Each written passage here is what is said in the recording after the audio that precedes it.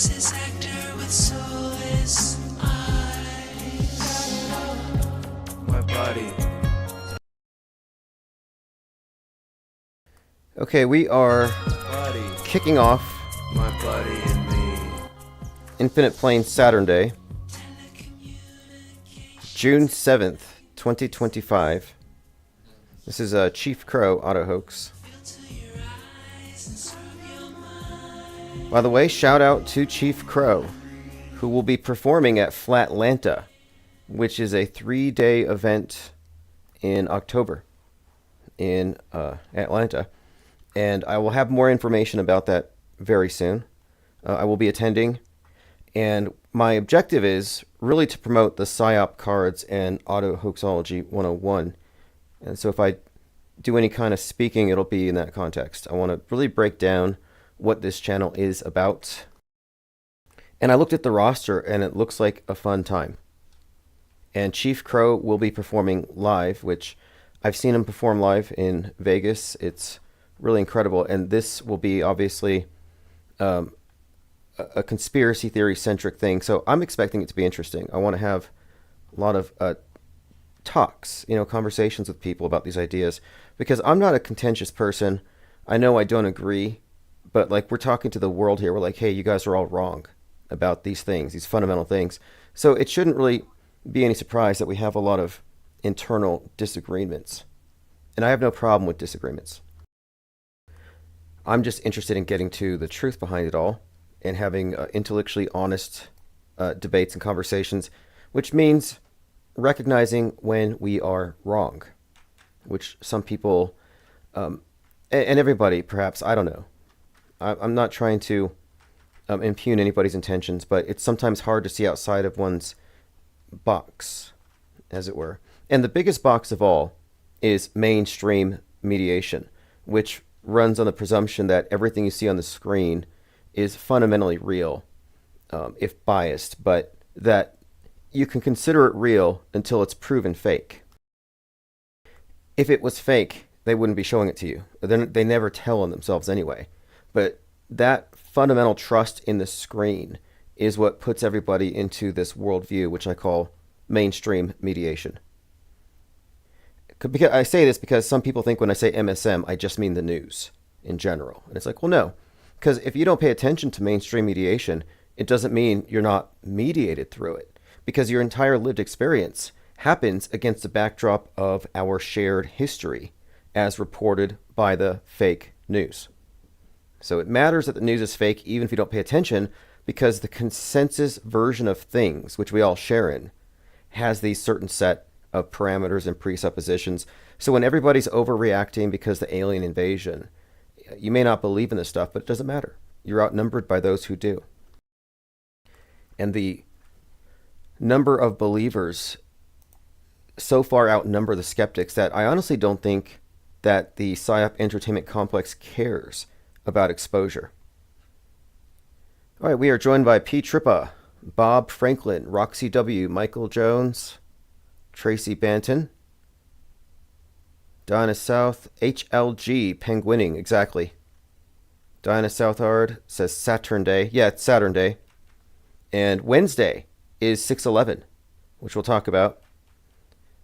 Ears Up says Summer of Love here. Oh yeah, it's kicking off in Los Angeles as we speak. Second day of these ICE raid protests.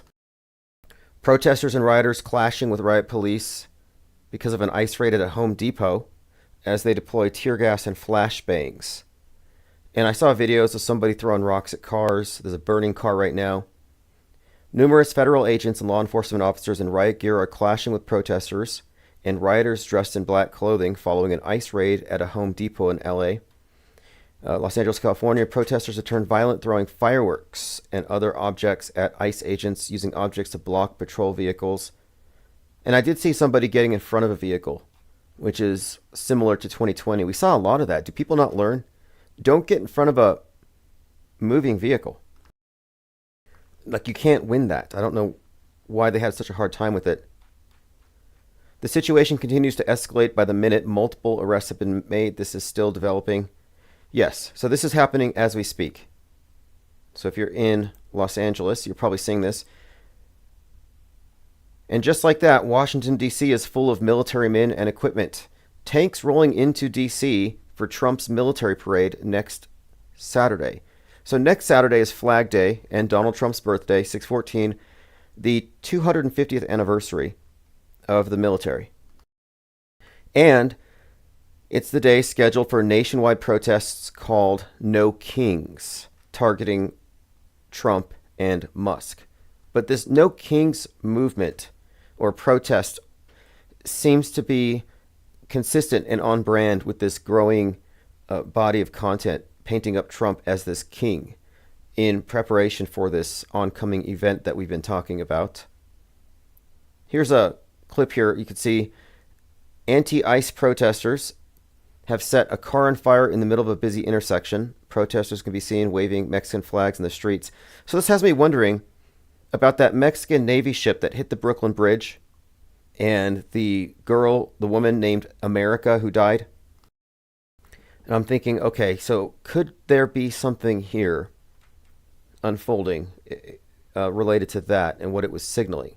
The ship estate, the three pillars, I thought maybe corresponded perhaps to the three columns of the Space Needle. Oh, the Colombian presidential candidate was just shot. And I saw it, and the way people reacted, I thought this is realistic compared to what happened in Butler, Pennsylvania. But the closer I looked at the scene afterward, it looks like a bunch of fake blood. So he's surrounded, and I'm not going to put it on the screen because they'll censor it. But he's giving a speech, and then he points to his ear. And if you remember, Trump was shot as he gestured at that sign. So I think this could be some kind of a code. Maybe he had a squib. He was ready to pop it.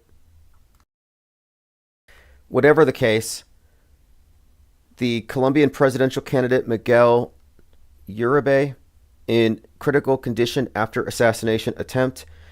Anyway, he's shown here surrounded by his security in a tight huddle here, and they're holding his head, and there's this bright red blood, and it completely covers the hood of the car, like a lot of blood.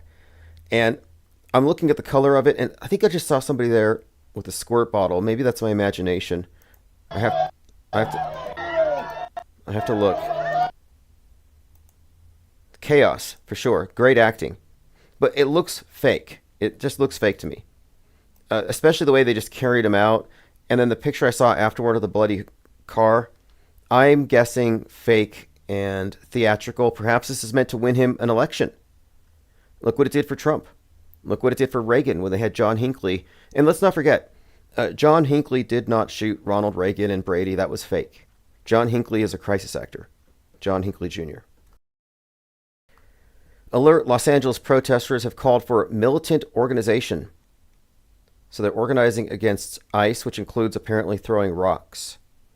This kind of reminds me of Avatar 2, where you had the encroaching Marines, the Earthlings, and the Na'vi throwing sticks and rocks at them. Very dramatic. Okay, let's go ahead and jump into the main topics. I wanted to talk about Mountainhead because I watched it the other night, and it would basically, I think you would describe it as concurrent programming, because we're talking about Trump and Musk and they're falling out. So let's go ahead and take a look here. So here's what happens on Mountainhead. This is actually an article from the MSN that just came out. The article's called "The Dark MAGA Conspiracy, Where Musk Destroys Trump and Democracy." Quote, "We are perhaps not far off from seeing a dark MAGA conspiracy theory involving Musk coming to life. It goes like this. A secret cabal of tech bros plotting against Trump and turn the United States into a giant company run by a CEO they would install in his place. This whole concept started to gain traction after J.D. Vance was chosen as Trump's running mate." So this is this dark MAGA concept. I didn't pay a lot of attention to it, but Mountainhead just came out. So Mountainhead mirrors what's happening with this dark MAGA type of unchecked power. So it says tech billionaires as shadow rulers. In Mountainhead, a small group of tech moguls, and these are obviously characters that relate to Musk, Peter Thiel, Zuckerberg, and Elon Musk. is the main one, but Zuckerberg and Thiel. Another one's a composite. I think it's Jeff Bezos, but they go into this cabin in the middle of the mountains, and they're talking about the effects of AI. And basically what happens is the artificial intelligent deepfakes are causing violence in society. You know, hate crimes are being committed. People are responding. The hate crimes aren't actually real. So the CEO as President Fantasy, the film Mountainhead lampoons the idea of replacing democratic governance with a technocratic regime run by CEOs, which echoes the dark MAGA conspiracy about tech bros installing one of their own in the White House. So the character Venus is the Musk stand-in, and they obviously are satirizing all these characters.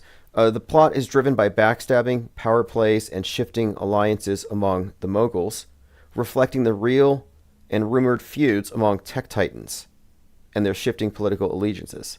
So this kind of came out just in time for the Trump-Musk fallout here. So Mountainhead is, again, it's out right now. It's a popular film, and I make it a point to watch whatever is being heavily promoted. Ideological extremism, detachment from reality. The characters debate transhumanism, AI, and the fate of humanity with the mix of arrogance and nihilism. And one of the main things that came out of this here is this concept of disease X, the madness, that the artificial intelligence gets so good and that people are so incapable of discerning real from fake that it plunges the world into chaos and they control it. Like, isn't this exactly what we have been describing as the accepted pretext for censorship? Even Joe Rogan. Joe Rogan was talking to Kash Patel about this, and he said somebody needs to take Elon's phone away. And he even suggested, he added that X will make you crazy. Mentally ill is what he said. So Joe Rogan's promoting this idea that doom scrolling or going through X can make you go crazy, turn you mentally ill. And this is the narrative they want people to accept, that you can catch mind viruses that make you violent. That's what the show The Madness is about.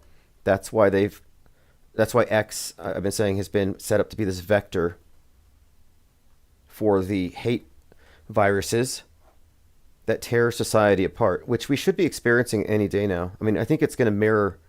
Let's see, in the movie, they're up in this cabin away from the world, but the world's descending into chaos because of deep fakes. And I think we're just about there. I mean, we pretty much are, if you think about the effects of deep faked events, you know, like the fake death of Austin Metcalf or that Shiloh Hendricks psyop. These psyops are deep fakes, with or without special effects. They're lies, they're simulations superimposed onto reality, and people react accordingly. So it hasn't turned into kinetic street violence, but divisions are sown. Here's another mirror from Mountainhead.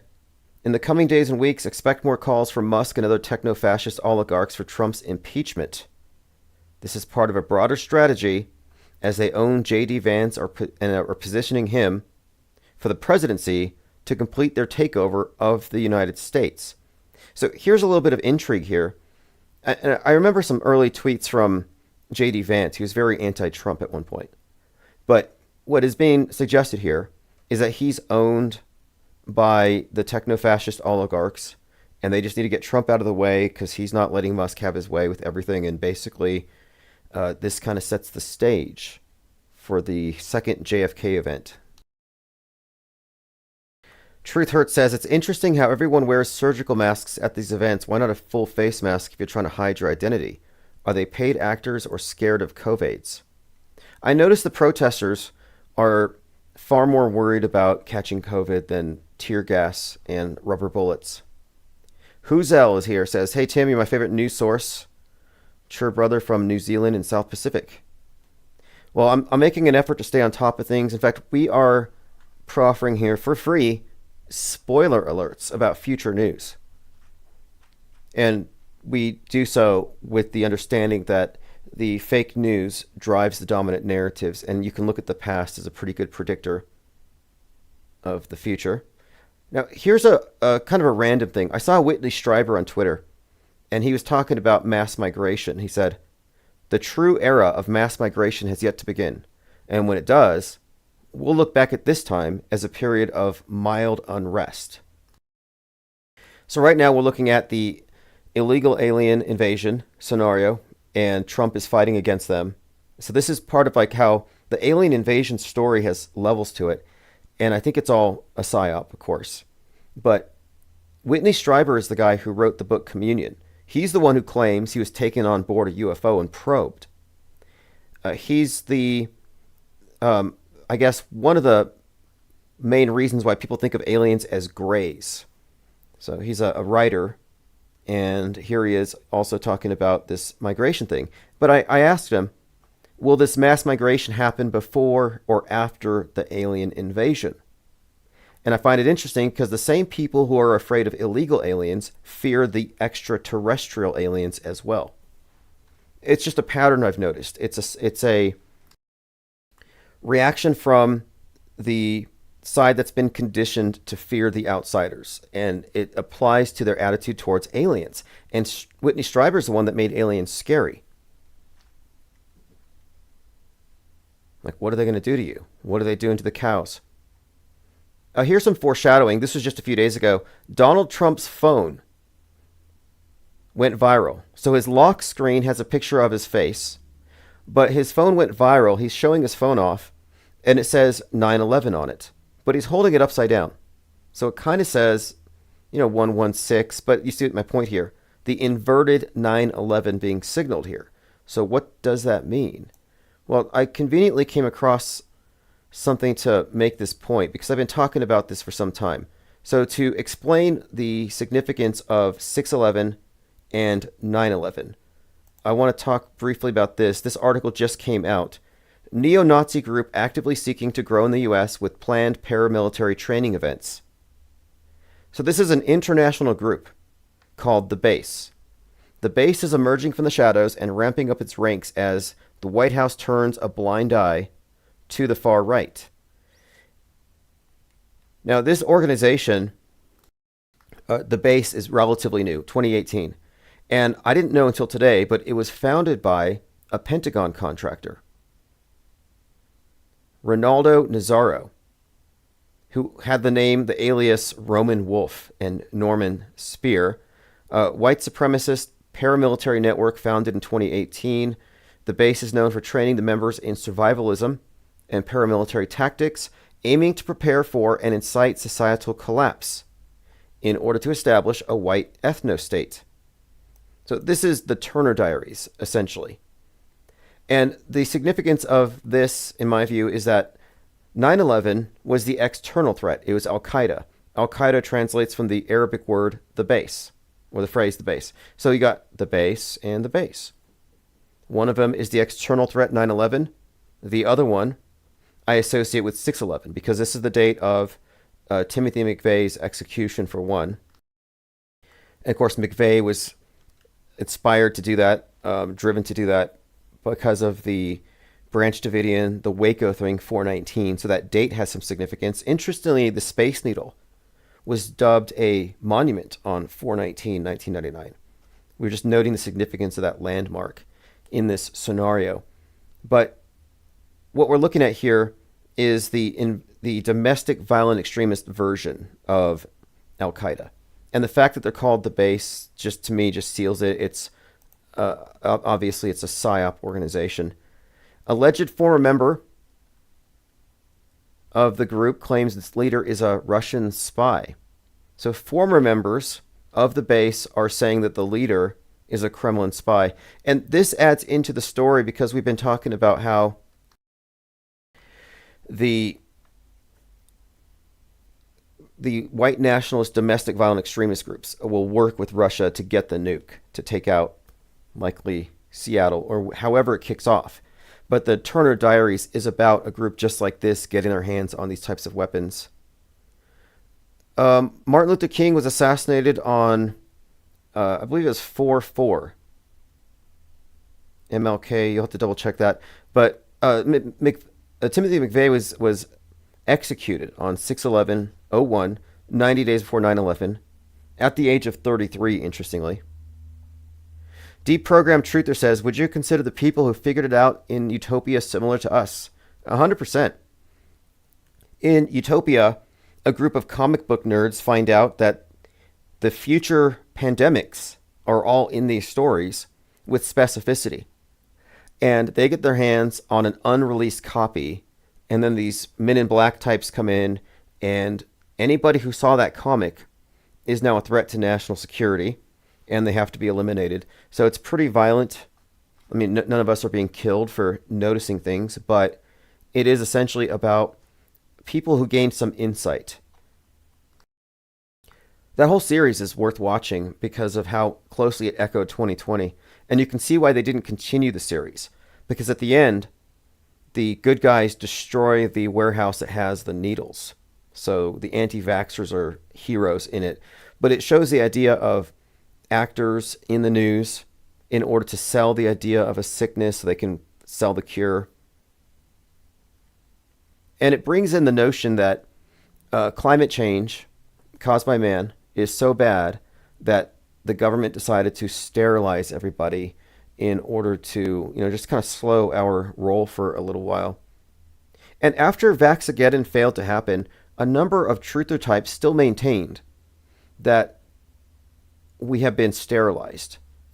And they're like, I don't see pregnant women anymore. Well, you have to go, to the hospital.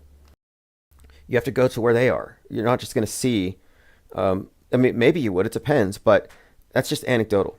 But it's easy for people to fall into these bubbles where they think, oh, we're running out of people.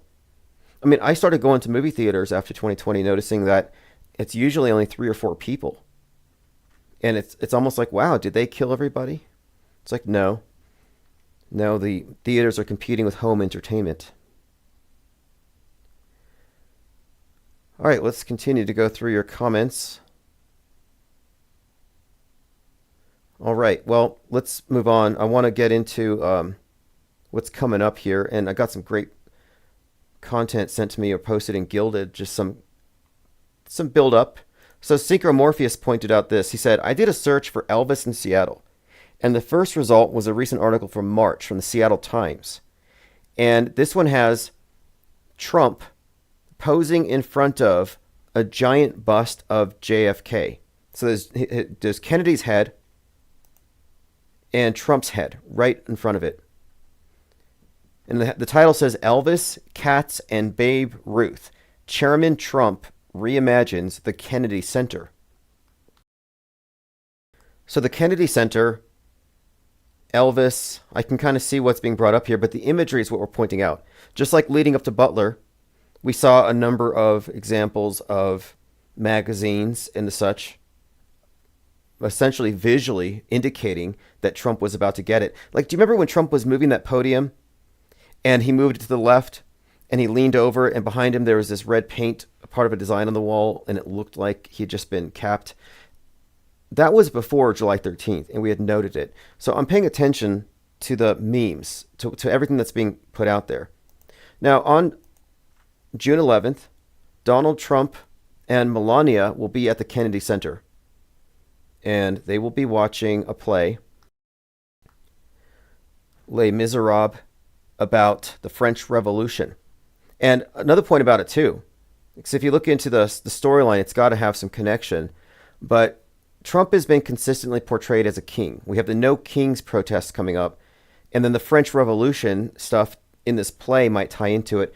If you recall, the Paris Olympics started off with allusions to the French Revolution. They had Marie Antoinette decapitated. There were nuke references. You had the Statue of Liberty buried, the scene from, I think, Planet of the Apes. But we saw also the space station, it seemed, in the imagery for the Paris Olympics appeared to be falling or something. It was in that image. But French Revolution, the monarchy's overthrown.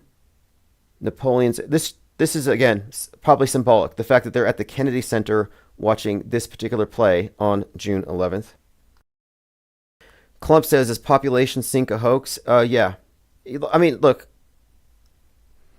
I think that there's a psyop involved with the population. I don't know if they're exaggerating the number of people. The best arguments against there being 8 billion are largely from incredulity and maybe, but it's hard to say. You know, especially now with deep fakes, they could say anything. But what is clear is that they have this agreement on both sides that there's a population crisis. One side thinks there's too many people. That would be the left, and the right thinks there's not enough, that we're running out. But it's just politics, because the same people who think that we're running out of people and are constantly saying, where's all the pregnant women? We need more babies. We're running out of people. They get mad that we're having mass immigration. So, like, which is it? Are you mad about too many people, or are you just mad about, I don't know, changing demographics? And so it's a whole different conversation. A man disguising himself with a mask and helmet was hurling rocks at the windshields of ICE and federal law enforcement. I watched this video, and every single rock that he threw, I mean, these are obviously shatterproof windows, but every one of those could be, in my view, construed as attempted murder. And Don Bongino directly addressed this individual and asked him to turn himself in. Hoozle says, off topic, anybody got any good movie recommendations? Well, when you say good, do you mean a genuinely good movie, or do you mean relevant to our interests here? Because a lot of the movies that we watch are pretty terrible, but we kind of have to see them. I would say if you want to understand the present zeitgeist, I would almost say Sinners. But if you haven't seen Final Destination, you have to see that. But Sinners set the stage for a number of psyops that followed immediately after, including the Austin Metcalf thing. And that's one of the things that we've been paying attention to here for years now, is the concurrent programming, just like drills. You know, every time there's a fake event, there's some drill nearby. It's like, that's strange. Why do we always have these drills that correspond to what was happening at this event that was presented as real? And this has been such a common thing that it's a hallmark of a psyop. But just like you have these DHS drills being carried out concurrent with the fake events, you will find the entertainment world, all the movies, the books, the video game releases will actually correspond to the fake news events. And this alignment between entertainment and these, some not hidden, I mean, these drills are publicized, but they're just not advertised. But the fact is, these things all happen at the same time. And it's just part of how media actually works, because it's not really there to tell us what's happening. The media's role is producing, not really reporting. You know, they're producing stories, and these stories are bent. You know, even if they're being objective in one context, the organization, the media itself, it frames things in a certain way that takes it out of objectivity. It assumes the veracity of everything that came before, as they all do, as the consensus does. Okay, let's move on. Plain Decoded says, I went back to watch Gates' Pokey TED Talk, and he said the new Pokies reduced the population by 15%, so if 75 got it, then 11.25 of the pop would be reduced. It's not a mass die-off, but I side with you. Yeah, I don't think there was a death spike. And I don't trust the people who say that there was one, because they're emotional, and they're agenda-driven propaganda mules who are getting their information from sources that have, I think, a role in the bigger psyop. I think controlled opposition isn't like, they're not renegade. They're not mavericks. They're not against the system. They're not rebels. No, they're conformists. They're just taking the controlled opposition stance. The reason I would say Sinners, by the way, another reason for Sinners too, is one, the timing of it, but it has this scene at the end. I don't want to give you any spoilers, but it seems to foreshadow some kind of violence that would target the Patriot Front, perhaps, or involve them, but Patriot Front or some analogous group like that, or the base, or even the KKK. I don't know how significant they are today. But Final Destination just came out, and it is about the opening of this Space Needle. The scene takes place in 1968, but interestingly, the real Space Needle in Seattle just had an opening of their Skyliner. In fact, I have a tweet here from the Space Needle. And it's not a tweet, it's a Let me pull this up. It was posted in our Discord, no, in our Gilded. So they actually share pictures quite frequently on the Instagram for the Space Needle. And there was one picture of it where this UFO side of it was actually obscured by fog, and it looked like it had been decapitated. But they shared a picture of it next to the one in the movie. So it's just the timing of it is very interesting because we've been looking at the Space Needle as being central to the next 9/11 event. And what it turns out, what the movie does is it makes the Space Needle destruction the main theme. Like the whole thing was about this big disaster that was averted because somebody had a psychic vision.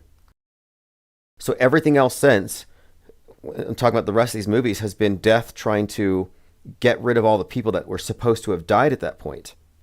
So they dodged their destiny. And its first major attempt to get them was Final Destination #1, which takes place 32 years after this latest one.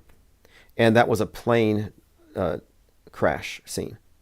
So it's interesting because you'll see that Final Destination 1 and Bloodlines both I think overtly portray 9/11 in their opening scenes from the perspective of the passengers in the plane and the perspective of those in the tower.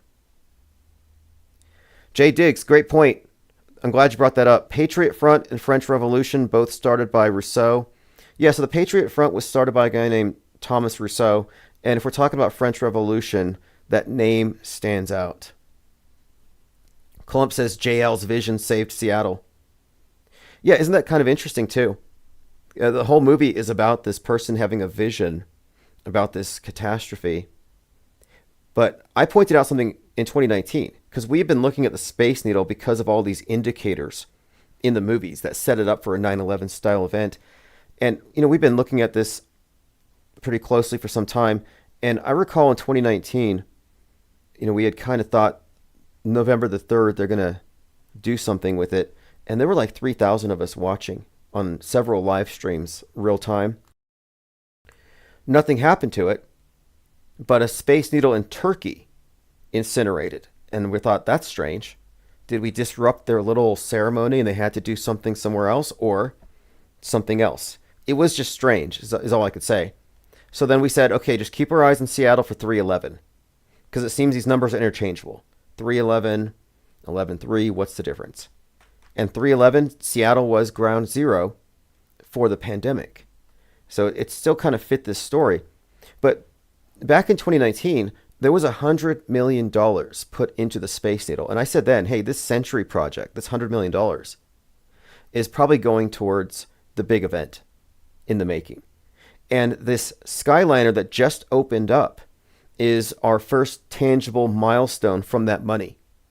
So now we see the money. And of course, the symbolism here, the $100 million, the Century project, there's been a lot of, as I've pointed out many times, references to this disaster associated with this Space Needle, oftentimes referencing the $100 bill, the number 100, or the penny, the cent. In fact, in Final Destination, it's a penny, 1 cent, that causes the Space Needle to implode or whatever happens to it. And by the way, Trump just killed the penny a few days ago. They've been talking about killing the penny. So the penny contains the symbol of Abraham Lincoln. Civil War, Lincoln, headshot, assassination. There's a lot built into it. And another point, too, is that the JFK assassination and the Lincoln assassination have been correlated through many, what I would call scripted parallels. It's just a recycled story in many ways, but it's really kind of specific, where everything that defined JFK's career, all of his major turning points, the years where he's elected, the year that he moves into the White House, all these various years correspond to Lincoln by exactly like 100 years apart. So I thought, okay, what is the significance here? What is the story here? And then the USDA just had these big murals put on front of Trump and Lincoln. And speaking of Lincoln, we've been talking about Butler And all the movies that overlapped what happened in Butler, like Mickey 17, I've been talking about lately. I'm going to have to watch Captain America probably tonight because I want to see what I've missed. Because Harrison Ford gets shot at a podium, but it's in a theater. And so there's got to be some significance. Ford Theater. Harrison Ford's birthday is July 13th, by the way, the day that Trump was shot. Just like Mark Ruffalo, his birthday is November 22nd, the day JFK was shot. So you have these two actors in these movies portraying a Trump-esque assassination attempt scenario coming out at the time of the assassination or close to it. The Captain America one was very close to it. And the actors portraying the president in these contexts happen to have birth dates that are highly significant in this same context. I mean, anybody who thinks that Butler, Pennsylvania was a legitimate assassination attempt has no clue. I mean, that was a magic trick. It's a magic trick. It was a psyop. And what I like about it is that, unlike January 6th, you can't say he wasn't a part of it. You know, some people want to believe that January 6th was legitimate and Trump was a victim of a psyop or honeypot, and, you know, he's just as much a victim as all the J6 prisoners of war, you know, like the QAnon shaman and the rest. It's like, no, I don't think so. To me, it's almost worse, following a dupe instead of a diabolical backstabber. But the fact is, this Butler, Pennsylvania psyop could not have happened without his participation. All right, let's move on. Elon Musk retweeted this. I mentioned this the other day. The world's greatest fiction writers couldn't have conceived a timeline like this. I'd say no. The world's greatest fiction writers have specifically been recruited to conceive this timeline, and we're living in it. All right, moving on here. Did the tech billionaire steal the election in the madness? So let me get into this really quick. New, Trump speaks on Elon coming out against the BBB. I would have won Pennsylvania regardless of Elon, he said. And Elon said, without me, he would have lost. So this has got a lot of the far left, the fringier ones, who are almost as bad as Q at this point, just proclaiming that Musk stole the election for Trump. This is like a common talking point I've seen on Twitter. So I want to bring this up because we talk about how everything's happening in the context of what has been broadcast to these popular movies like the Netflix show The Madness. So in The Madness, the tech billionaire who corresponds to Elon Musk, he didn't steal the election in the sense of rigging the votes or the ballot boxes, but he orchestrated a massive disinformation campaign, and he manipulated the political outcome. And this is directly from the series. And I've been pointing out this particular storyline because Laura Jennings exposes this, and then she just mysteriously dies. And Laura Jennings is a clear reference to Laura Loomer, who is very close to Trump and seems resentful of anybody close to Trump, including Musk. So if life follows Netflix as it has before thus far, Laura Loomer might be disappeared soon in some way. That's just a prediction. And the stage has been set, as we've talked about, but I'm just putting it out there again. I've been just pointing out, I want to be consistent.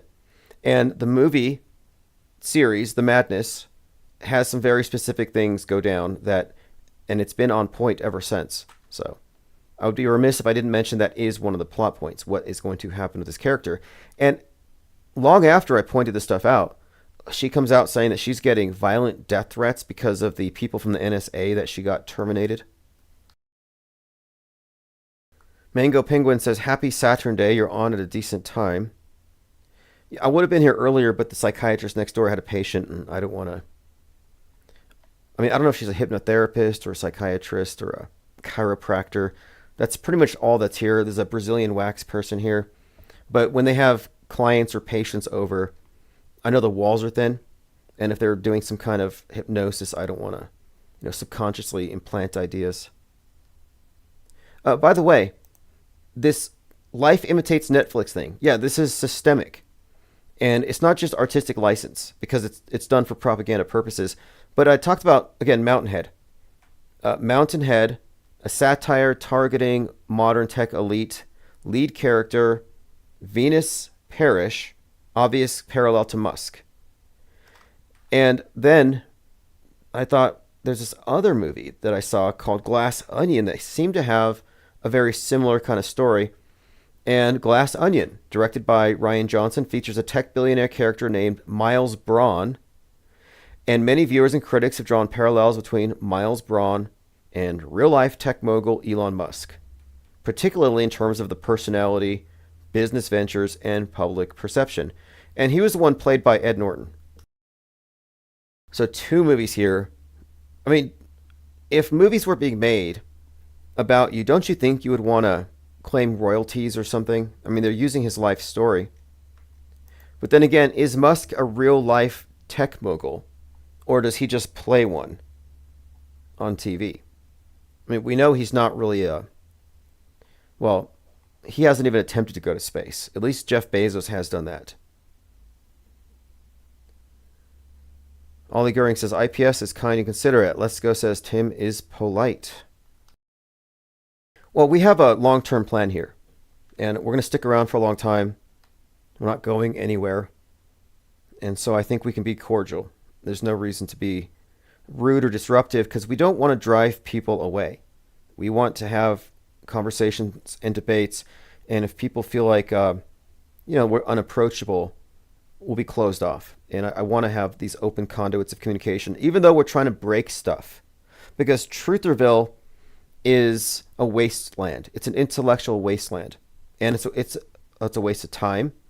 It's a place where you do catch mind viruses, which are tantamount to having essentially a mental illness, delusions, excessive paranoia. And if you believe in, placebo effect and psychosomatics, then you have to consider what are the net effects of having an intrinsically disruptive and nightmarish worldview where everything is dangerous, everything's killing you, everything's a threat. We're always on the precipice of World War III.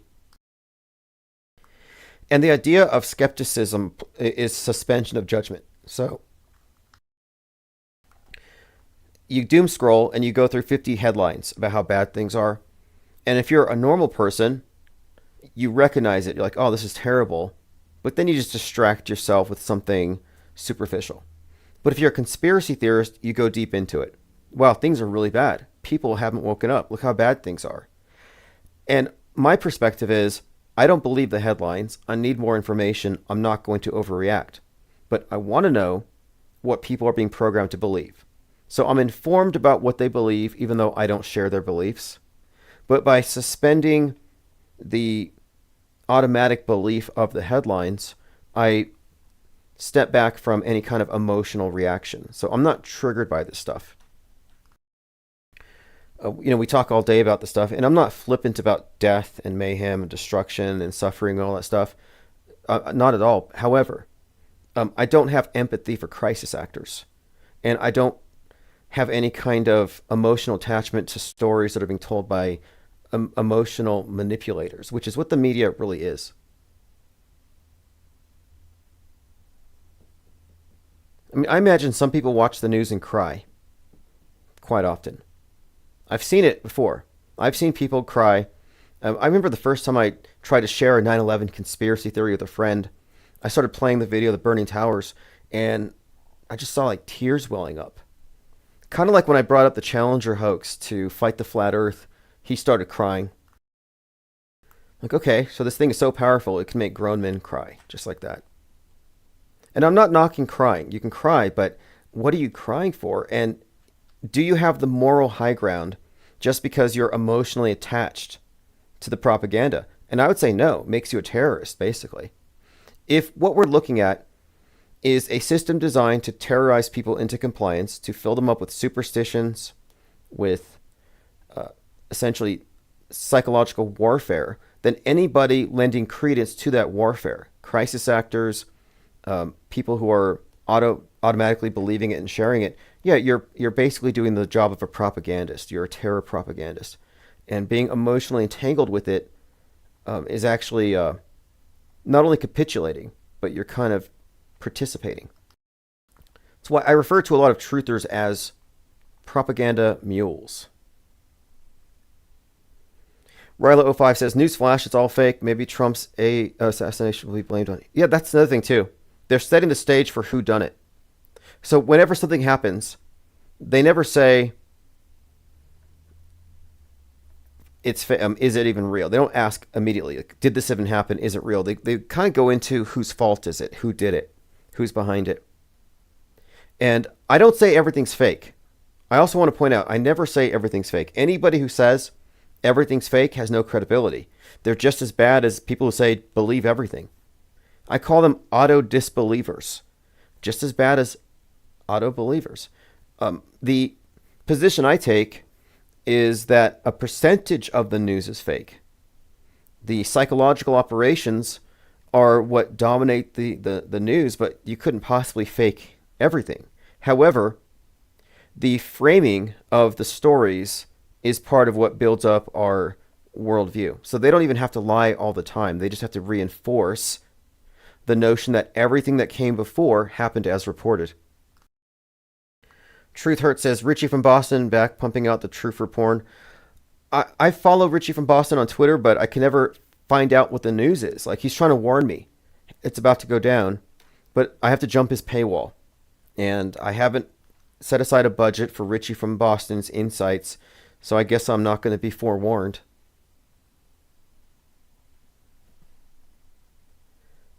I'll be quite honest, though.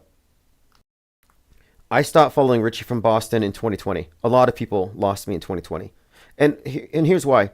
That was when we saw how all of the people who recognize these conspiracy theories as potentially valid, they kind of go lockstep behind the big channels when a big psyop happens. They don't go into, let's just wait and see. Let's just consider it might not be real. So I realized, okay, Trutherville is a problem. They're completely sheepified. They're corralled. They're frightened into groups, and they get behind these big slick channels, and then they're just marched around for a few years. I mean, the anti-vax movement was entirely controlled opposition-led. I'm sure there were some people with good intentions who were a part of it, but they were all manipulated with just nonstop fear. And you don't hear them talking about it anymore. They're not so triggered anymore. What happened? But they were targets, victims, casualties of the mind war. But that's when I recognized that we have to have a split. There has to be a third branch of media. Mainstream, lies. Alternative media, alternative lies. Well, what about non-believers? What about people who have a little more insight about how media works and are skeptical about the big stories and have formed into more or less our own discussion groups, like what should we do with this? And my thinking is, let's aggregate everyone who's figured out that mainstream news is full of fakery, but who have also figured out that the alternative news is designed to keep you from going too far. That alternative news has always been their plan B. I call this the parallel media, because I'm not I'm not trying to stop them, but we have to have a parallel course because they will always be unified in their box. Truth Hurt says, what are your thoughts on YouTube giving these bigger people their channels back? Corbet Report, Richie from Boston, Face Like the Sun. Fascinating. I haven't seen that, but these individuals, in my view, were performatively censored. Alex Jones's censorship was all performative. You know, they just had that settlement overturned. He was going to have to pay the Sandy Hookers like $58 million or something like that. It's not going to happen now. That civil judgment overturned, dismissed. It was all performative. Andrea says influencers, influenza. Absolutely. Let's go back and revisit The Economist, 2017. The new shape, as in novel, like novel corona. The new shape of Chinese influence.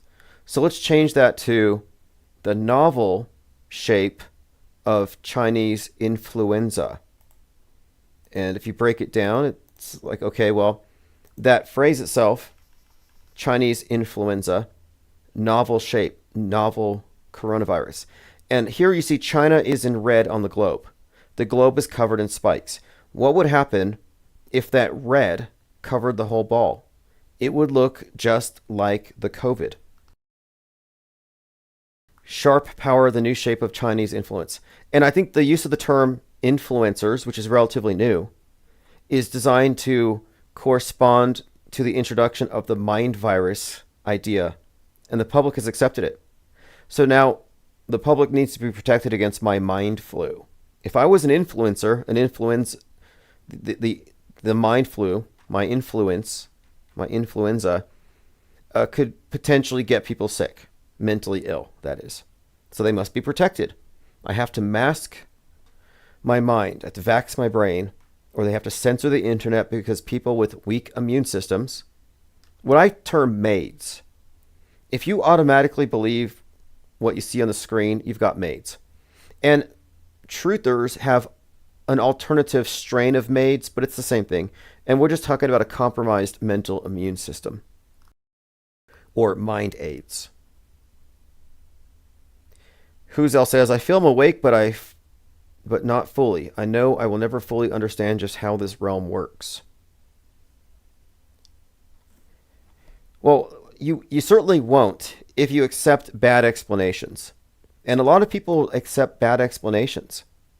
And I'm like, you have bad taste in metaphysical models, if that's the one you settled on. And I don't think any of them are satisfactory. But there's still time. There's still time to see. And there may be some aspects to it that aren't really comprehensible to us. Like, I accept that too. I mean, sometimes I wonder if half the population, I'm not saying soulless. Like, I don't believe in NPCs, like no agency. I wish that were the case. I mean, that'd be a lot easier if we had NPCs. But no, I think there might be antagonistic souls. Dark, I would say, how do I put this? Like, in a very basic sense, I think good versus evil exists. And I think for every good person, and you might be one, I can't say, I think there's a genuinely bad person. And I think it's always going to be that way. I think evil is distributed perfectly throughout the system, because I think this might just be some kind of a game / trap. I could be wrong. But if that's the case, then we have likely been given blinders so we can't get the big picture, so we can't see it. Because I think this place is inherently built on deception. I call it the lie world order. And I have this manuscript I've been working on. I have to finish it, about lies. I've been thinking a lot about, like, are we liars just by default? If you go along with the mainstream worldview, and this worldview has been bent or warped to serve the interests of a power elite, and you're a conformist to it, doesn't make you a liar. And maybe you're not wittingly a liar, but I'm not pronouncing some kind of like moral judgment. But what I'm saying is, are you an honest person? Are you an objectivist? Can you be objective if your experience is informed by something highly subjective, whether it be a religious cult's worldview or what you get through the propaganda media? And so I've accepted that everyone is essentially rendered into a liar. And I think the way out of it is recognizing how we are shoehorned into accepting lies, especially with logical fallacies, propaganda events that use emotional appeals to get you involved in these alternate reality games, treating these psyops as real. But, how does one really detach from the big lies? Is it even possible? But what you can do, I believe, is you can change your operating system where you reject beliefs. So I try to foment a culture of non-believers here. And I'm not talking about religion here. I'm talking about being comfortable with the idea that I don't believe half of the news they report. Does that leave a vacuum in my life? Am I lacking? No. I'm not missing anything. I'm missing out on a bunch of stress, I guess. This was really exemplified in that Jussie Smollett case. Do you remember? It was reported this Hollywood actor was lynched by some MAGAs who threw bleach on him and used bad words. This horrifying story shocked the nation. And then the next day we found out it was a hoax. But for 23 hours, and 59 minutes it was real. And I was afraid to call it fake on YouTube because they were going to censor me. So I couldn't do it. But for that period of time, people were reacting to it. And I realized, okay, if you're reacting off sparse information, then you don't actually have enough information to know what really happened. So now you're just a puppet. Hughes says, remember PK? Is he still about? I have PK's contact information on my Skype. And I don't know what he's doing these days, but I'll take a look. In fact, there's this event coming up in October. It's a 3-day event in Atlanta, which we'll be talking about. And I saw the roster, and it looks like a lot of people that I used to follow and keep up with will be there. But PK Truth is really well known for his entertaining breakdown of the Boston Hoaxathon.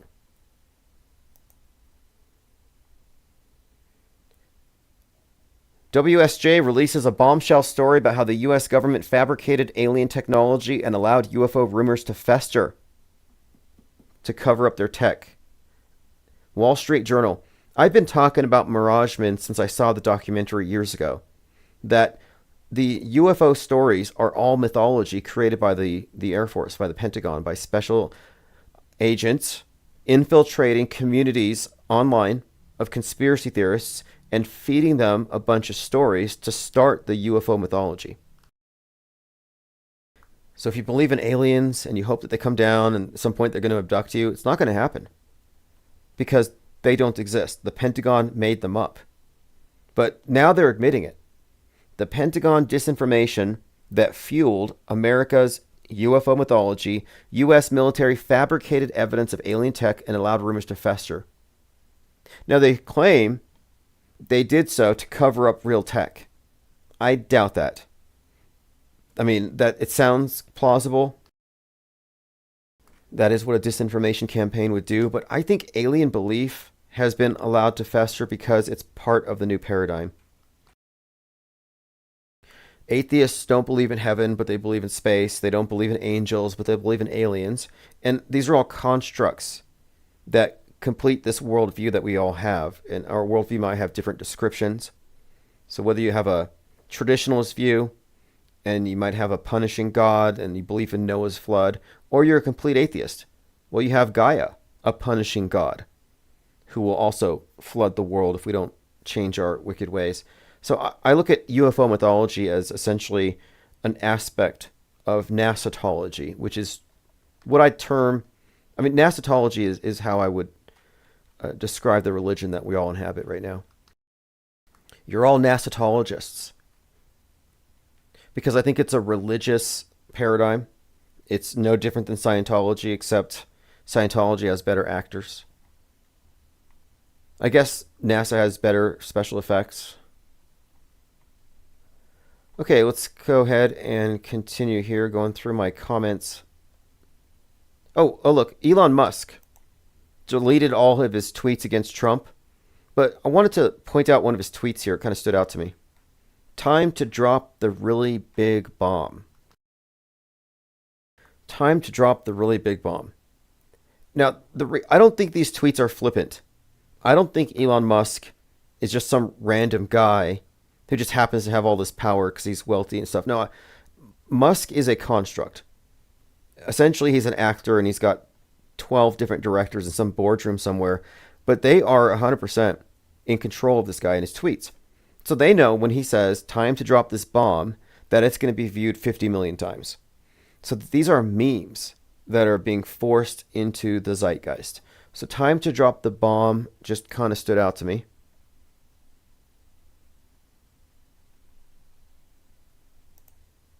Tom Cruise just broke some world record, says Ryler05. Yeah, I noticed he's in the news. We've talked about the significance of Tom Cruise, his association with Scientology, Stanley Kubrick, and how he's supposed to be going to space at some point. I saw that stunt where he set his parachute on fire. And I don't think what he's doing is fake. Like, Tom Cruise is doing a lot of... He's done thousands of parachute jumps on a motorcycle. But I think it's building to something. And would like to binge watch Mission Impossible to see what I've missed, because I started watching the one that was out a couple of years ago, and it's about these two crucifixes. So this twin cross thing. And ever since I've been mind mapping Tom Cruise, I've been talking about the significance of the double cross, the twin crosses, and how his name, Thomas, is derived from twin, Cruise, cross. It's been a reoccurring theme with him for some time. So now in his movie, one of the main props is a twin cross that becomes a key. So I know there's something in there. Diana Southard says Musk is just another caricature. Yeah, I would say people like Musk and Trump and many others, all the presidents, I guess, are historic personages. That if and I think this is true, like one point I want to emphasize is that I think it's literally true that our history is written in advance. And if you find that to be a difficult proposition, I would ask, why? Because we have consistently pointed out psyops. And what is a psyop? It's a historic event. It goes into the history books. It's a page in the history books. But the psychological operation itself is a pre-planned scene that goes into our history. How far back do they plan these things? Months, years, decades? The notion that our history is written in advance is supported by the evidence. That the version that we all get, which is provably bent in the direction of fakery, is scripted in advance. That it's not like they make it up as they go. And so when I look at characters of high significance and historic characters, you have to look at them as actors plugged into a role. We were introduced to Donald Trump in this form he is right now years ago, long before he got into politics. There were movies foreshadowing with very specific scenes that foreshadow, like, for example, Machete, 2010, foreshadowed Butler in many ways. But Trump was in the entertainment world in these various characters, getting into our imagination years ago. Biff Tannen, based on Trump. You can go back to 1958, Trackdown, where the Donald Trump character rolls into town, offers to build a wall, they end up arresting him. So my point is, if they're writing history, it's not just events, it's the people who drive these events. And so these people are going to be imbued with all these various characteristics, and I think they may come off as sometimes parody, sometimes satire, highly unbelievable. Bob Franklin says, yes, 1980s Trump was being pushed. Yes. And it's been consistent. Like, it's been building towards, he's been associated symbolically with 9/11 in so many ways. Like, I just pointed out his phone, the 9/11. But if you look at going back, the 9/11 stuff with Trump, it is clear that he's associated with this event on the world stage. In fact, Calcified Lies, the YouTube channel, says that Trump is the, I guess, the personification of a 9/11 in various ways. But Back to the Future, Biff Tannen based on Trump. Back to the Future contains probably more predictive programming for 9/11 than any other movie. And very specific stuff. If you haven't seen the breakdowns of Back to the Future foreshadowing 9/11, it's not hard to find. But we're not talking about just some random screenshot. We're talking about, in the way that these scenes play out, they are foreshadowing. Thank you for feeding the cracked in 11103. The IPS thanks you for your support and participation. Open phones for open minds later on? Yeah, thank you. Appreciate that very much, P. Trippa. He says, open phones for open minds. Open phones for closed minds as well. I'm not trying to keep anybody out. I see the term awake quite a lot. I've been very critical of that term as of late. It's practically meaningless. Like, I see these big channels, and they're like, if you can't tell that this Trump Musk spat is fake, you're not awake. And my reply is, if you can't tell and explain why you would think that the Butler, Pennsylvania assassination attempt was fake, then you're not awake. If you're not auto-hoaxing, you're not paying attention. But when I say that, people are like, well, you're going too far. Another 9/11 connection, by the way. Another one here is that James Comey puts the 8647 photo up on Instagram, which got him investigated by the Secret Service. And he posted that exactly 8647 days after 9/11. But this is just one example. Again, Donald Trump's locked screen goes viral, and it has a 9/11 on his forehead. 9/11 has other connotations as well. The number itself, you get into symbolism, biblical symbolism. But in this case, I'm really emphasizing the fact that because his phone is locked like this, you can see it, it's upside down. And I've been describing, again, the inverted 9/11 scenario for some time. Ted Stryker, thank you very much. Ted Stryker has brought in the titanium blue wrenches.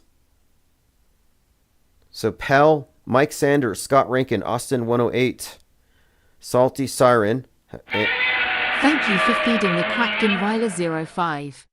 Nothing. The IPS thanks you for your support and participation. Nothing is a Expose coincidence. the new Bible for the masses. The screen. Yeah, appreciate that, Ryla05. Expose the new Bible for the masses, the screen. Exactly.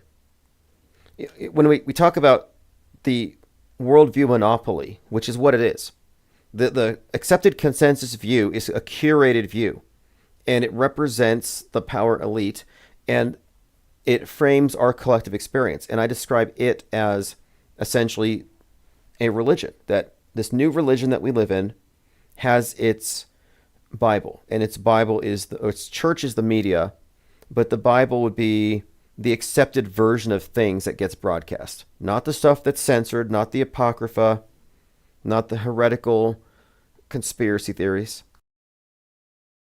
Okay, let me open up phones. So I was thinking about this Flatlanta event coming up, and I figured out what I'm going to do, because I want to promote the PSYOP trading cards. And we're going to be releasing 12 new ones every month. The first 12 should be here in studio within about a week. And then I'll immediately ship them out. And then we'll follow up with another 12. But by the time October rolls around, we're going to have dozens. And so I want to set up a booth. I'll have the cards, likely some posters, notebooks, other products with the same designs, t-shirts even. And then when I give a talk, I'm just going to go through the cards. I think I could probably use those as slides. All right, 505-510-4226. Phone is open. Who's says, do you still believe the plane to be infinite? The idea really resonated with me. It's something I would never considered. I appreciate the seed. Well, technically, if you go by the official version of things, the universe is flat. It's not a sphere.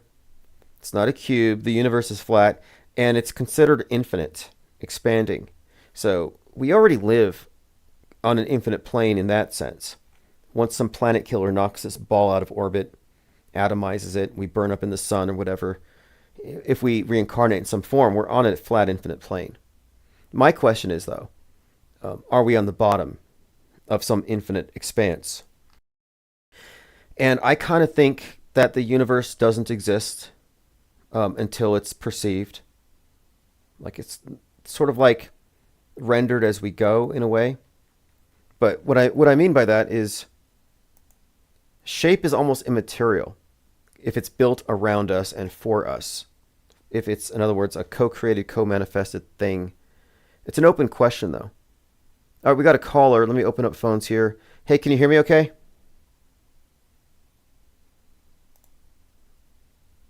One more time. Hey, what's up, caller? This is Infinite Plane Saturnday. Thank you for calling. Okay, we're still waiting for there we go. Okay, you're in. Hey, this is Jurassic. Oh, hey, what's up, Jurassic? Thank you for calling. Yeah, I don't know what you're talking about, but I called for one thing. Have you ever heard of the 1955 Le Mans disaster? 1955 Le Mans disaster. No, what is that? Wait, before you look it up and talk about it, let me just set the foundation for what I'm about to show you. So, if you've been watching my videos, I've explained that Satan equals 55, okay? If you just add up the letters to what it is in the alphabet. So Satan equals 55. Now, if Satan needs to get to 666, what would he need? Do you know the answer to that? 611. Right. So 611 plus 55 is 666, right? Got it. Okay. Now, so in the year 55, there was a Le Mans disaster. And Le Mans has the EL in it, by the way, right? And it's got the man and all that other stuff in the word. But Le Mans, there was a car crash in the year 55. And guess when this day was? It was 6/11/55, Le Mans crash, okay? Okay. Okay, now, I told you my two predictions is 6/11 and 8/4, right? Right. Okay, and what's in between 6/11 and August 4th? How many days do you think? Okay, how many days between June 6/11 11th and and August 4th? June to July, July to August. How many days? Is that 55 days? Yeah, well, if you add the day, it's 55 days. So my two predictions just happen to be exactly 55 days from one to another if you add the day, August 4th. So Okay. So that's 611 plus 55 is 666, right? Got it. Okay, and it just so happens my two predictions are 55 days apart, and it starts from 6/11. So that means that August 4th is the 666 day, and how does that work out? Because it's the 216th day of the year, which is 6 times 6 times 6. So it literally works perfectly. It does. Puzzle. I see that. Okay, August 4th, Okay. 216th day, 6 cubed, 666, and then 611 plus 55 days gets you there. And as you pointed out, these numbers relate. Trump was shot at 6:11 p.m. He goes back to Butler 84 days later. They're constantly flashing this pairing. So that's yet another example of how perfectly synchronized it is. Yeah, and now you should look at the Le Mans crash. It was in 55, so that means the date was 6/11/55, right? So, and remember what I tell you, how many from 6/11 to August 4th is 55 days, right? Right? And 611 plus 55 equals 666. And guess how many people died, counting the driver? 84. So the driver ended up. Yes, there it is. Look how crazy that is. I'm looking at it now. It looks insane. A Mercedes Benz flying through the crowd at a high rate of speed. The car disintegrated, including the engine block and radiator, and it was hurled into the spectators, killing 84 people. That's insane. The Mons crash. And by the way, it can only happen once in the 100 years to land on 6/11/55.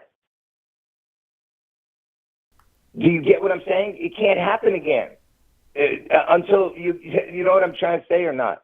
Yeah, I get what you're saying. I get what you're saying. Like this is a reoccurring thing. This building up of the significance with this particular number, and you've been pretty spot on. But this 55 from 6/11, that's another reiteration of this. By the way, do you know where Trump's going to be on 6/11? Well, yeah, I mentioned it at La Miserale, right? JFK Center. Yep, the Kennedy Center, watching a play about the French Revolution. And then on 6/14, next Saturday on his birthday, you got the nationwide No Kings protests. On which birthday? On Trump's birthday, 6/14, it's going to be the No Kings movement, the No Kings protest is organized nationwide. But yeah, on Wednesday, nationwide, though. On Wednesday though, he's going to be at the Kennedy Center, which I saw pictures of him posing in front of the big bust of Kennedy's head, where his head is right there in front of Kennedy's head. So they're pretty blatant in the build-up here.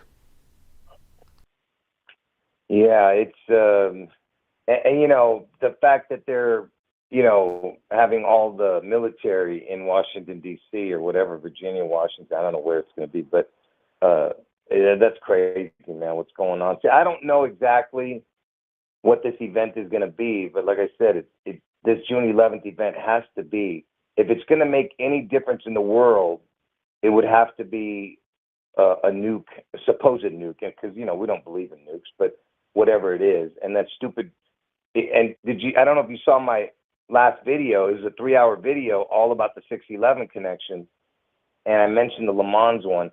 But one last thing, you know, Elon on 6/5, that tweet where he says, "Time to drop the big bomb." Yes, yes. Guess what he was doing? Some viewer brought this to my attention. Guess what he was doing last year on 6/5, Elon Musk? What was that? He was I guess in Memphis, Tennessee, doing with that supercomputer crap that he was, and, you know, because I mentioned that before about the supercomputer in Memphis. But do you know what he tweeted on 6/5? It says Elvis is in the building. Okay, that's interesting. Yeah. So. Well, Musk has been Interesting that he. Okay, so I want to get your take on this part of it, because when he shows up in Butler, Pennsylvania with Trump, and they do the 6/11 moment of silence, 84 days after you're shot, so they got 6/11, 84 moment of silence. Musk is right there with him, and he's the Rocket Man. And you had mentioned that date, which I think was October 5th or something, was what? Yeah. 322 days from Elton John's birthday. Is that what it was? Or I can't remember. I can't remember all the details, but it had to do with. I was saying that something to do with Rocket Man was going to happen that day, and stupid Rocket Man shows up. What's his name? Elon. Yeah. So I didn't say that Elon was going to show up. Well, yeah, exactly. You predicted something with Rocket Man, but Elon shows up, and then I'm thinking, wait, at that time, Rocket Man, Elton John was in the news because he's losing sight in his right eye, and now we have Musk. Right before he gets kicked out of the White House, he's hanging out with Trump next to a statue of Abraham Lincoln with the head looking down, and he's got a black eye. So I'm kind of putting this together thinking, okay, Rocket Man, right eye, Musk, right eye. Then they have this falling out. Just wondering what you thought about Musk's black eye. Well, here's the thing. I was saying that even though right now everyone's saying, well, because a few people have said this, well, because, you know, I've been saying that maybe Elon might be the false prophet in the Bible, that he's the one that, you know, sets up the mark of the beast for the actual Antichrist. So,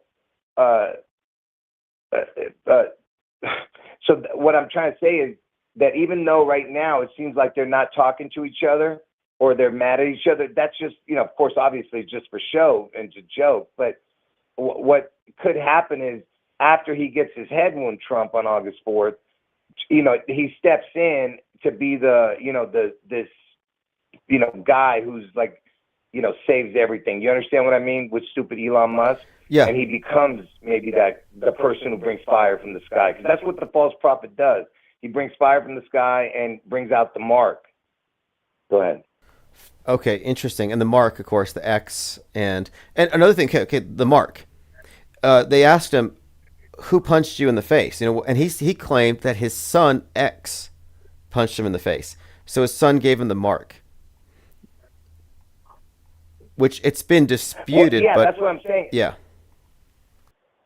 Yeah, but plus the Antichrist has one of his eyes, you know, is messed up, and one of his arms, I think. But the point is that he is the false prophet. He's not the one that is the actual Antichrist. You know what I mean? He's the one that brings on the, you know, the mark of the beast and makes an image that can speak and all that other stuff that people have to worship. So that's why I'm saying he could still be the one. But again, that has nothing to do with my predictions. My predictions of June 11th and August 4th, that's the only two things that I know for sure. Everything else is just speculation. But June 11th, Washington State, and then August 4th, Trump head wound. And the June 11th event is the biblical beast out of the sea event. And the beast that comes out of the sea has one of its heads seems to have had a deadly head wound that healed, and the world wondered over the beast. So that's why it's the biblical beast out of the sea event June 11th and August 4th is the Trump heaven. Okay, one more Go ahead. thing I want to bring up for you then. I just saw this article coming out today that the group called The Base is planning paramilitary training. And this is this group of white nationalist terrorists who've been planning to shut down the infrastructure, and they've been active in the Pacific Northwest. So I've been pointing at The Base as the culprits behind the next 9/11. And of course, this is why I said that it makes sense that 9/11, foreign, Al-Qaeda, which means the base, 6/11 is the domestic, it's an inverted 9/11, also called the base. So anyway, just another 6/11 link here, though, is simply that if you invert 9/11, and you invert the idea of external terrorist threat. That's the one thing. Yeah, that's the one thing you've been saying before anyone else, is that you think it's going to be a domestic terrorism. But I don't know. I mean, I have no, like I said, I have no idea. I'm just saying that it has to be something that I believe. I'm just saying I believe it has to be something that's so horrific that has to change the whole world. And just because you have a tsunami or an earthquake, that's not going to change the whole world. That's only going to change your spot of the world, you know. But that's why I'm not. That's why I'm not for the just it being an earthquake or a tsunami. I believe that the nuke starts it, whatever, you know. Well, whatever look, this explosion can be. No, you're right, because it couldn't be a natural disaster. And one of the buildups here, like this show that just came out, The Mountainhead, is about how the Elon Musk character is causing the world to go into chaos because of the deep fakes on his platform that are inciting violence between different factions and countries. So, in other words, I'm thinking if it were a white nationalist style attack, it would be like a new war on terror. It would be a fracturing of the whole world. It wouldn't just be this geographical event, because 9/11 impacted the next 20 years. So I'm with you on that this is just some of the surface of what's going to happen or how they're going to frame it. Yeah, right. And let me just say this before you end it with me. But I'm not saying there's not going to be an earthquake and tsunamis. I'm saying that it's just the beginning. The first strike is going to be an explosion. Then it sets off other cataclysmic events like a tsunami or earthquake, volcanoes. I don't know. It could last 3 days, all the way up to Trump's birthday. Who knows? You know what I mean? What exactly is, you know, they're up to? But you know, and then we'll see from there. And other people are saying it could be some kind of alien stuff, even though I don't believe in aliens. But even if they did that, whatever it is, like I said, it's got to be something spectacular. You know what I mean?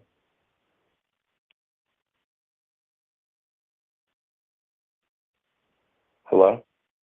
Oh, sorry. So here, I want to put this up on the screen so you can see it. This is a magazine it's called Empire, and it has Jaws' 50th anniversary coming up in July. So if you look on the screen, I got my phone. I don't know if you can see it. It's Jaws 50, and it says Empire. So it says EMP, and then right above it, it says Jurassic. But I see the beast from the sea. I see EMP. Just like the EMP with the Space Needle was highlighted on that other cover for the Fantastic Four. But anyway, I just saw the shark coming out of the water, and it says Jurassic right above the EMP, and I thought that's kind of funny. Oh yeah, I see that. Yeah, I see it. Yeah, right above the EMP. You're right. But again, Jaws 50th. So you think it could be an EMP? Well, I think it could be an EMP strike? I think both. Yeah, I think if there's going to be a nuke, there has to be fallout, because fallout is all over this stuff. All the predictions point to fallout, and for there to be fallout, it has to be high altitude, and for that high altitude to spread fallout across the country, whatever.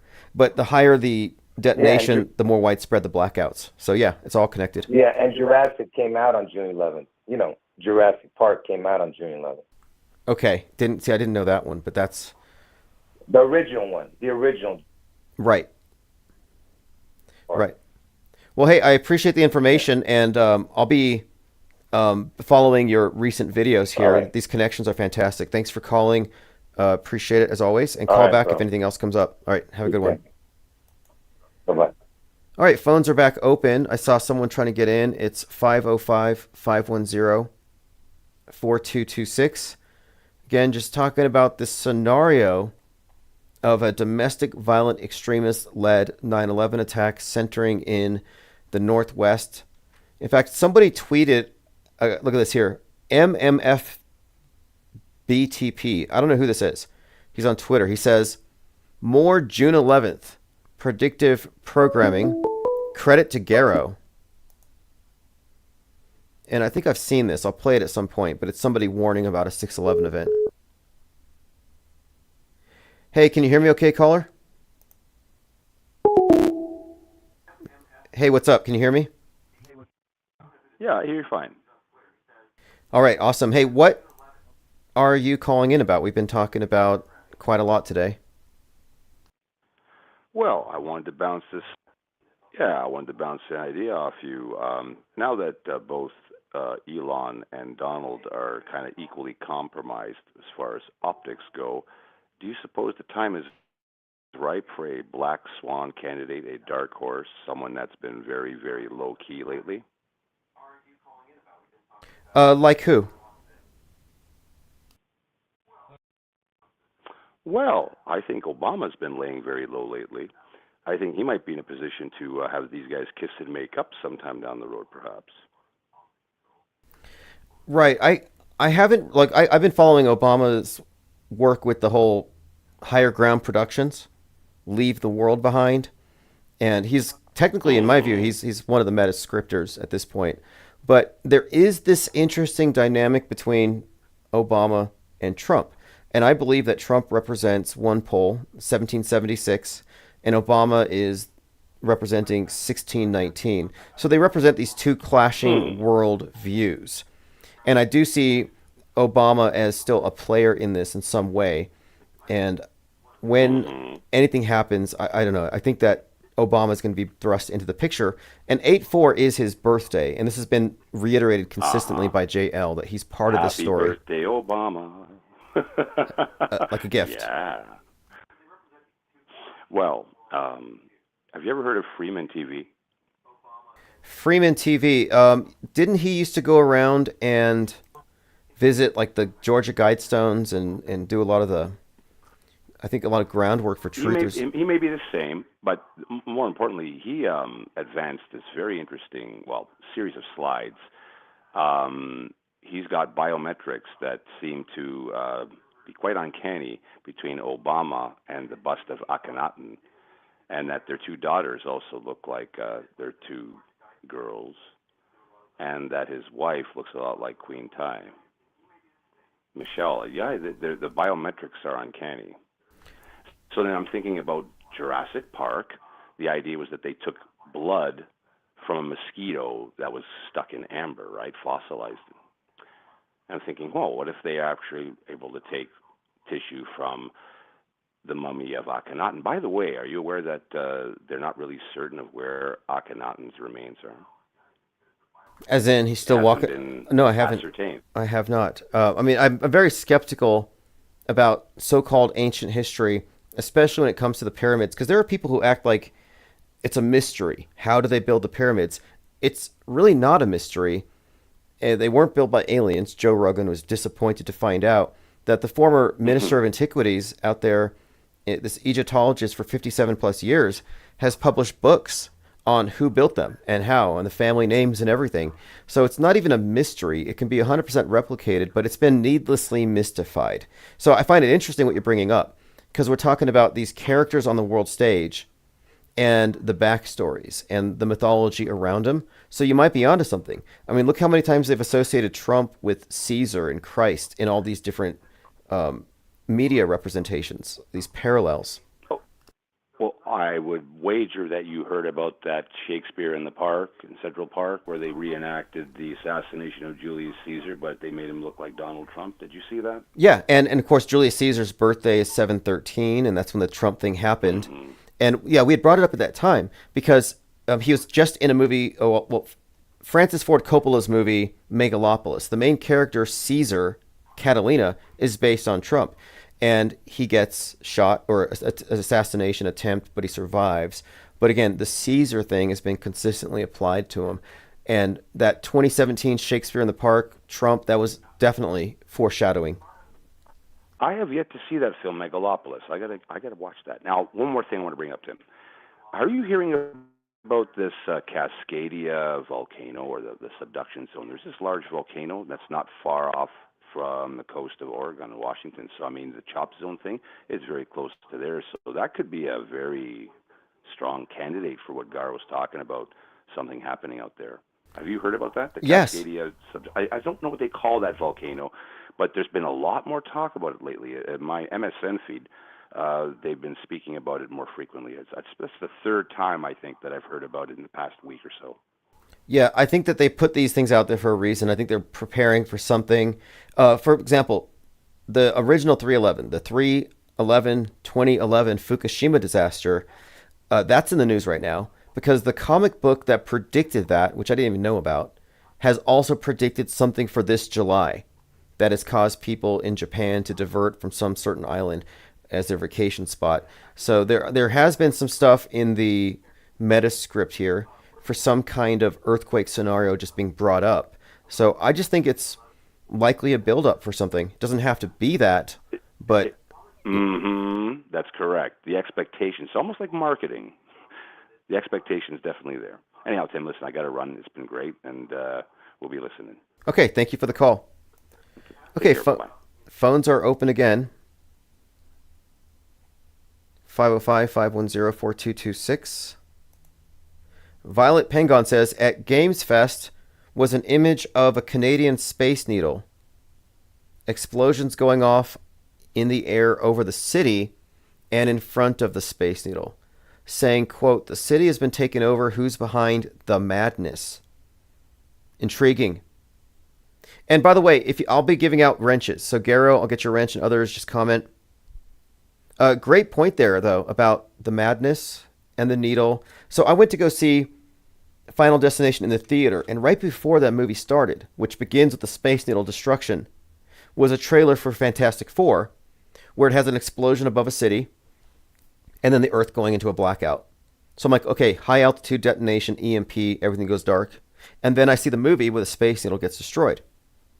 So this has been like a reoccurring theme. And then we see a cover of a magazine, Empire, and it has the Fantastic Four on it.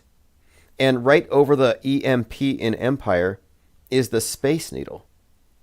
And the word Empire was prominent a couple of years ago with that King Kong versus Godzilla, A New Empire, the Ghostbusters movie, Frozen Empire. And I noted all of their symbolism seemed to suggest an EMP, the EMP in Empire. And next to the Seattle Space Needle was the electronic music project, the EMP, which they recently renamed. And you could attribute some significance to the statue of Chris Cornell being right there, Black Hole Sun. And Soundgarden is going into the Hall of Fame right now. And someone on The Voice just performed that song just a couple of weeks ago.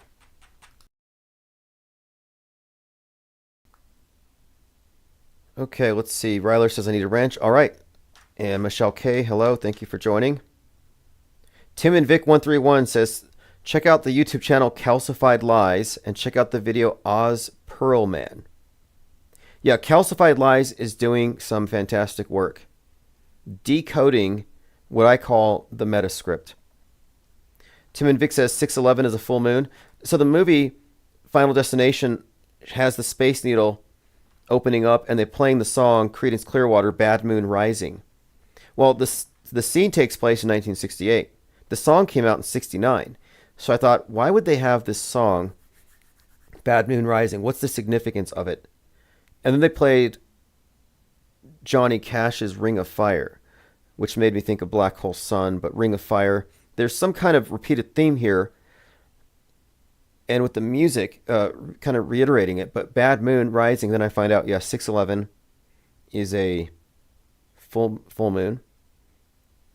By the way, Trump's birthday, 6/14/46, was a blood moon. And that somehow corresponds to the Babylon working, if you follow that.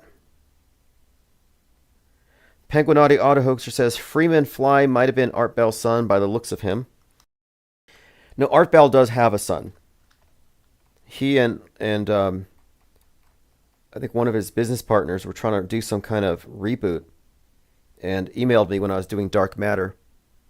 but I am familiar with Freeman Fly, his breakdown of the Georgia Guidestones. So the Georgia Guidestones appeared magically, just mysteriously, on 3/22/1980. 3/22 is associated with Skull and Bones.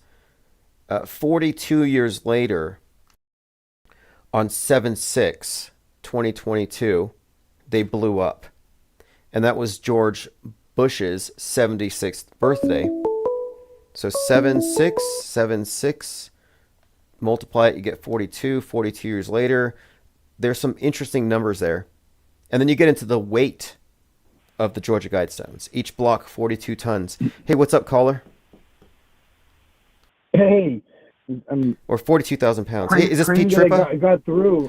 I know. Through. I can't believe it. I saw that. I'm sorry. I saw you trying to get through. It was like the last three callers. I'm like, okay, each time he tries to get in, somebody else just kind of, but I figured you'd be fine with that because you can bounce off whatever they said. Yeah, Pete Trippa clocking in for just some quick hits.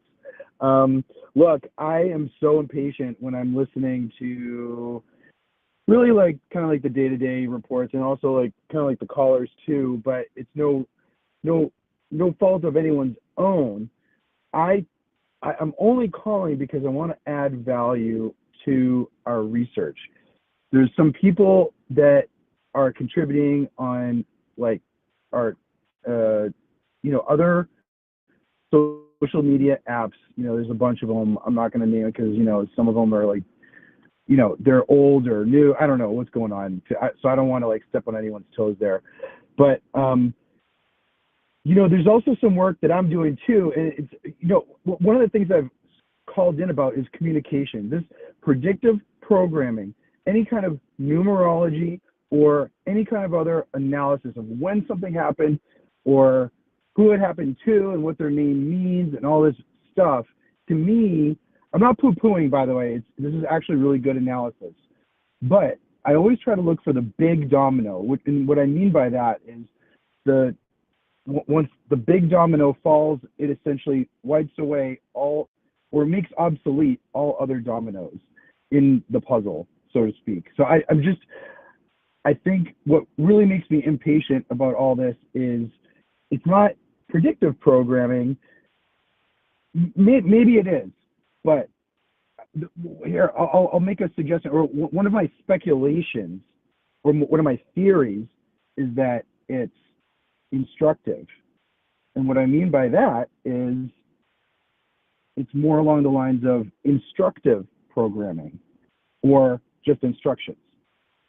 And because I've been searching for that, what that means and how, because I never really understood why they would be outlining some of these rules and regulations, or why the dates line up. Who cares? What does it mean? That has to have a meaning. It has to have a goal. It has to have a reason. And I think it's because they're instructing each other. They can't really communicate live to each other. The best way to communicate with each other, and I'm saying the elites or between countries or however you want to call it, celebrities, is through right in your face and in code. And we've kind of talked about it. We've touched upon it. We've never really given it a name or a term. And I think I'm trying to add a new curriculum a new vernacular, a new vocab word that I think might help others, because I'm not smart enough. I'm not as smart as Cubstar. I'm not as smart as Synchronous or Leo, or there's a bunch of people that I just can't keep up with, because it's just, I'm still absorbing what they're dishing out. It's great. But I think at the end of the day, if they were to, from the perspective of that these are instructions. Tim, does that make any sense to you? Or am I kind of losing yes. I'm Instructions. sober. I'm just programs. We're talking about programming. Yeah. So, for example, what's the point of predictive programming? Why do they need it? And my take on it is, why do you need propaganda? You're trying to influence the populations. Why do religions have myths? These frame people's worldview. But in particular, the programming, whether it's predictive as in way before the event that it's foreshadowing or at the same time, I think it's all about focusing our frame of reference to accept what happens as real, one, but then two, to have our thoughts go down predictable narrative lines. Like, why do you think when that AA flight hit the helicopter, left wing said, oh, it's because Trump and Musk cut government funding, and the right wing says, no, it's because they had a female pilot? When they have these fake events, they have a pre-engineered set of interpretations for the far left and far right and for the normies. So a lot of it is just to get us to go with the program. Quite literally instructions. And we follow these instructions blindly if we passively go along with it. But as far as the other stuff, the symbolism, that's a whole other facet to this that some people get locked in. And I think that it's there. There's obviously some what you'd consider to be esoteric and exoteric aspects to media, just like there are with religions. And it's certainly perplexing but it hints at something, like who's behind this stuff. And my take on it is that whoever has this worldview monopoly has this concept of the world built upon previous templates that have been successful. So they know that this type of God construct works. We're scared of the war god, the flood god. We yearn for some higher being, some intermediaries that might descend and enlighten us and get rid of the bad guys. So I kind of think that we live in a big sci-fi construct. But one of the hallmarks of the previous or more traditional religions is, of course, symbolism, that it's designed to keep the sheeple in a place of darkness. They're not meant to interpret it. I mean, this is made very clear with the fraternal secret societies like the Freemasons and stuff, that where their symbolism is designed to be indecipherable to those who haven't been given the initiated interpretations. And so for the people who are not Psywar aware, they're profane. They're hoodwinked. The people who are writing these scripts and part of the psyops are initiated to certain degrees. They're made aware of what the masses are purposefully kept in the dark about. So yeah, symbolism is something worth studying in that regard, because we're seeing the language of the controllers. So then where does our analysis lie in that? Surface. What's the reason for our analysis? Surface. Essentially, I'm not saying, I'm not trying to teach people astrology, but if we're noticing specific astrological or astronomical timings of things, it's highly relevant. Case in point, George Floyd kneeled on 8:46. The sun set Twin Cities 8:46. 9/11 kicks off 8:46 a.m. What was happening then? Well, Mercury was rising. So there is some elements here to where everything that we're seeing does seem to have some elements to it that connect with the astrotheological, which seems to be the basis for all these cults anyway. But I'm mostly interested in the surface stuff that we could point at. I'm not trying to get esoteric. I'm just trying to point out what is, so we can discern real from fake. I really am not trying to get lost in the weeds here of speculation.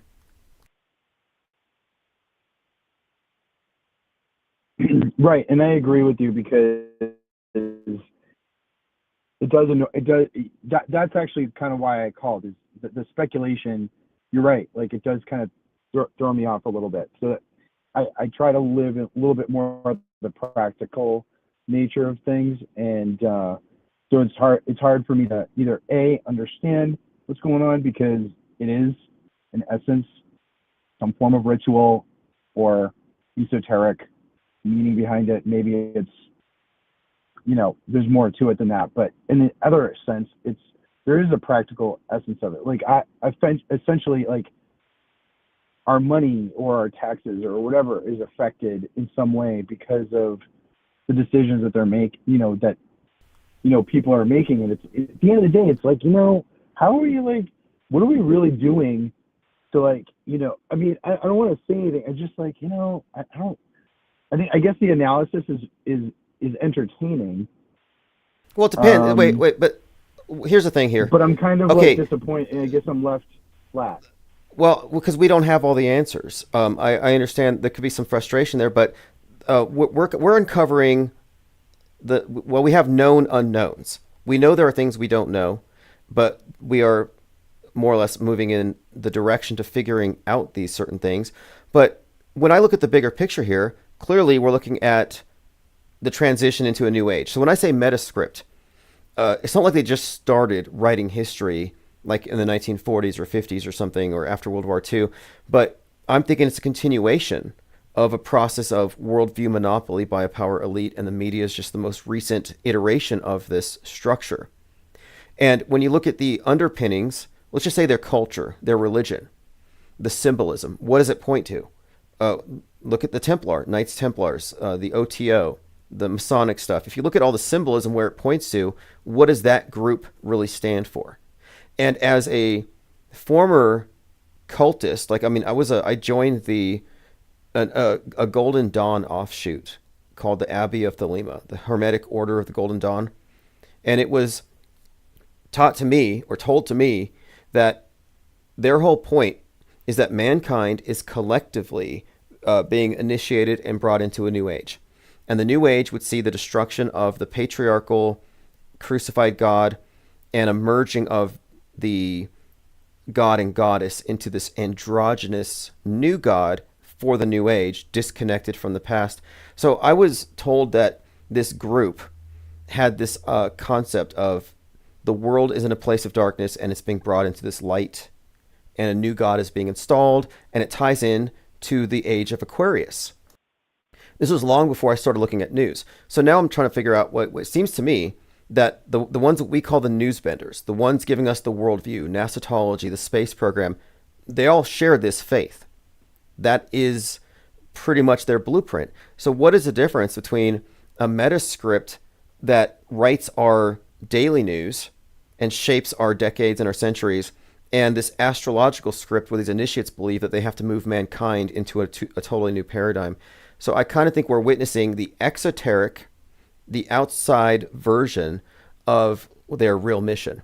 So that's the value in it. But again, I was like really deeply immersed in that stuff for some time, so it kind of informs me. And after that, I did join the Freemasons, and I was involved in this Kabbalistic school that's in Los Angeles. So I was always deep into this stuff. And when I started seeing it enmeshed with the psyops, then I started to say, okay, well, there's something else going on here. It's not just service level. Let's run some psyops so we can squeeze some more tax money out of them. No, I'm looking at the mental enslavement of billions by a handful. I mean, that's some awesome power. This world is seemingly run by an elite who are apprised of the way things really work and keep us in relative darkness.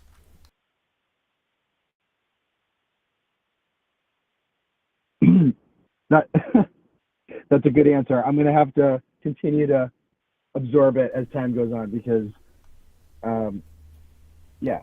I mean, look, I'm not asserting it like I'm not saying refreshing. I'm not saying believe it, nor am I suggesting that people should take an interest in the occult, or that people should study astrotheology or the symbolism at all, if that's not your interest. But it happens to be an aspect of the fake the fake news, the simulations, the psyops. They often contain these elements. There is an esoteric element to a lot of these big films that we watch, and it's consistent, and it's a consistent body of symbolism. So there is this presence there. And oftentimes, conspiracy theorists will try to say, well, this group runs the world or that group runs the world. And I'm like, well, if we're going to go based off of the evidence as it's presented to us, where does it lead? And I've looked at major events under the presupposition that these aren't just mere events. It's not just bread and circuses. Like, look at the esoteric aspects of the various Super Bowl ceremonies. You look at the colors, the symbols, the phoenix, to the point where I predicted, more or less. Right. So there is a there, but is it relevant to understanding anything else? I don't necessarily think so. I think the main point to understand here is that psyops exist, and they drive the dominant news narrative, and nobody within the closed media ecosystem will ever call out the fakery from the other side. So, yeah, I tend to agree with you on that point. Like, they are using so many different angles in terms of, like, how we've spoken before, colors and vocab, or, any kind of, like, magical spelling of whatever words or names, and lining of the dates. It is a lot. Obviously, you summarize it pretty well. Obviously. Well, what did you do for New Year's last year? I think. What were you doing at 12:50. What were you doing at 12:59 and 50 seconds? Sleeping? Oh no, I was driving Uber. Okay, well, because Celebrating with strangers. okay, well, the dog star, which is the god star of all the occult secret societies, whether it's OTO, Templars, the Masons, every Mason temple has a pentagram. That is the dog star. New Year's Eve is when the dog star reaches its highest point in the year, and at midnight it falls. So everybody in the world basically is participating in a ritual that they have no idea about when the ball drops, because it's ultimately about this dog star Sirius. And I don't hear my friends and family saying, hey, what are you going to do when we count down the dog star and summon the energies of Sirius? Nobody's saying that because they don't think about it that way. So we are all mass participants in these things, whether we know of it or not. And if you go deep into the occult studies, group ritual magic, and the theory behind it, you don't have to know what the esoterica is to feed your soul into it.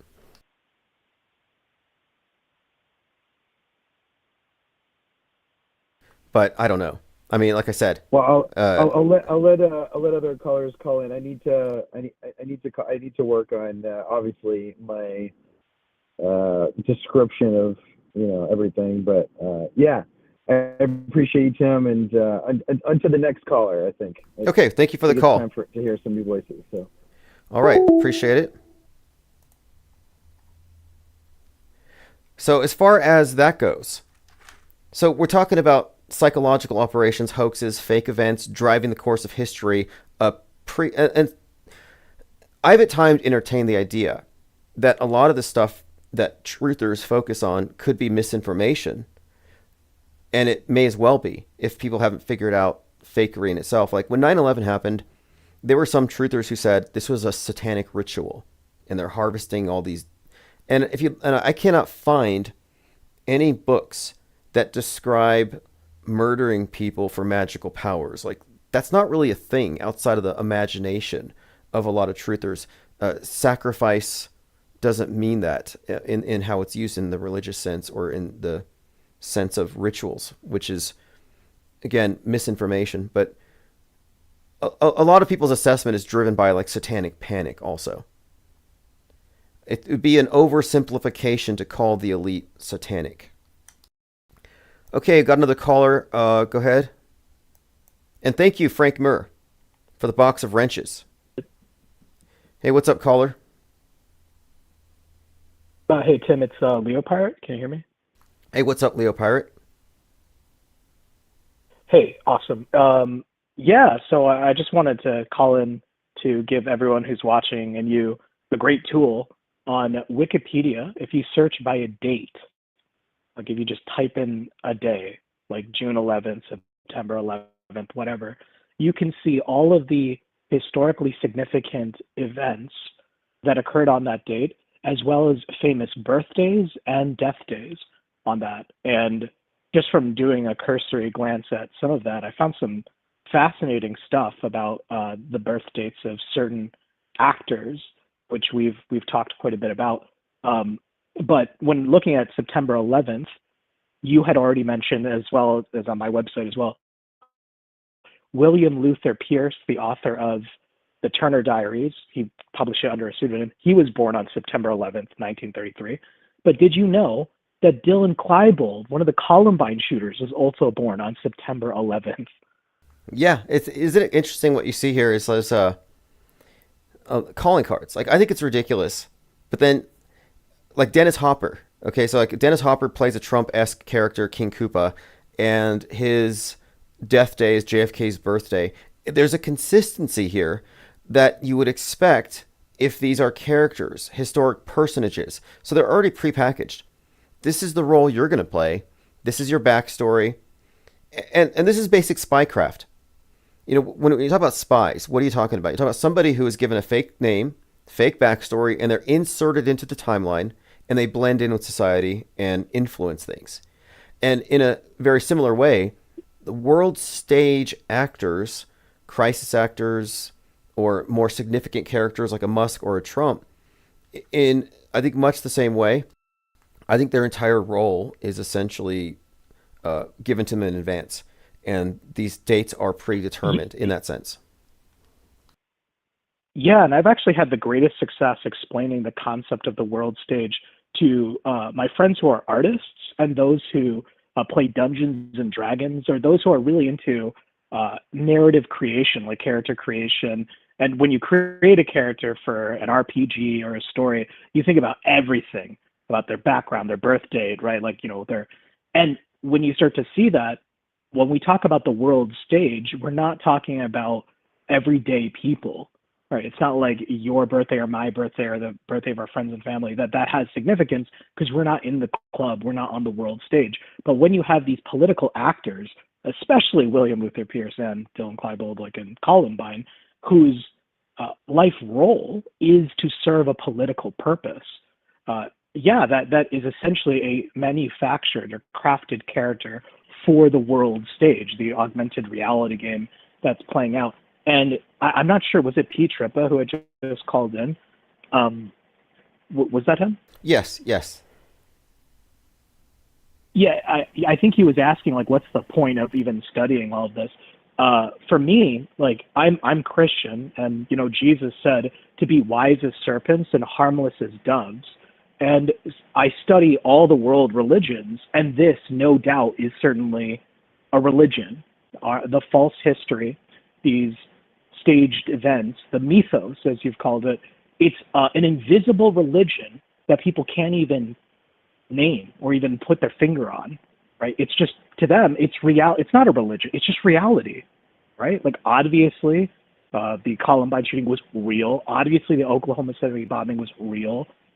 No one questions whether or not these were staged events. These are just reality to people. And that's a real religion to me, in my sense. And eschatology as well, right? Well, religion... No one questions the veracity or existence of these things. Well, when we say religion, we generally refer to a belief system where the burden of proof is put onto the believer. You have to have faith to accept it because you don't have the evidence. And media has taken on that role. And so for me, the answer to, like, why would you pay attention to this? One, if you were to not pay attention to it or not care, then you adopt a very passive role with media. Now you're in the position of the believer. That's just like, let me outsource my information about cosmology to that guy at the front of the room next to the altar, and I'll just accept it. So it's very incurious, and that satisfies a lot of people, not me. But I think that the why here is really answered in what difference does it make is if you're skeptical, you're not full of presuppositions about things being real that aren't, you're not overreactive, and you can't be manipulated because you're not triggerable. So to me, it's really about just honesty, truth, and psychoepistemology. I know that my mind's not being messed with because I'm not just open. I was about to say, it's kind of interesting, you and me, when we watch these films, these big mainstream Hollywood films, Netflix shows, and deconstruct the news, we're watching media the wrong way. Don't you know? The correct way is you're supposed to just passively absorb, not really look into details. But if you're a more skeptical or critically minded person, then you can fall into these traps of conspiracy theory routes, MSM plus, right? So they already have a guardrail, a system to protect people who look too far. Because even people in Trutherville, none of them will ever question whether or not the event was a staged opera event. Instead, it was a terrorist attack, a false flag, but it was perpetuated by the Democrats. And they're, Yes. And as far as we're looking at special effects. So when we say psyops, we're talking about, first you need to understand propaganda, influence operations in order to get this. And then of course, special effects, CGI, actors, the simulations that replace news. So you have to understand the mechanics of it. But then we get into this other stuff, which the previous caller brought up about the esoteric side and who runs this place. And to me, it's more like, I want to know the motive. And I also want to know what technology they have their hands on that we don't. Well, one, worldview warfare is pretty much monopolized by this particular overarching entity that defines reality for all of us. But I'm trying to understand where they're coming from as though I were an alien anthropologist. And it does seem to me that the concept of magic and the occult and religion, it does have some element, some aspect here that seems relevant to it, whether it's their belief system, their culture, or we're following along with, like I was thinking, the OTO suggested this idea of a new age. And this group thinks they have to basically change the paradigm for the masses to perfect it. So we may be looking at some kind of utopian endeavor, but whatever it is, it's a secret society. You know, you don't just get this information, but we do try to source information from the crowd, and I try to provide whatever research I find.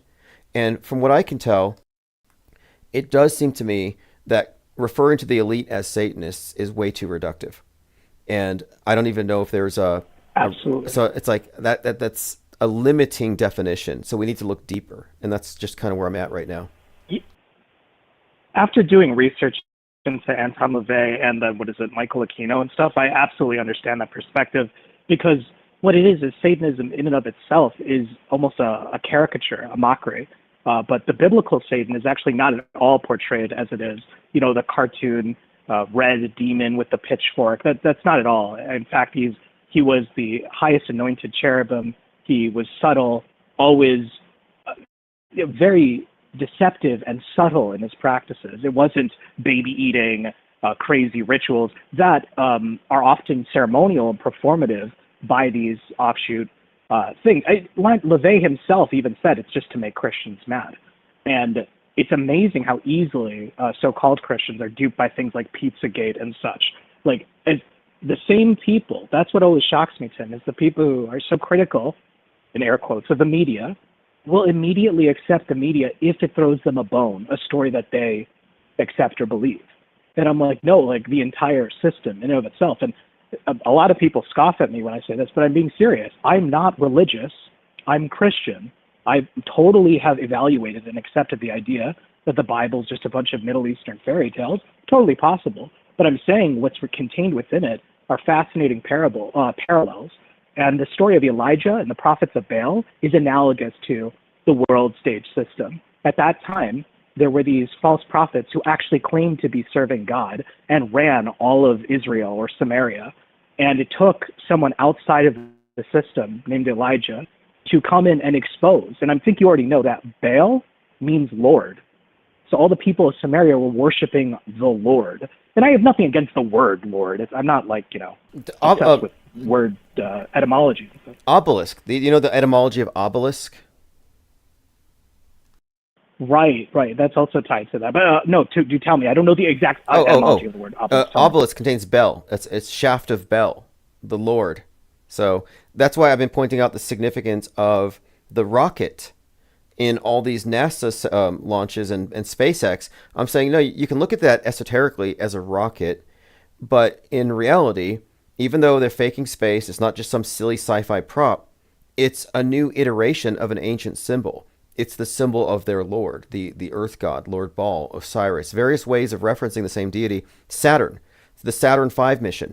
And so if you get into the names of the gods and understand syncretism, you can see that, no, NASA is an Egyptian mystery school. There is an esoteric side to it all, and the rocket is indeed an obelisk. It's a shaft of Baal. Yeah, our modern scientists are like, I don't want to say all people. I'm not against science at all, with a lowercase s.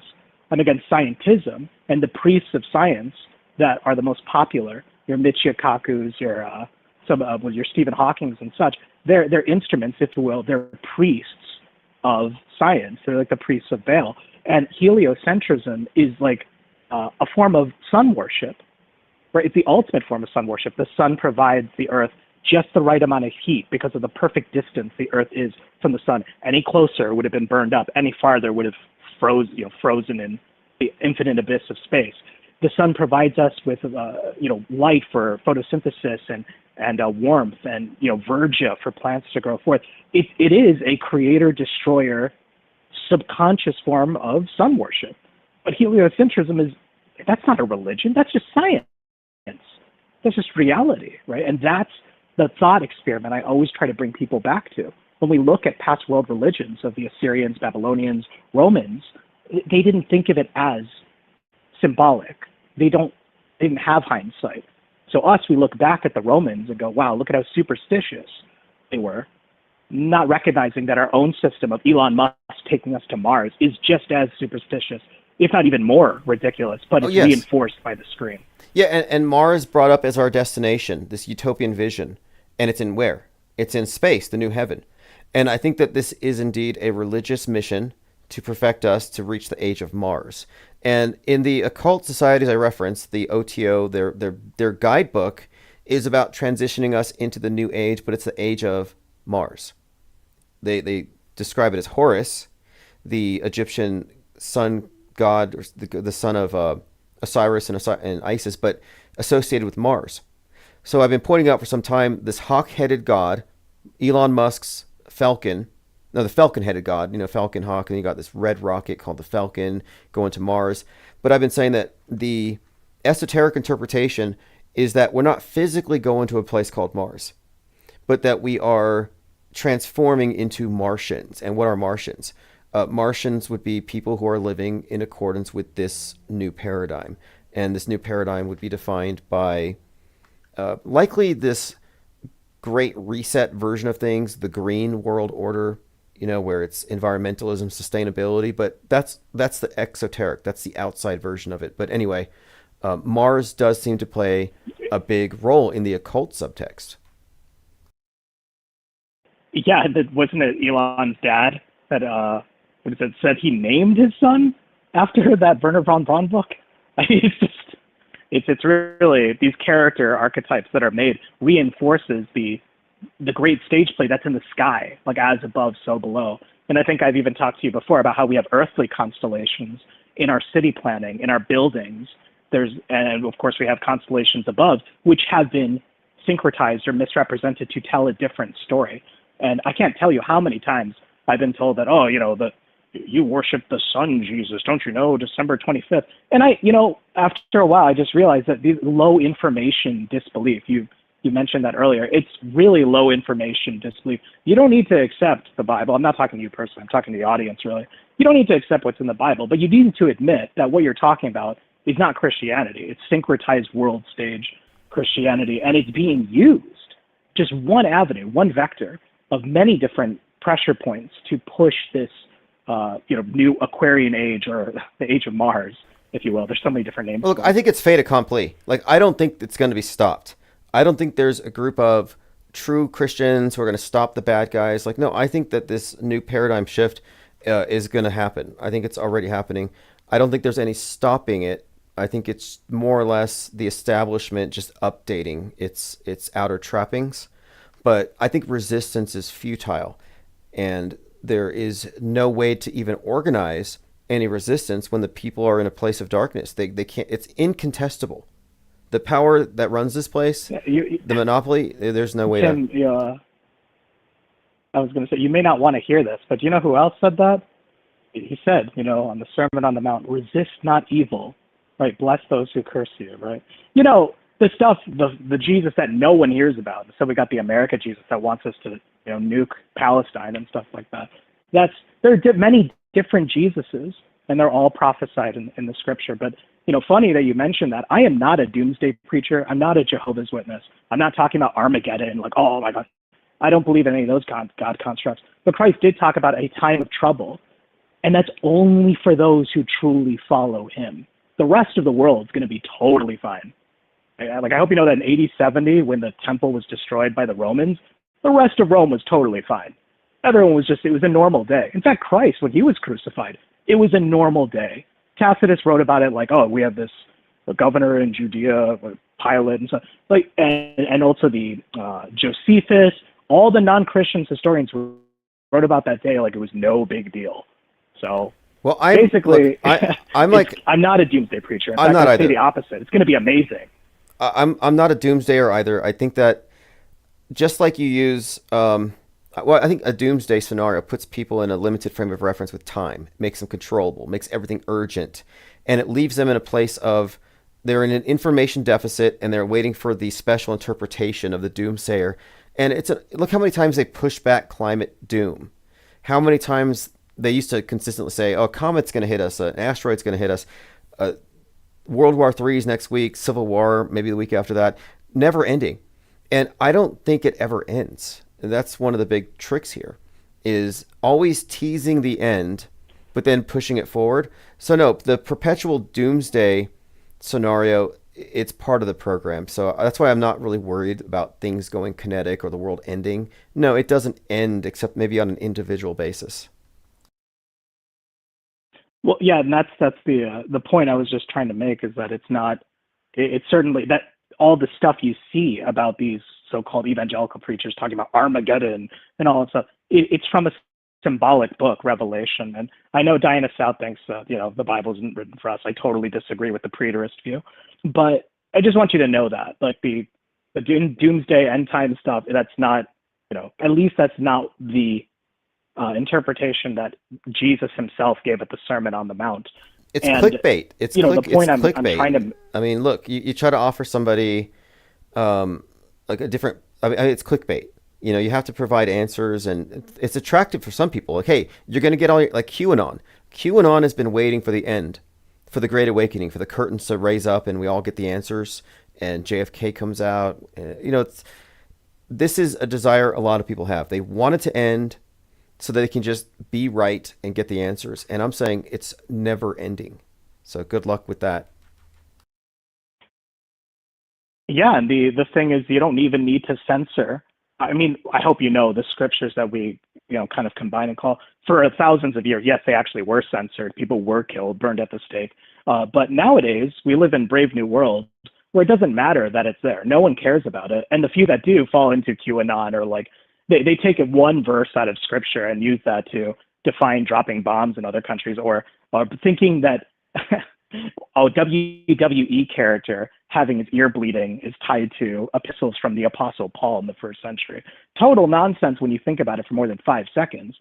But they don't, because it's told to them by an authoritative false prophet. But also, we're looking at storytelling where the writers are using well-known myths and scenarios and syncretizing it into their script. So we do see what the author of Caesar's Messiah, Joseph Atwell, he called this typographies, where you take elements from this particular story, this myth, and then you superimpose it, and you basically reenact it. So what we're seeing here, like I described the metascript, it's something as like a Frankenstein. It's an amalgamation of a lot of different elements, and it is irreverent in what it picks, but it picks whatever's going to resonate. And so, yeah, you have to understand syncretism to understand how this works, because our present worldview, if you ask me, seems to be a combination of what comes out of the Hollywood news matrix, Mystery Babylon, and science fiction. And the merging of these three. And there's no question. I was going to say, there's no question that Christianity was used by the Romans. I mean, that's where we get the papacy from, right? But the amazing thing is that was even prophesied in the crucifixion. Christ, when they took his clothes, the first thing, the Roman soldiers platted a crown of thorns on his head and then beat him and mockingly called him the King of the Jews. And then, right, beat him and then had him crucified. That's what Romanism did to Christianity with the papacy. It's actually, and that's what's called a typological example. And in Atwood's work, he doesn't ever talk about the Old Testament prophecies. I mean, I hope you know, with syncretism, the faith has always been syncretized. Zoroastrianism is a syncretized version of the Levitical priesthood. I could go on and on about how, like, even reincarnation in Hinduism goes against so many different aspects that are in the Bible. And again, it could just be totally fake, but the evidence that's used against it, or the alternate explanations, are not biblical. That's all I'm saying. Sure. Well, I'm an alien anthropologist, so I'm fascinated by all the different worldviews, the different religions, the so-called atheists, and I studied atheists and their debates and their arguments because I think they make cogent, valid points and they make sense. However, the default worldview for the atheist is to accept heliocentrism, scientism, and the news as objectively real. So to be an atheist is to be totally brainwashed into an alternate form of religion. So I have yet to see a real atheist because they adopt God constructs to replace gods. They adopt new superstitions and new myths to replace the old ones. Well, the curious thing is these God constructs. Think of the character of what are they like? And that's really the amazing truth you begin to understand is every single God construct, they're always easily offended, looking for any fault, sending people to an underworld of eternal hellfire, all of these things, which are taken for granted and have even been projected onto the Father of Jesus, when that isn't the case at all. People take the out of context examples from the Old Testament, not knowing that the true character is unveiled in a man who was raised from the dead. And, that's what I love so much about low information disbelief. It would be akin to someone reading a headline and telling you, of course, that's what that news event's really about. Check out all these headlines I read. They're not doing a deep dive at all. They're just reading the headlines and taking it as it. And it could be headlines from InfoWars, by the way, which is the religion plus, because I see in the chat some guy talking about Jesus being a white man. And, there's a religion plus angle to all of this. It's actually humorous the more you study it, much like how you've been studying different interpretations of the news. Well, here's one thing, too. It seems to me that every religion wants to be the one. This is the final say. This book contains it all. This one here has all the answers. So they aim towards a monopoly. Like, we have the right answer. We have the best book, the best set of practices. And I think that a worldview monopoly has been achieved. And that's why I say Gnostology. I think all of the other religions competed, tried to get everybody in the same sheet. Never happened. Internal fights, religious wars. It's never going to happen. But in the meantime, in the background, we all got processed into this mediated worldview, the MSM box, where for all intents and purposes, we have a one world religion and a one world church, and it's media. And it's made all the other religions almost irrelevant to the interests of the power elite. They could get rid of them, but they seem to be holding on to it. So they have a dialectic between progressive utopianism, which is godless, and the traditionalist views like MAGA and the religious views that hold on to this older version. So you have old world order versus new world order as a created dialectic. But I'm saying that they're actually the same. Yes. Yeah. No, actually, the Hegelian dialectic, or if you will, the two pillars, the Yakin and Boaz, which are, again, stolen from the Bible, doesn't mean that at all in the Bible, but this Hegelian dialectic is actually how the kingdom of the enemy is run. Jesus told the Pharisees, a kingdom divided against itself will not stand. And he said that in reference to the Pharisees claiming that when Jesus performed a miracle, that he was actually doing a false miracle. Like, the demons inside the man were coming out under the control of Satan. Like, they were doing if you will, a staged miracle, is what they claimed Jesus was doing. And his response to them was, a kingdom divided itself will not stand. And that's how Satan runs his kingdom, through division.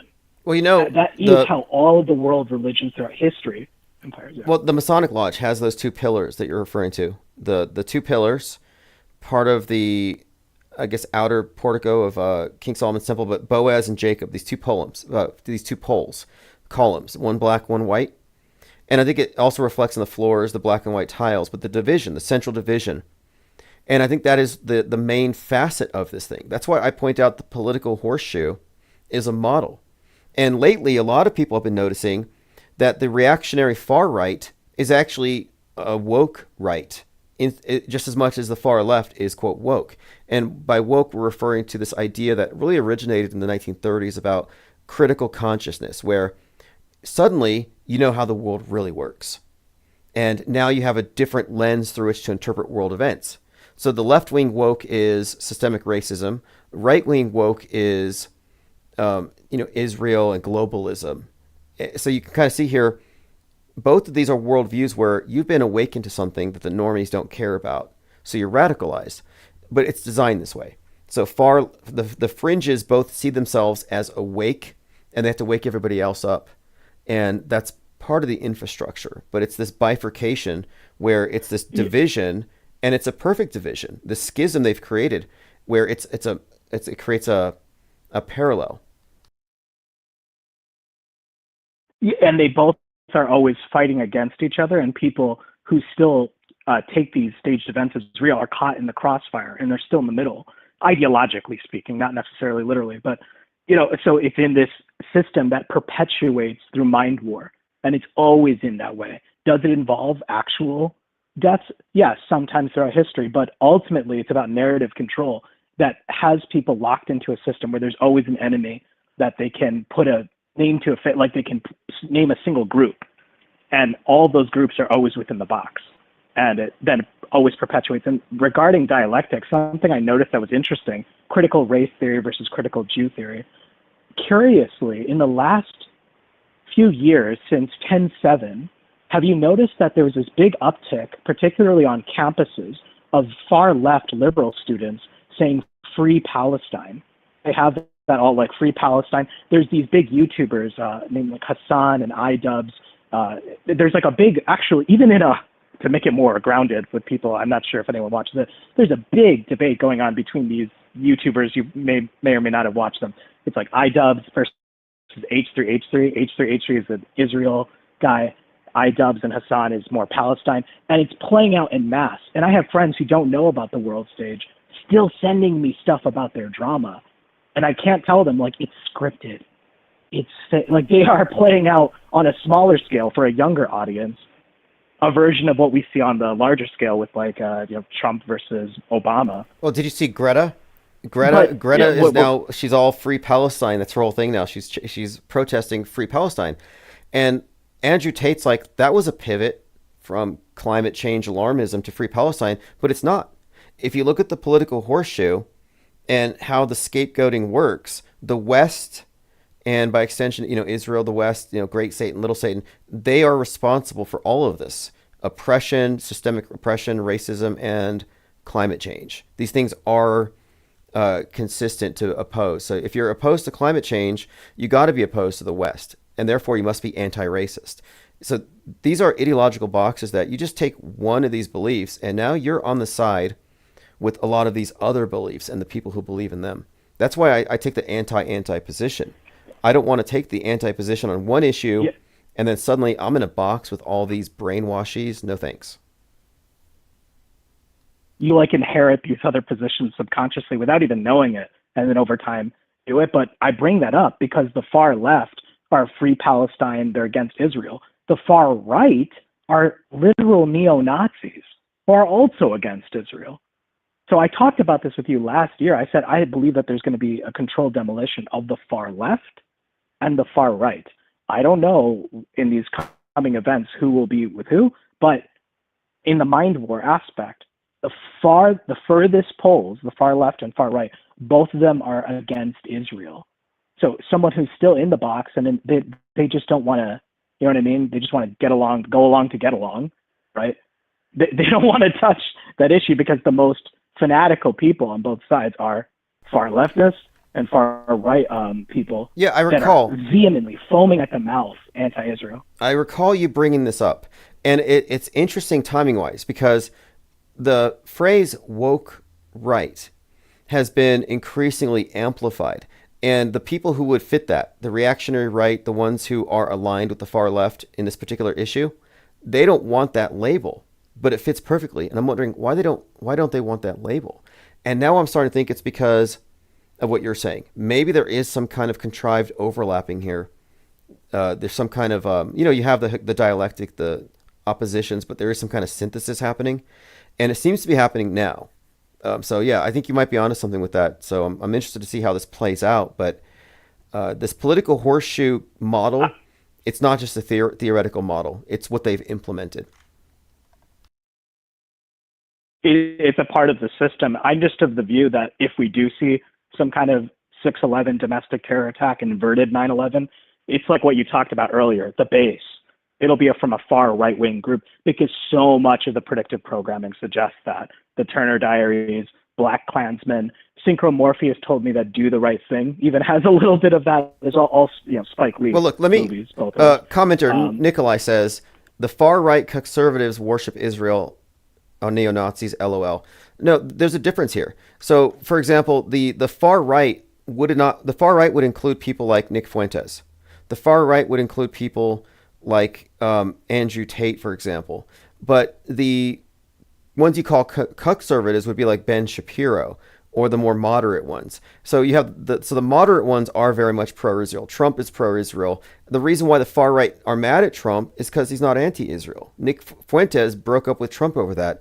So no, it's pretty clear that the further right you go, they move away from pro-Israel to anti-Israel, and that group is shunned by the far right. Think Charlie Kirk, who runs Turning Point USA, which is, you'd consider that to be far reactionary right, but he's pro-Israel. So no, there's a schism here that's being highlighted, and I'm not trying to get into it here. I watched it on Twitter, and it's funny how these labels are being applied, because if it fits, you should adopt it. But some people want to disassociate from it because they don't want to recognize that the extremes are hysterical. Like I even equate red pillars with woke. The red pill awakening is just, to me, it's an inversion of the leftist. It's just that the red pillars don't talk about Israel or Jews. They talk about globalists or the elite. But these are just euphemisms in the way that they use them. Well, I think it's funny that he used Nikolai is his name in the chat. He used the term conservative. That alone is a far right term, right? Would you think Ben Shapiro would ever identify as no? Who invented that term? It came from far right people who are disenfranchised or discontent with the conservative media not calling out Israel. So exactly the fact that term even exists means there is a fringe far right element that does that. And that's in politics. And then from a religion perspective, I'm sure people like Diana South already know, it's like all evangelical Christians, Pentecostals, Mormons, all of them have an eschatology that involves the political state of Israel, when that isn't biblical at all. When Israel is mentioned in the Bible, it's talking about a spiritual Israel, those who have the Spirit of Christ. So if you know Jesus as an actual man who was raised from the dead, you realize Israel is not a location. It's not a political state that was established after 1948. It's people all over the world that place their faith in Jesus, which has nothing to do with race or genetics or physical location, but it has been adopted and syncretized into political Zionism, and there's now religious Zionism. So there's so many different angles to make people invested in it. And if we see some kind of 6/11 domestic terror events perpetuated by neo-Nazis, that will make everyone care again about Israel, because 10/7 was Israel's 9/11. And if there is some kind of domestic terrorist event made by extremists who hate Israel, you can see how that would then again be on everyone's mind. Well, I would say this though: if something happens, however this works, but if something would have happened there, the people like Nick Fuentes would cheer it on. Like I don't think there's any sympathy, and I look at the way people react to the shooting of those two individuals recently by somebody shouting "Free Palestine." People took sides with the shooter just like they did with Luigi. So we have to also keep in mind, I think, too, exactly that the public is, I'm not going to say bloodthirsty and lawless and unruly, but I don't know.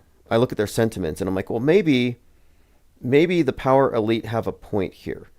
Maybe they have a benevolent form of control to, take our worst impulses and direct them into ways that prevent us from wrecking everything. Like what Michael Aquinos talked about with Mind War. I think we live in Mind War, and I'm not convinced it's not for our own good at this point. I mean, I just disagree, because the way that people are reacting is because they're acting on bad information. They believe it's actually real. And the reason I ideologically disagree with Michael Aquino's view is that he replaces murder and military costs with lying. I'm a Christian, and the ninth commandment is don't bear false witness. It's a system built on lies. And that's why I'm not a doomsday preacher. What's coming is going to be incredible if you don't care about God. But if you do care about God, it's not going to be too good. But it's not going to appear that way in the media or on the world stage. I see. And Christians are going to be quietly, that's what I'm talking about when I say I'm not a doomsday preacher. Sure. Well, I appreciate that, because it's easy to mischaracterize religious people as fanatics who want the world to end, and that's not everybody. I think trutherism has become a religion. Do you agree with that? That trutherism is pretty much a religion where they seem to have brought in simulation theory as a god construct. What do you think? Absolutely, right. There's so many different flavors of religion. There's simulation theory, and for the QAnon types, isn't the Old Testament the Q drops and the New Testament the stuff that's... I remember reading something you had linked from someone's Substack who made me a hearty chuckle. It's like there's new scriptures for these God constructs that are created. And yeah, simulation theory is certainly the atheistic version of Gnosticism, because atheism is a religion. It has different denominations. And one of the sects or denomination is simulation theory, right? It's like, I don't know who this God is, but we're living in his creation. And when Google announced Google Veo, that new videos platform, there were all these videos going around where it looked so real of people holding a camera to themselves saying, I'm just a prompt. Can you believe that? You think I'm a prompt? What, are you a prompt? So it's subconsciously being pushed, this idea that maybe we're in a simulation when it's only pushed through subconscious propaganda. It's not based in reality. Yeah, did you see Mountainhead? I haven't yet. I really need to, check it out because it's about those tech billionaires. It's not a series. It's just a movie. And it is about deep fakes reaching the point of no return where anybody can prompt anything so realistic it incites real world violence. So you can imagine the applications of this. Like we saw the effects of Derek Chauvin kneeling on Floyd. Well, what if anybody could manufacture similar scenes that were convincing that could go viral, and there's no checks and balances on it? There's no marking it real or fake, and everybody responds as though it's real because nobody's skeptical about what they see. And that's the scenario in this movie. And it shows the world plunged into chaos because of Elon Musk's X, Disease X, as I called it, the madness. So it tracks with everything that we have been talking about. I forgot where earlier you said that some of these big YouTubers are getting their channels back, like Richie from Boston, and I forget some of the others. I'll tell you, I didn't. I didn't get my channel back. So it could very well be that some of their banning may have been performative, but Disease X with Elon Musk, it's about, putting out this idea like, check out the Wild West internet.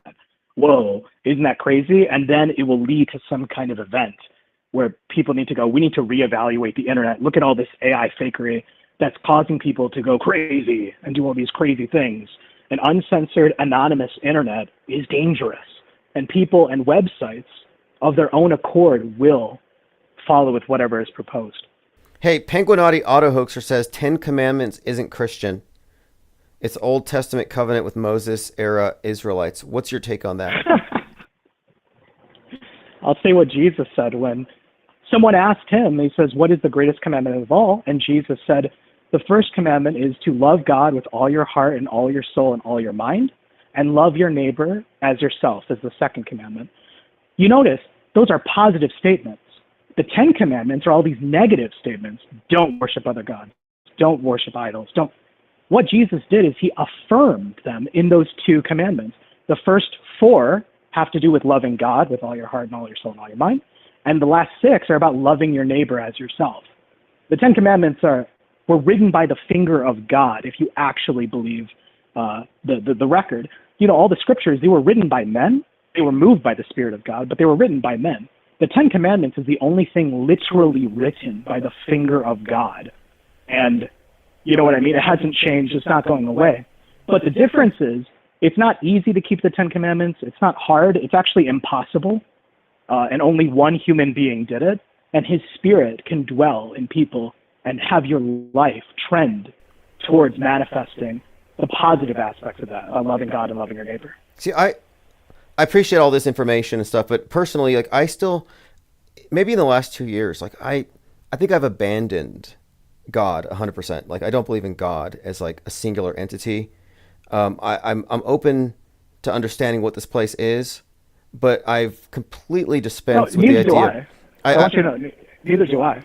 Like, I don't believe in the God that, Christians and, your Nick Fuentes types and all. The God that people use, that's just a title, like for a concept. I don't believe that God. I think I didn't say to you, but I've said it on my past streams. I have far more in common with atheists and critical thinkers who are willing to entertain hypotheticals and just things outside of their worldview. I have far more in common with those than some creationist Bible flat earther who's dogmatic in their God construct who sends people to hell to burn eternally if they do a single thing that disobeys him. That's a different God. That's a totally different God than the one Jesus came to unveil. Right. Well, I'm interested in the idea, but I don't have enough information, and I'm comfortable being agnostic, because I think to accept something as true without evidence is delusion. And so I haven't had any direct experience that has validated any particular God construct, nor have I been convinced of nothingness. Like, I think life goes on. I just don't have all the answers, but I'm comfortable with that for the time being. I figure there's enough time left. I should get those answers.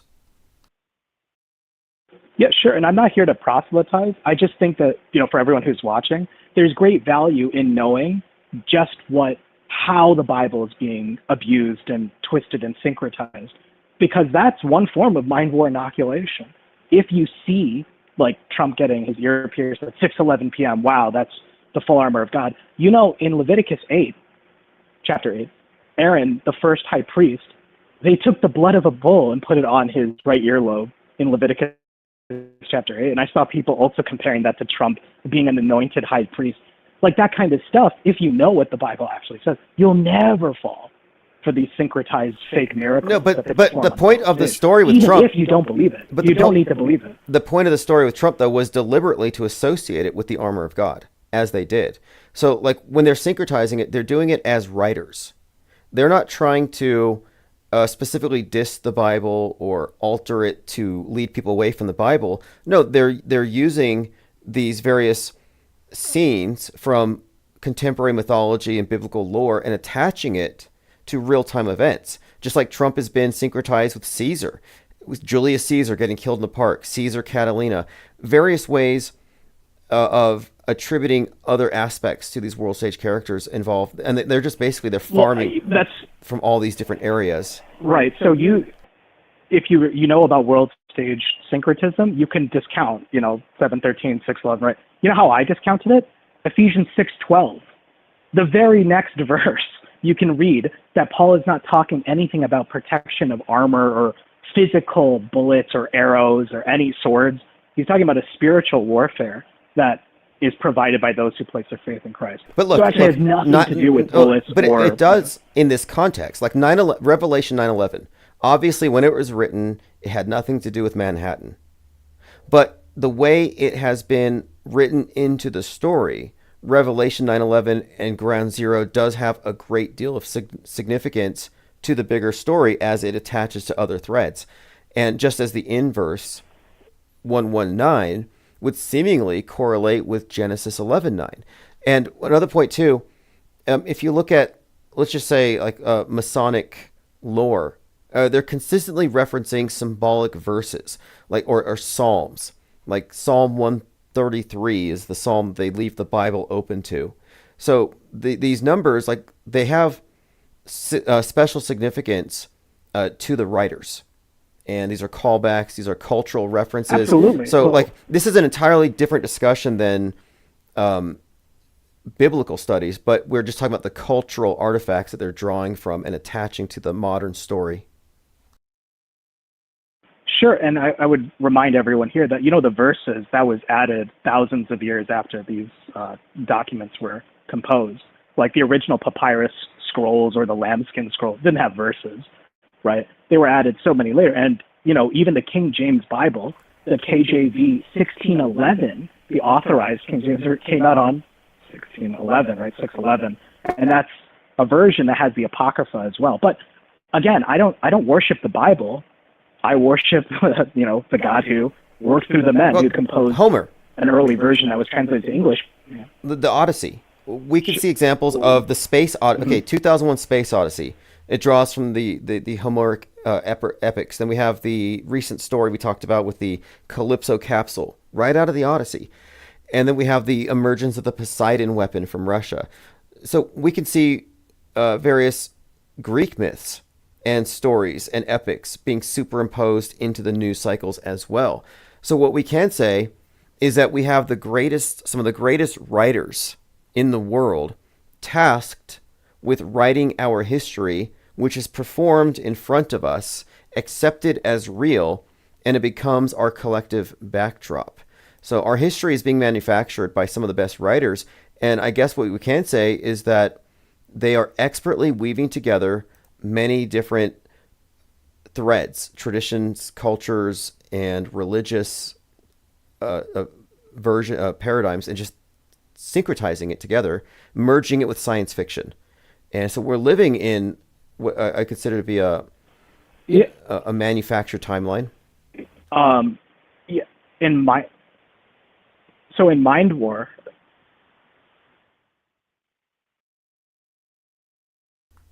Go on. Sorry, you're I was going to say in Go ahead. Mind War by Michael, he begins by saying that, a true mind warrior has no political affiliation, doesn't hold anything sacrosanct or any holy text. Am I being cut off? It's somehow it got a little choppy, but what you're pointing out here, I remember this. You pointed this out in Gilded, that Michael Aquinos had said that the propagandists cannot fall under the spell of believing their own propaganda in order to be propagandists. They have to stay separate from it. He makes that point very emphatically.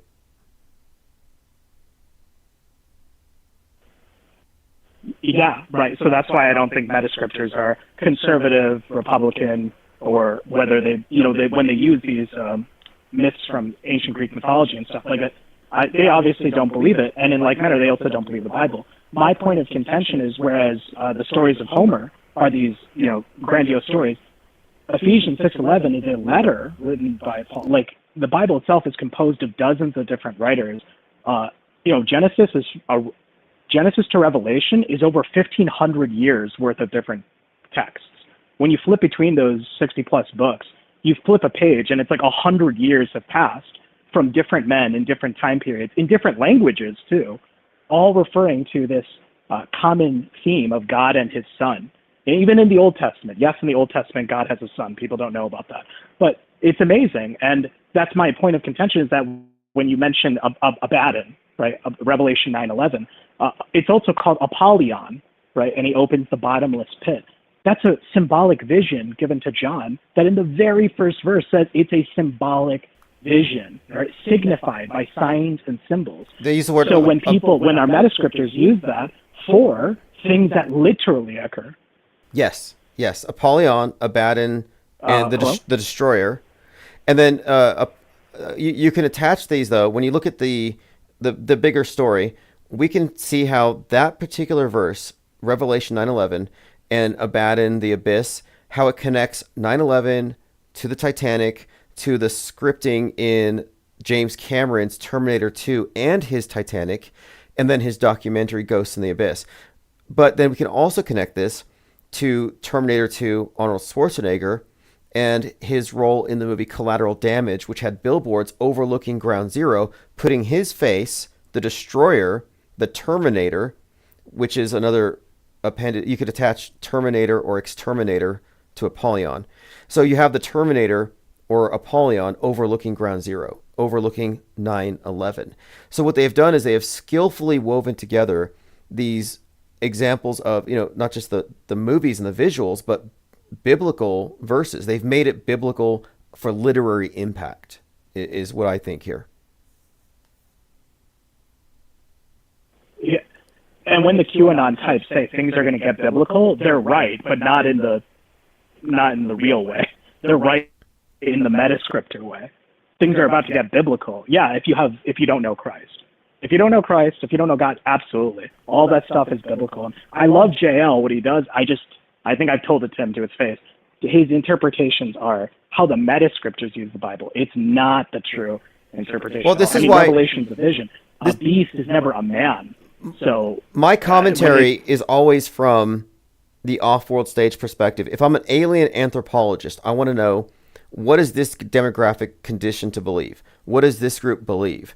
I'm not so much concerned with the authentic representation of what the Bible really represents and says compared to what they believe, but I want to know what they literally believe, what they've been conditioned to accept. Because this is worldview warfare, and weaponized anthropology involves getting into the culture and speaking in their language to influence them. So it's grassroots level infiltration, and I think that they freely pick and choose and borrow from any book and essentially manufacture a new paradigm. They superimpose personages over present characters. I mean, who would ever think to associate Trump with Jesus? But you saw, leading up to Butler, leading up to his arrest, how many times did, especially his QAnon people, but even mainstream politicians like Marjorie Taylor Greene, compare him to Christ. He compared himself to Christ. He's compared to King David, to Moses. It's all done for propaganda purposes. Yeah, and I agree with that completely. I'm interested in studying how it's being used. What do people believe?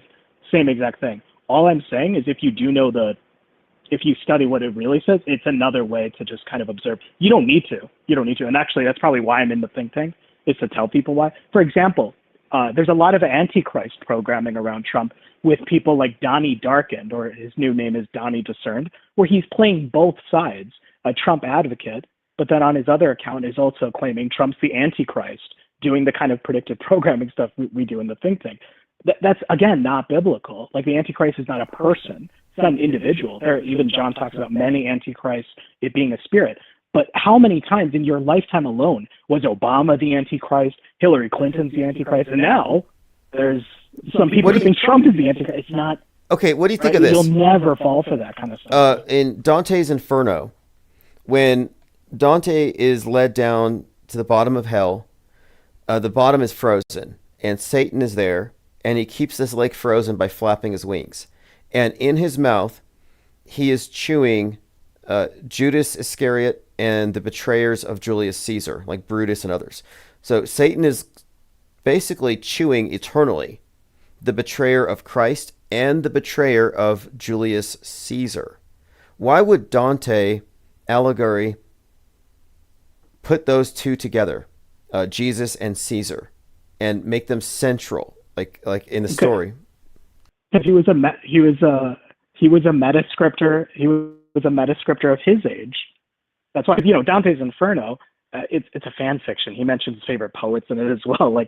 But he included that because, what is his name? Judas Iscariot is not an archetype. He's a type. Remove the archetype. The Bible contains types, which are characters or people that actually antitypically are reflected in reality. Archetypes are characters that are used to represent other fictional characters, right? So there's the archetype of the wise instructor, the hero's journey. These are archetypes. The Bible doesn't have any archetypes. It just has types. But the way Dante used it, he used Judas like an archetype under the assumption that, the scriptures, and I don't know if the Catholic Church does not place any value on the scriptures. They just see it as one narrative. And then they have their church history that has faked miracles and a bunch of the earliest forms of, world stage metascripting involved in that. The syncretism involved in that. The Jesuits, when they traveled to India, would actually incorporate some of Hindu mythology in their theater as well. It's just consistent. What you're telling me is syncretism and metascripting being even done in Dante's day. Well, Joseph Atwell's premise in Caesar's Messiah is that I guess what he called them, he said it was some group of Jews would not accept the idea of worshiping Caesar. And in his view, the Romans wrote the Gospels and invented Jesus as a way to get people to worship Caesar. Because when they're worshiping Jesus, they're really worshiping Caesar. So in his view, Jesus and Caesar are essentially, yes. Caesar is wearing a Jesus mask in order to sell himself to these people and get them to worship the state. And it seems like that's an association between the two that Dante referenced there. I just think I didn't know that. I didn't notice that the first time I read it, and I just saw it a month ago. I was looking through the book again, and I thought, that's curious.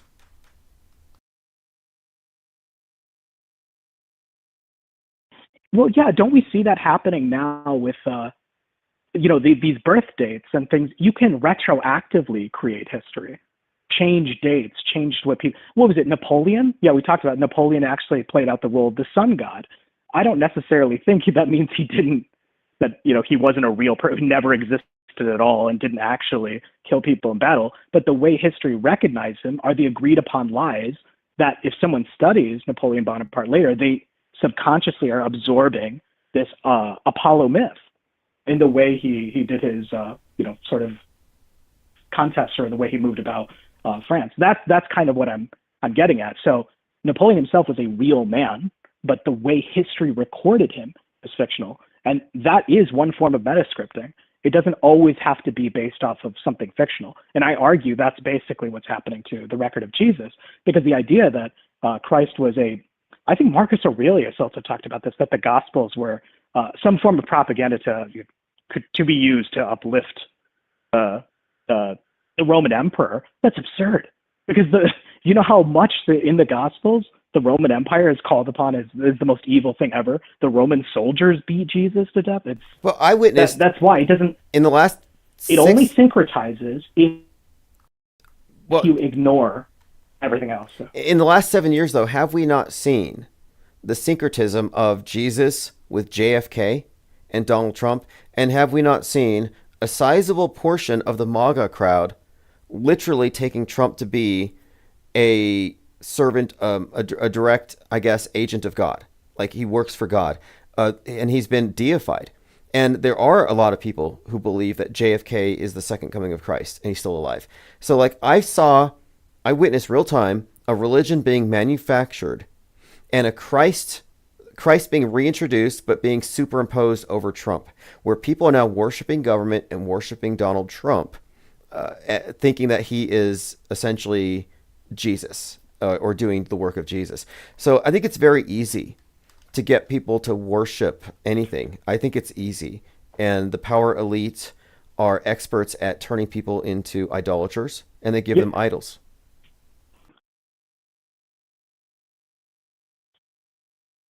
Didn't Marilyn Manson at the end of Coma White play JFK and, gets shot, and then he's crucified? So again, associating that Christ imagery with JFK, which then was associated with Trump. Yeah, I see it. And, I guess even if you look at our own American history, some of our founding fathers themselves are deified. I'm of the opinion that they were real men. I have no way to verify that myself, but I do believe that they were real people. But if you go inside the Capitol building, where January 6th took, if you look up at the fresco, there's this painting called The Apotheosis of George Washington, where he's in the sky with all these Greek and Roman gods and goddesses surrounding him. And I was taught in AP US history that there was a battle where George Washington charged in and all of the soldiers shot at him, and his cape flew up and the bullets, just not a single bullet hit him and stuff. That is kind of a form of retroactive deification of the founding of this country. It's to make it seem like it's so much more. And you've talked at length about 1776 versus 1619. You can almost engineer retroactively past history and create these figures for people to worship. Well, Glenn Beck had said that the Declaration of Independence and the Constitution should be considered sacred texts, and he said he believed that the finger of God wrote those documents. And I've seen this as a trend where you do have many elements in the right, not even the far right, but who actually think that America, like I've seen comparisons where America is basically the real chosen land and Americans, like the patriots, are the real chosen people. And these documents are basically the newest scriptures. And Glenn Beck has been at the forefront of this. So, and look, I don't think he believes it. I think he knows that the millions of followers will buy into this programming and vote accordingly.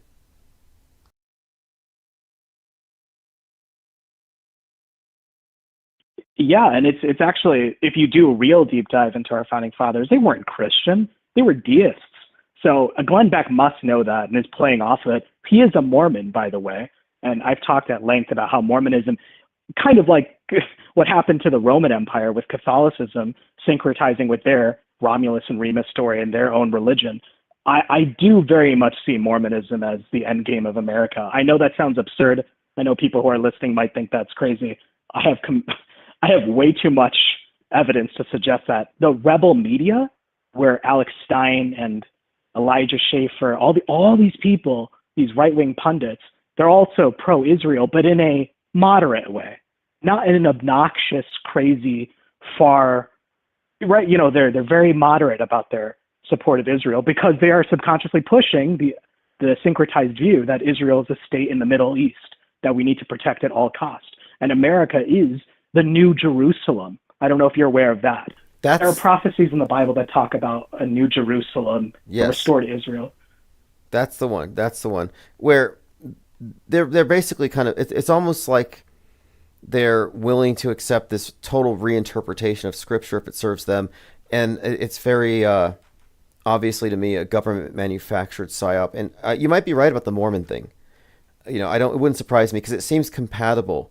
If we look at the different religions and which ones are compatible with this new age, Scientology, for example, Nasatology, Mormonism would fit. I mean, they're all going to stick around, I'm sure, but Mormonism might be a special vessel chosen because of its celestial kingdoms, and it does have outer space because its writings came out after the Copernican revolution, so it's not a pre-Copernican, pre-science religion. Yes.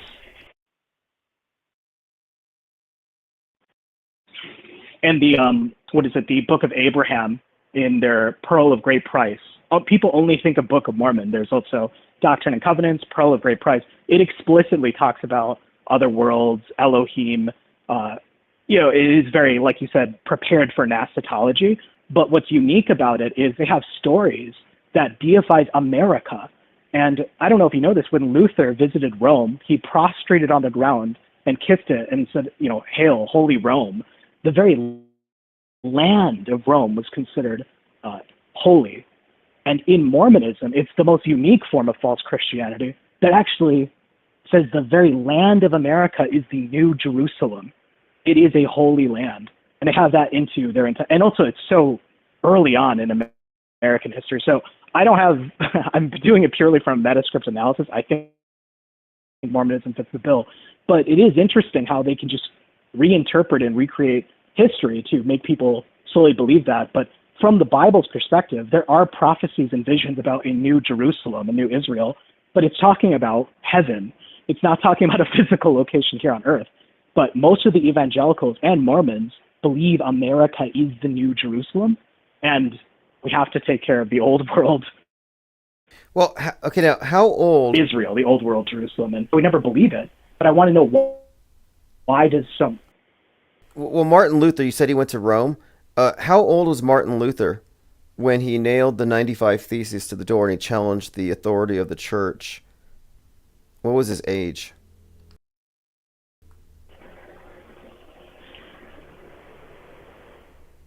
"33 years old, of course." Yeah, when... And yes. 33 years old, and on October 31st, when he nailed the 95 Theses to Wittenberg Castle. That's what October 31st, 1517, and he was 33 years old, and that was the start of the Protestant Reformation. Yeah, just another one of these historically significant figures who happens to be that age when a big schism, a dialectic is established. Probably not a coincidence.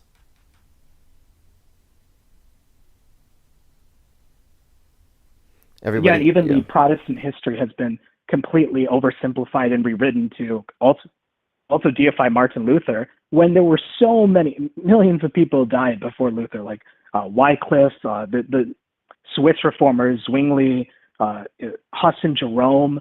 There are so many examples of people who had tried to get the scriptures out, who were then killed and burned at the stake and had their bodies scattered across. People who were, right, that's always been, but in high school or in American education or in pop culture, it's just oversimplified to Luther versus the church. So, a lot of that is cut out. And I think Luther himself was a Rosicrucian as well. And I don't, I'm not a Protestant. People think it's either, I think Catholic versus Protestant is another one of those controlled dialectics. Yeah, I think it's an interesting one because I look at, and I thought this was very clear in 2020, I think you could equate the mainstream mediation with like the mother church, and then the resistance to it, the anti-media, the conspiracy theorists, the anti-vaxxers are like the Protestant, where they're rejecting the media as the priesthood because they can just get the truth directly. They don't need the mediation of man and this establishment priesthood. So they reject the church, they reject the media, alt media, alt church, which means do your own research, do your own religion, do your own Bible. So I do think there's an interesting dialectic here with the establishment and the anti that I think is consistent with media, but I see it as also relevant in this Protestant versus Catholic dynamic. Well, when you identify the media and the anti-media, the Catholic versus Protestant, what I like to do is what's the similarity? What is the common assumption, the, if you will, stipulations between both groups? MSM versus MSM plus, both of them still believe the event actually occurred. Catholic versus Protestant, both of them believe in the Trinity. I don't know if you've read Luther's writings. He was a hardcore Trinitarian. He even killed a man named Michael Servetus for not agreeing with him on the Trinity. I'm sorry, not Luther, John Calvin. John Calvin did, but Luther agreed with Calvin. He actually lauded what Calvin did. John Calvin had Michael Servetus executed because he wrote tracts against the Trinity. So you start to realize, and then Islam is only one God, right? God doesn't have a son. God doesn't have a son. It's just him. Jesus was just a prophet. So is he Trinity or God doesn't have a son? In a weird way, it's synthesized with Mormonism. I'm not going to get into that kind of stuff, but you start, when you look at these two different views that are opposing, look at the assumed position. What is the stipulation that both of them universally agree on? Just must be true. And I believe the Trinity is a different God. It's a different God.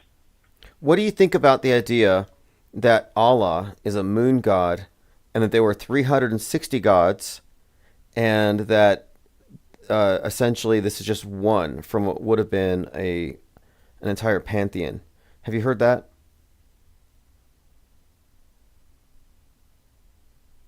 Yeah, Dr. Walter Weiss actually did a great discussion about the architecture of Islamic buildings as well as some of the Catholic buildings, and it's almost like moon worship versus sun worship. Exactly. When you look at the way these sanctuaries and buildings of worships are set up, and it's quite fascinating. And I mean, people scoff at this notion.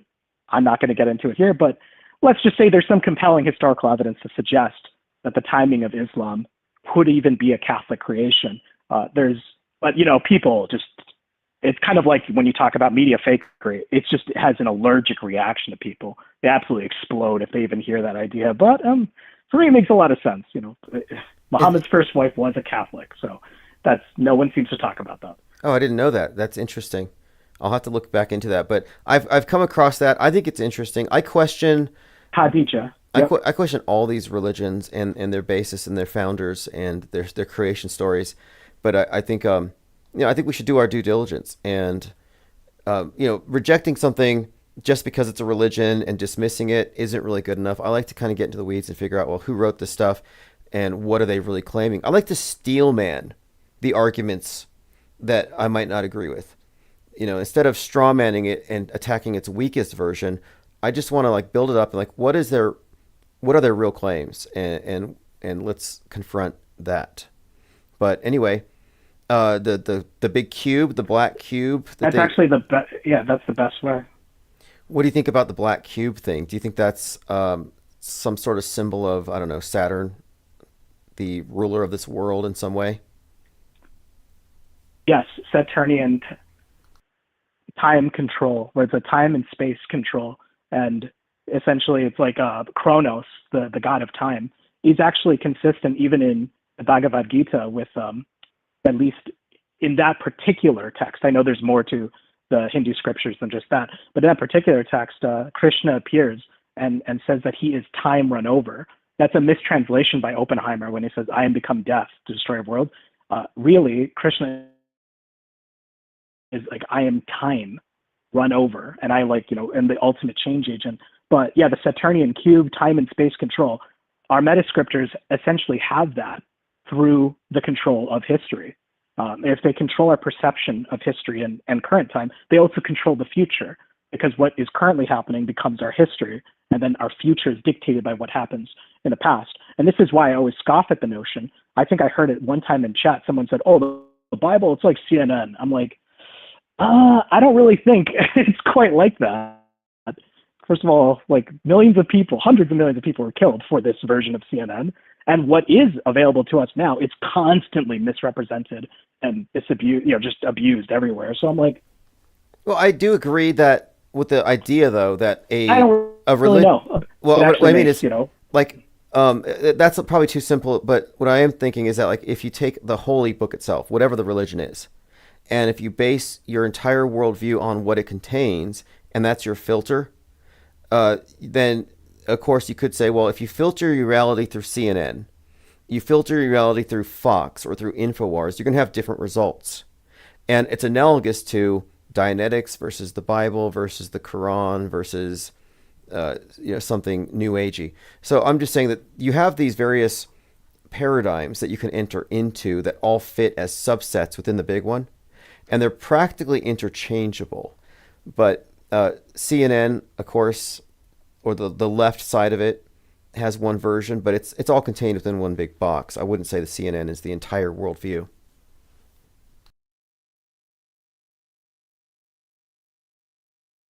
I was going to say, and steel manning the different religious paradigms is an excellent way of really understanding how what someone believes. When I read Dianetics or the Book of Mormon, I remove my presuppositions and go in as if I was a believer for that moment to understand the way they think, and then say, okay, if that's true, what is that leading towards? And, there's been South Park episodes on Scientology and on Book of Mormon. There's a musical even about it named, created by the creators of South Park. I don't base my interpretations on that. In like manner, it's like I wish people wouldn't base their interpretations of Christianity on Nick Fuentes or your Stu Peters, right? But to be fair, right? I know I'm talking about South Park, but there are world stage actors who are also giving just a totally absurd and or the Bible flat earthers as well. Like they just totally misrepresent what's there. I'm not saying. But isn't it subjective? Like, who gets to say that Stu Peters' faith is less serious or less valid than Nick Fuentes's or Glenn Beck's? Like, who gets to say? Are you there? Yeah. So what I'm asking is, who gets to decide which version is the correct one, and who gets to denounce everybody else? And there's this old joke about what's the definition of a cult? It's the church down the street from yours. And so, like, I just go to, like, everybody claims to have it down, and everybody else is wrong. And can we say, honestly, would it be accurate to say that Nick Fuentes is doing Christianity wrong? Candace Owens, wrong. Russell Brand, not a real Christian. Can we just make these blanket statements like that?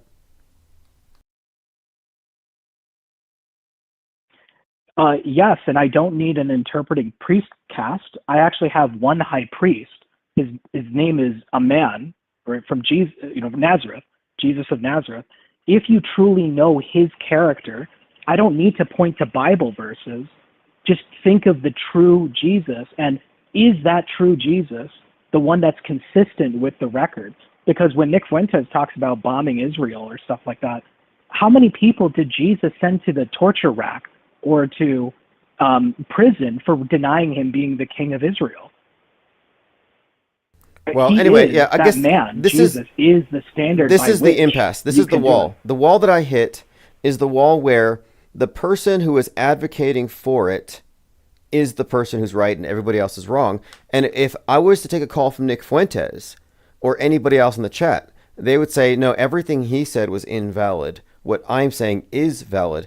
And so it's like everybody can claim to have the appeal to the right authority and to have the objective view, but ultimately with religion, we're talking about subjectivity. And this is also true for, and this is true for media too. Does anybody in media have an objective view? No.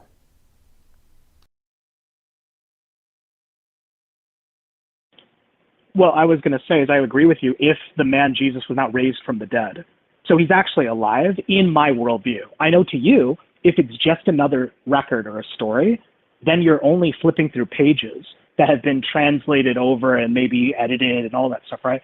The difference is I have this translated, edited script, right? But I also have, a man who was raised from the dead, and he doesn't speak to me like, with voices in my head. He speaks to me through his character. If you actually, I asked that question before, I don't know if it got through. How many people did Jesus send to the torture rack or to prison for denying him to be the king of Israel? Well, unless unless you delve into the infancy and the Apocrypha, where Jesus, as a kid, supposedly killed some kid who bumped into him, killed another kid who told him not to make the clay statues come to life. And I think there was a couple of other stories, putting kids in an oven, turning them into goats. But those stories aren't considered to be valid. Or the toddler Jesus taming the dragon in the cave. So we have all these other versions, but why aren't they considered to be valid? Well, they're not. Why aren't they considered to be valid? Because the authorities that assembled the book together eliminated them. To me, it could be arbitrary. I don't know if it's principled. That's my impasse. You see, that's my impasse. I don't think it's arbitrary. I don't think it was because of a committee or the Council of Nicaea. I think it's because that's a different Jesus. The Gospel of Thomas, for example, the very first line says, and these are the secret teachings of Jesus that he gave to Thomas of Didymus. But in the Gospel of John, Jesus told Caiaphas, in secret I have taught nothing. So they're two different Jesuses, but one is an apocryphal text, right? I don't care if the Council of Nicaea or any other groups, which, by the way, they did actually include some of the apocryphal texts in the King James Version in 1611. I don't care that it was also included or removed. It's just not the same Jesus. And I get you might say that's my interpretation. I'll just say that same question, how many people did Jesus kill? If you need to go to some apocryphal text and not the good news, that's kind of where it's like, okay, fine. That version of Jesus, I don't like. I totally reject. And it's totally inconsistent with everything else that's recorded. Who when he gave his Sermon on the Mount, bless those who curse you, resist not evil. I was mostly interested when I got into the Apocrypha. I was trying to understand Enoch. One of the last called The Kingdom of God is Within You. And he basically systematically shows that. Well, when it comes to the Apocrypha, what's your take on the Book of Enoch, for example? The Book of Enoch is non-canonical. It's not taught in churches, really. But do you think there's any validity to that general story about the Watchers and the fallen angels and their tampering with humankind?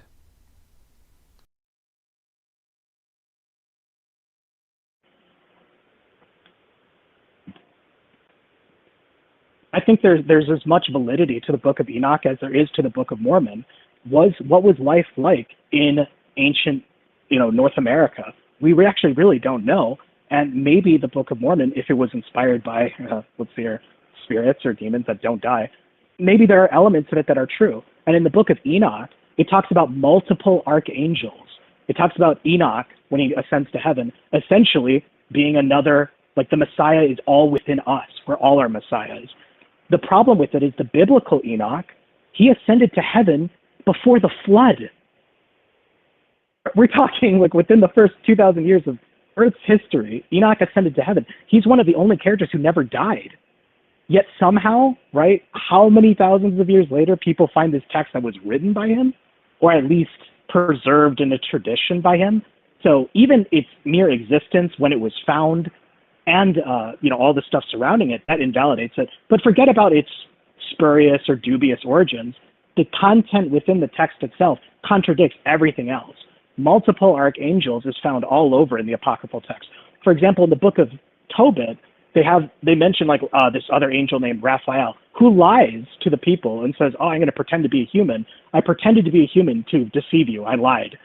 And at the end, they flee Nineveh because they say, we heard of this prophet named Jonah. Nineveh will surely be destroyed. I don't know if you know, in the book of Jonah, Nineveh was not destroyed because of Jonah's warning. In the Book of Mormon, the family of Lehi, they flee from Jerusalem because they hear the prophet Jeremiah. The problem is, in the Bible, the biblical prophet Jeremiah is called the weeping prophet because not a single person listened to what he said when Jerusalem was destroyed.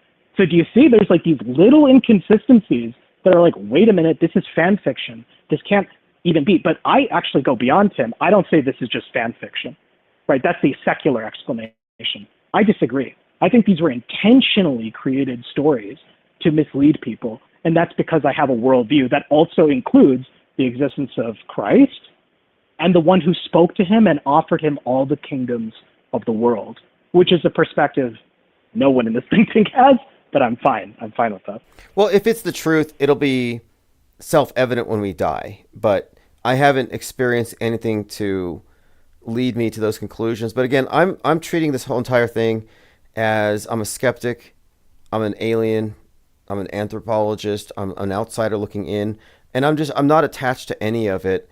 And I appreciate your perspective though, because it's nuanced and we need the information. And I appreciate your honesty. Listen, I appreciate your honesty, because I'll tell you, I appreciate and value atheists far more than fake Christians like your Jordan Petersons, your Glenn Becks or J.D. Vances. These people who use it like a tool, like an instrument. They are infinitely worse than honest atheists who just say, it's just a bunch of Middle Eastern fairy tales. That's fine. I'm okay with that. Yeah, these people are lukewarm. That's cynical. That's cynical the way that these clickbait Christians or these performative Christians do it for the clicks and the influence, ultimately for greed and political ends. Like it's a huge griftianity when they use it.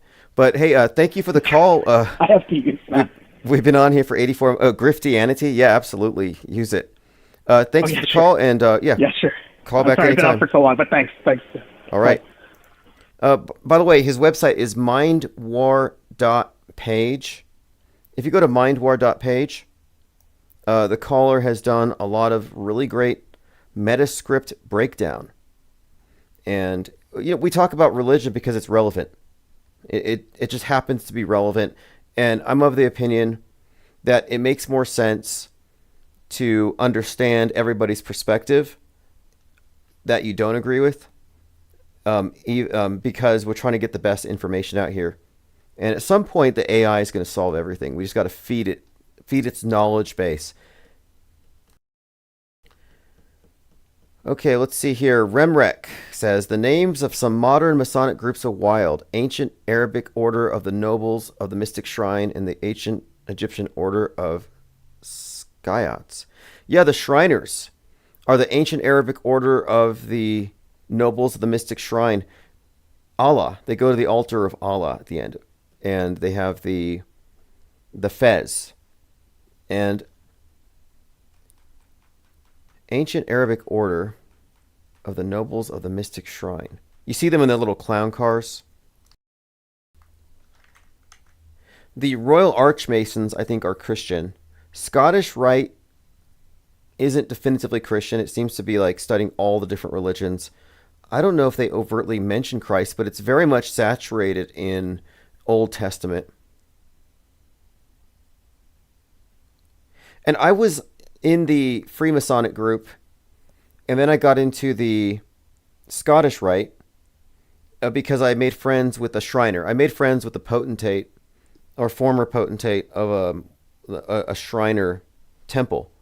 And we met through another is a public speaking club. So like I was mortified about public speaking, and I took this class. There's this group they met at this restaurant. It was called Toastmasters. So I'd write these speeches, and 3 or 4 people would give a speech, and everybody else would just be having breakfast. So it was this entertaining thing I did for a while, where I'd write speeches and present them, and then everybody in the audience, the participants, would critique you, and you'd go home with an envelope full of critiques, and it was pretty helpful. But there I met someone, and we got to talking. He had this gold necklace, and it had a 7-7 and a horseshoe or something like that. And we got to talking. I found out he was a former potentate of the Shriner, and as we got talking, he offered to sign me in. But I had to first go through the Scottish Rite, because at that time you couldn't get into the shrine unless you had become 32nd degree. Now they might have dropped that requirement because the membership levels are so low, but I went at this temple in Santa Fe, so I went through the Scottish Rite, and I could have gone into the shrine, but I didn't for a few reasons. But mainly, my point being is that the lore, the Masonic lore, from the Blue Lodge through Scottish Rite, it's a bunch of plays. It's all theater. And it all is derived from the Bible. It's all biblical stuff. If I was a believer, I might have had a problem with it. I don't know what I would have thought. I was just interested in, trying to understand it. But yeah, its entire body of symbolism and its plays, its theater, it's all just basically Old Testament. Ted Stryker says the Shriner commercials with sick kids is sad, but it's also annoying at commercial breaks. Well, the Shriners do a lot of charity work, but specifically burn hospitals. So they do a lot of really good work. I went to a shrine circus once, and I saw some of their handshakes, which aren't the normal Masonic grips that you see politicians doing. Their grips are a little more elaborate. Cygirl says, Phil Collins did a whole video boosting his free Masonic membership. Ollie Goering says, Tim almost had to put a pudding cup on his head. I've heard of the Royal Order of Jesters. In fact, I knew somebody whose husband was a part of it, and I've seen some exposés on what these groups do. And I can't say it's true for all of them, but there was this expose I saw on some group where, yeah, they're just going to lodge, but they're actually going out and having extra marital affairs and parties and stuff. I don't know if that's the case everywhere. Order of the Eastern Star, says Cygirl. I have some interesting theories about that one. I mean, and the significance of the Order of the Eastern Star, which is the female Masons. And then you have the youth, you have the Rainbow Girls and the De Molay.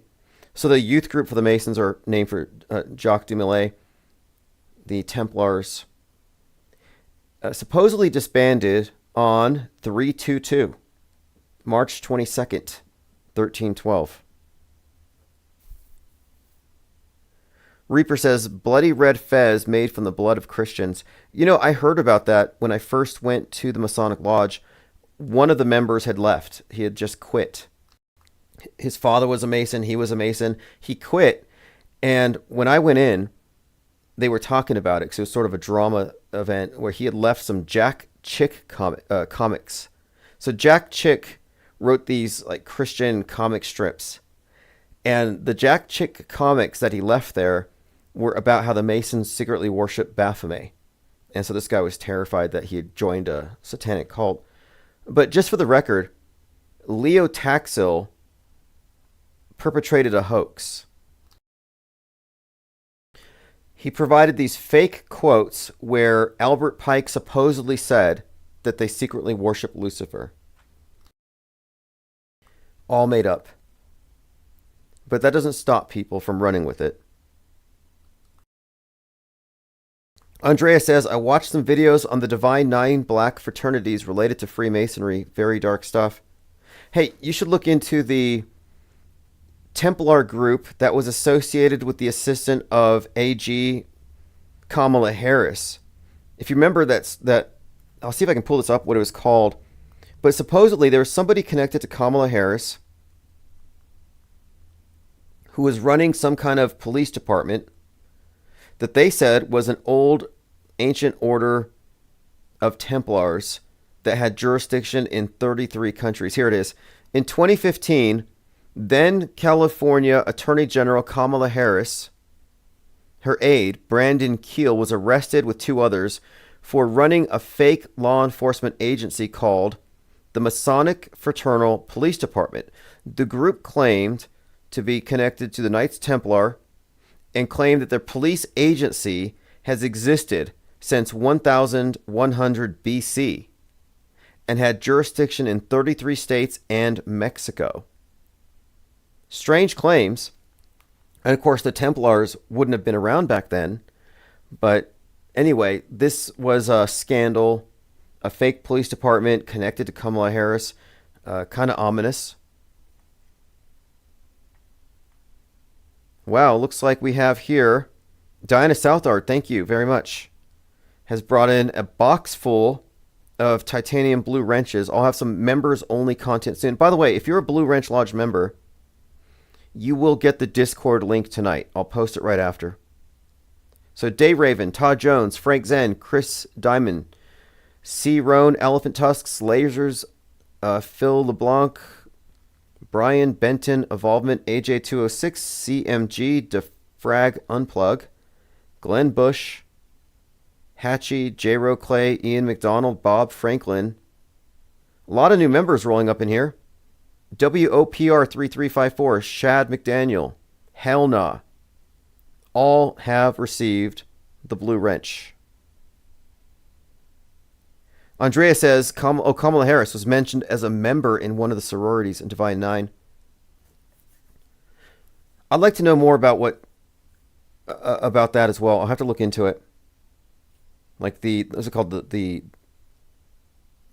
Prince Hall Masons, but then you have the Skull and Bones, and then there's this other group.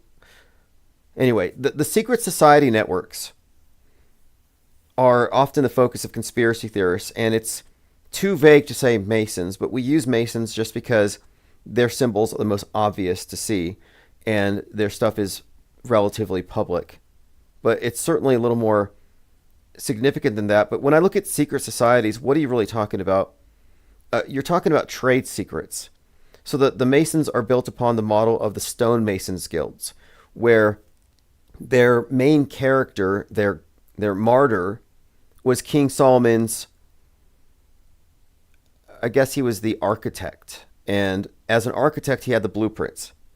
And 3 assassins came to get the blueprints. He wouldn't give it up, so they killed him. So the whole thing about secrecy, and they prize secrecy, is because these trade secrets are what they protect. And then what are the trade secrets? Well, the trade secrets are interchangeable. We're talking about a structure for setting up security clearances and then having these stratified layers separated by initiation oaths and special secret words and secret handshakes in order to compartmentalize the information and to keep secrets. So you could have a lot of people working on a big project with only a handful, relatively, knowing the full agenda or having the blueprints. So when we're talking about the metascript, we're really talking about the blueprint. What is the blueprint for the 20th century, the 21st century? And this blueprint is something that you won't have access to because you haven't moved up in the guild. You haven't moved up all the degrees to where you've been entrusted with these secrets. And I would argue that today, if you wanted to draw a line between the initiated and the uninitiated, it's really not about belonging to these archaic clubs. It's about intelligence agencies and how much in the know you are security clearance wise about these various secrets about how things really operate. Yeah, Lean Dion, the Boule. That's the one.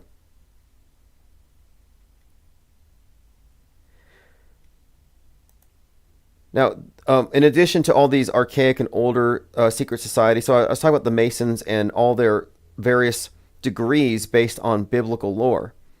But the OTO, which is the Order Templar Orientis, and again, these are overlapping groups, but they have different nomenclature, different symbols and trappings. So the New Age group OTO, Alistair Crowley is one of its famous members, Jack Parsons, they didn't really go with the biblical stuff. Theirs was more about the Egyptian.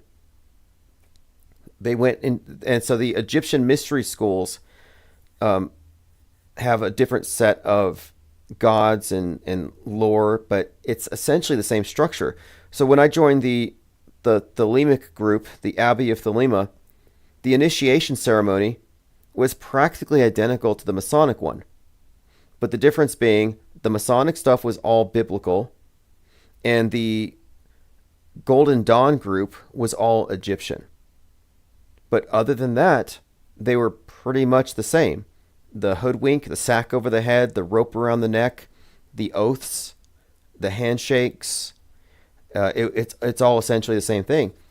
In fact, I remember thinking when I went to the Masonic group, thinking I wasn't let down, but I remember being very much aware that what mainstream Masons get as far as their rituals and their ceremonies is watered down and stripped of anything overtly connected to its true origins. Like, I think they're actually kind of, like, say, the hoodwink idea is you go in with a bag over your head, a wool sack, and it represents that you're ignorant until they take the wool over your eyes, and you see the light, which are the candles lit on the altar in the room full of people that you now know are part of this club. So they show you the light. You're initiated.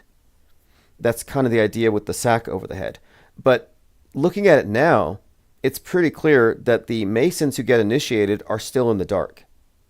And Albert Pike did say this. He did say that lower level Masons are purposefully misled. And I think this is true when it comes to the PSYOP entertainment complex.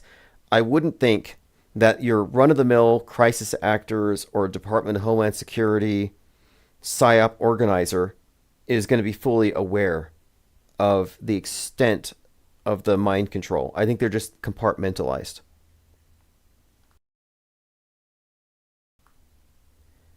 Jamarian May says, are you excited about June 11th? Yes. Yes, I am. June 11th seems to be very promising. Because, see, we have something going for us right now that we didn't have in the year 2000. In the year 2000, we're just happy-go-lucky, living our lives. News is just reporting what happens. And then in 2001, some really bad news happened. And then we started scrambling to figure out the cause of it, and various interpretations were leaked out there for people to pick up on. But at the time, nobody who wasn't in the club or part of the orchestration would have known what was coming. But if we knew then what we knew now, we would have been, this wouldn't have been possible because we wouldn't have chat rooms and everything else organized at this level. But we would have said, hey, look, it seems like if you look at the big picture, we have been fed a steady diet of terrorism, Middle Eastern terrorists, planes crashing in buildings, a lot of exploding planes and jet fuel. We were prepared. Our imaginations were saturated. The culture was saturated. The entertainment, the games, the books. We were prepared for 9/11 to interpret it in the way that they told us. But we weren't, at that time, cognizant of media fakery. It wasn't a widespread understanding. Conspiracy theorists were completely just lost in their different rabbit trails. But this is different. So now we're coming up upon, like we did with 2020, we saw it coming. We were looking at Seattle as ground zero when 3/11 was declared a pandemic. Similarly, this 6/11 has an analogous buildup with regards to predictive and concurrent programming, connecting it to a narrative in which a domestic violent extremist 9/11 event happens.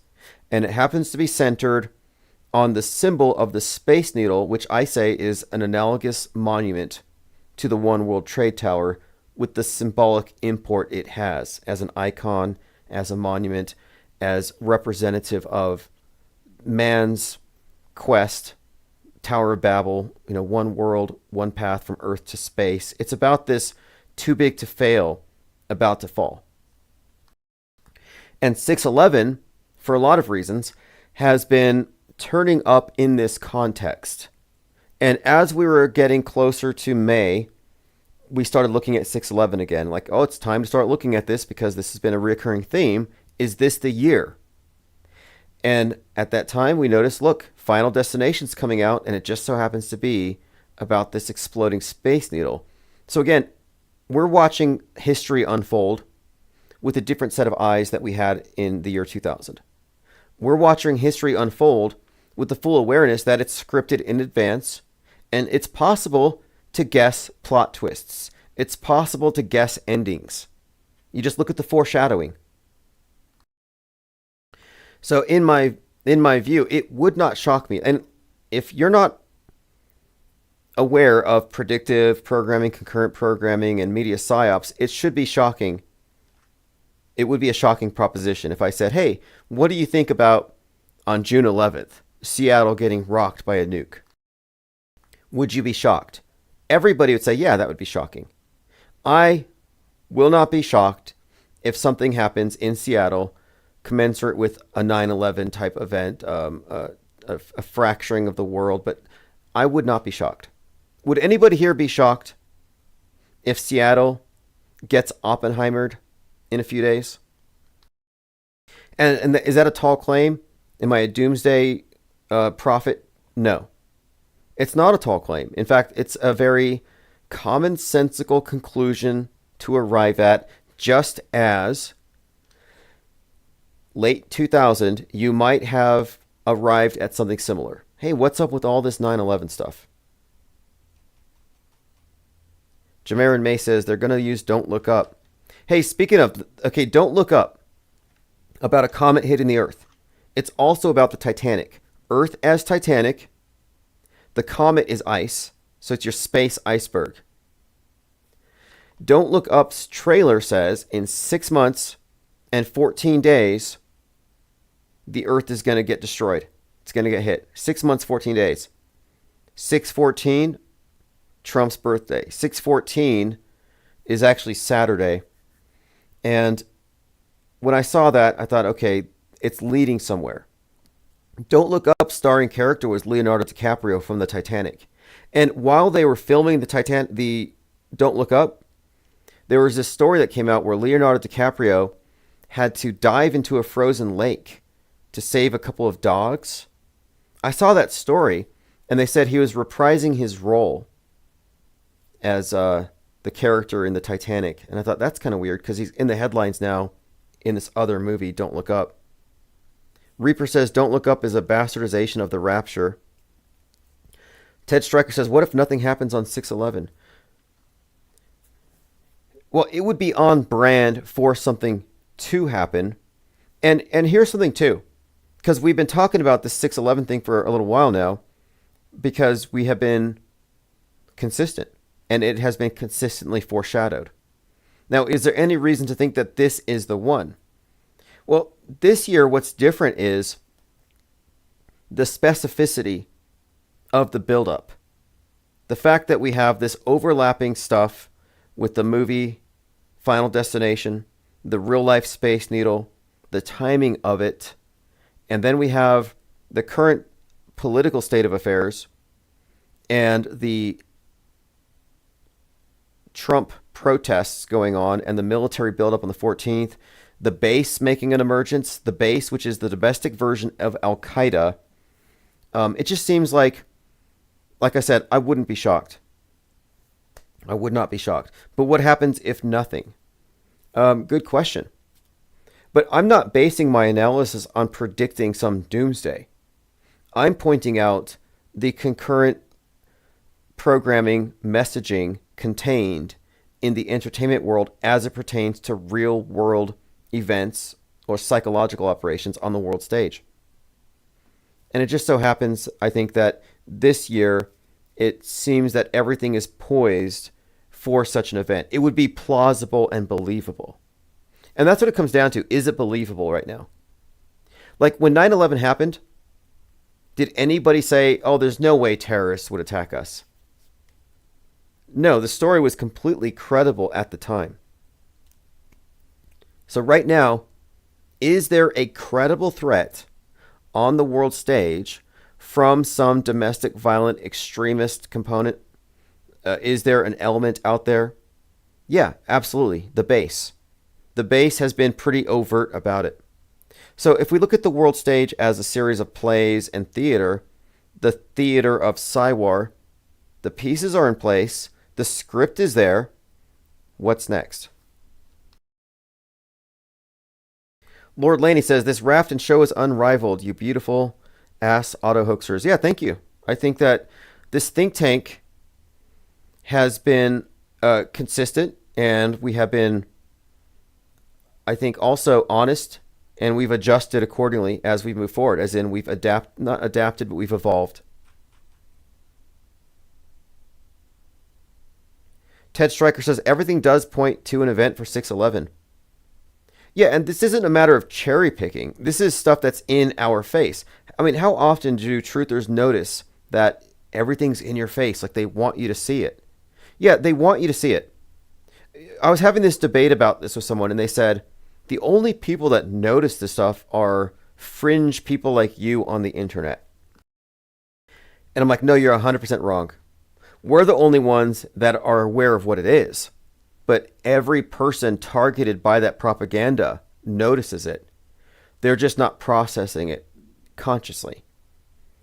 but it doesn't require your conscious consent. You just have to be exposed to it. Let me play this clip. This is something that someone posted. They gave a shout out to Jurassic Liars. Okay, here we go.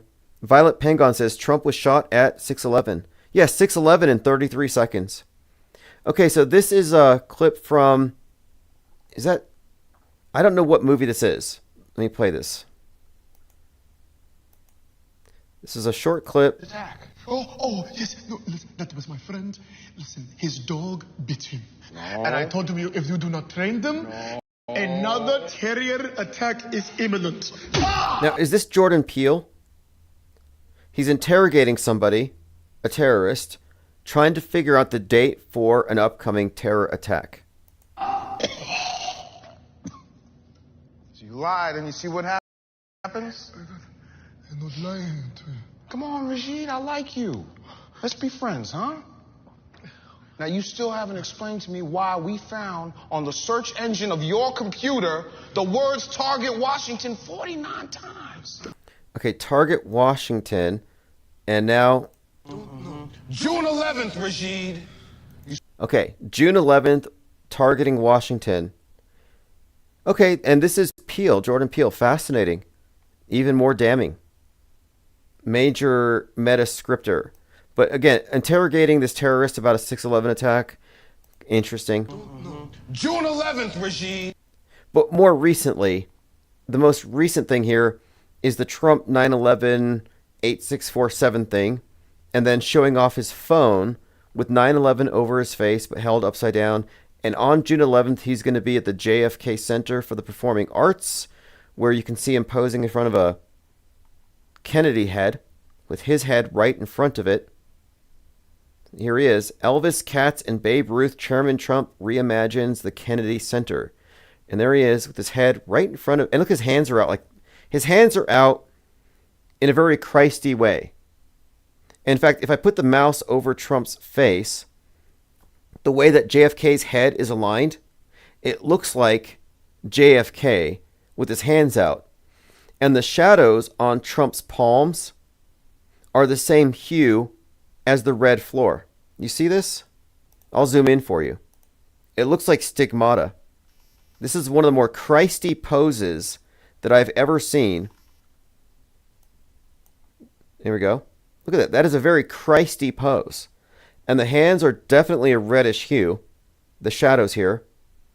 And again, JFK's head is perfectly positioned to be Trump's head, albeit a little bit larger. What the hell? So that show is called Key and Peele. We'll have to look into it. Jordan Peele, Nope, Get Out. What's the other one? There's a few Jordan Peeles that are must-watches. Michelle K says the red carpet is interesting. Well, yeah, and the fact that he's going to be in a place referencing Kennedy on June 11th connects June 11th again to the head wound thing. And if you remember, he shot at 6:11 in the head, p.m. Now, that wasn't a June 11th, but it was 6:11. And, of course, 84 days later, at 6:11, they have a moment of silence. So these numbers are being force memed out there.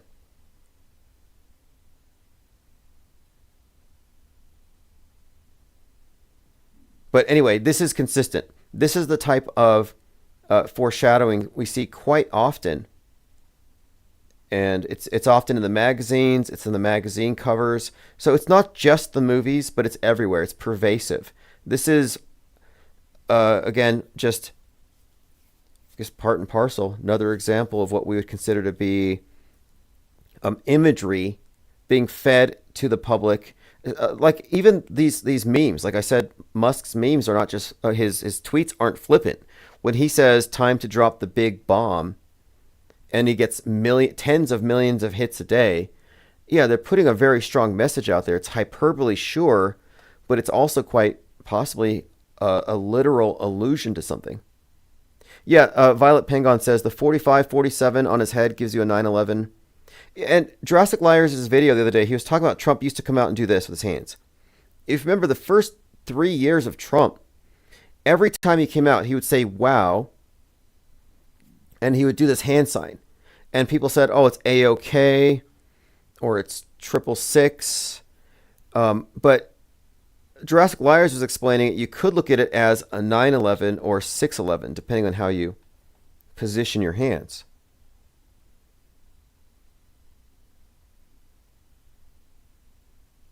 Other examples, again, 11-6 is also 611, 11-6.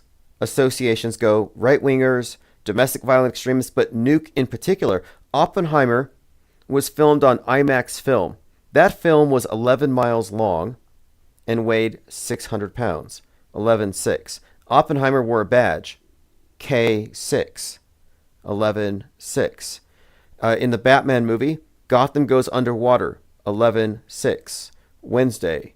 In fact, I think he says, in the trailer for that, I think he says Wednesday, November the 6th, Gotham is underwater. And of course, this came out March 4th, 2022, the day that Joker, the Boston bomber, had his death penalty reinstated. And it was the Riddler that set off his online extremists to blow up the dam. Okay, listen to this. A key line from the ending monologue of the Batman 2022. Wednesday, 11-6, the city is underwater. And then Batman's up to his waist in water holding a torch. But Wednesday, 11-6, well, this Wednesday is 6-11. Violet Pengon says, 116 drones destroy nuclear jets. Russia's Pearl Harbor. Ooh, nice one. And this is this type of code, like, hey, 116, 611. What about 16? January 6th. 16 is obviously a very significant number in this context. 16, January 6th, insurrection. Waco. Again, we talked about Waco, American Apocalypse, Trump kicking off his campaign in Waco, Waco kicking off Alex Jones, and McVeigh, who did the 419 terror attack, was executed on 6/11. But Waco was raided over 1.6 million rounds. And then Alex Jones, radicalized by Waco, years later, after pushing this narrative that the government's going to take the guns and you need guns to fight the government, he goes on Piers Morgan and he says the DHS just bought 1.6 billion rounds of hollow points to get the Patriots. So 1776 will commence again if you try to take the guns. So again, you have this 16. And where was Alex Jones on 16? And then, of course, Dominion, the company that did the election, their machines were criticized as being compromised by Fox or on Fox. Fox was sued $1.6 billion. So I mapped it out at the time, but I had seen that 16 had seemed to be this code for the insurrection as far back as Waco. And there are other key numbers and codes here that you could get into that connect all this stuff, but the dates, the numbers, these are all clues that show that the script is internally consistent.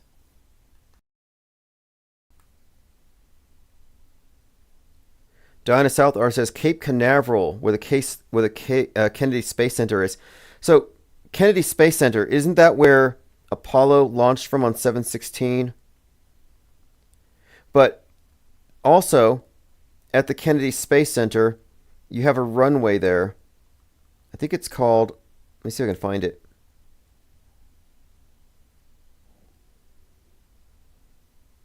I'll dig into this later, but yes, we have to. The Kennedy stuff is always a big clue here. Q Shaman has been getting real weird lately in X, says Lean Dion. I saw that. Q Shaman's not being taken seriously by anybody. His 15 minutes of fame, long over. He had a sign that said, Q sent me. He was the face of the insurrection, and he's never divulged who Q was. I mean, the guy's an actor. And I believe that he lived in the same neighborhood as Ray Epps. You know, Ray Epps, the Fed, the designated Fed. I mean, they were all Feds, calling each other Feds. But the Q Shaman is the least believable characters of all. But I have seen him. He is getting into weird word salads about, what he's always been about. He's always been kind of new agey. I think he's on shrooms. Living up to his name, though. All right, so we talked about this already. Protesters and rioters clashing with police, so we'll follow that story. If you subscribe at infiniteplane.live, I'm doing a painting a day in the mornings. The IPS morning deprogram, where I just sit out and I do still lives.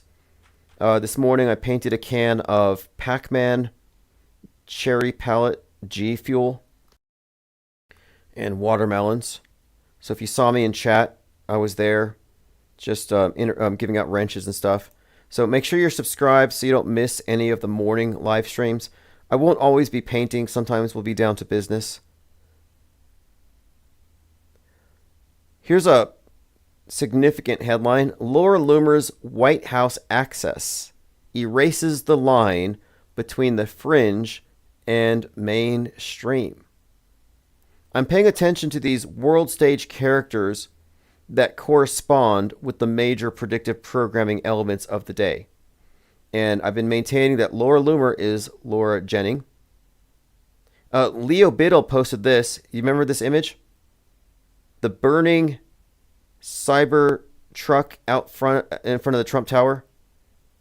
He says, "It's just crazy talk imagining anyone could have predicted this would be appearing in our daily visual programming. Don't mind me, I'm just a crazy person." Yeah, I would consider this to be a good example of foreshadowing. And the Cybertruck was introduced in Los Angeles in November of 2019. Blade Runner had the Cybertrucks in it, and Blade Runner is credited with being the source for this truck's design by some. But Blade Runner was actually set in 2019 Los Angeles. Again, here's Donald Trump's 611 phone. Elon Musk threatens to decommission SpaceX capsule, a key space station link after Trump attack. So here's another thing. We have been talking about the significance of the Space Needle and the space station being consistently tied together. Just case in point, Century Project, $100 million. I talked about that. Well, there's a show called The 100.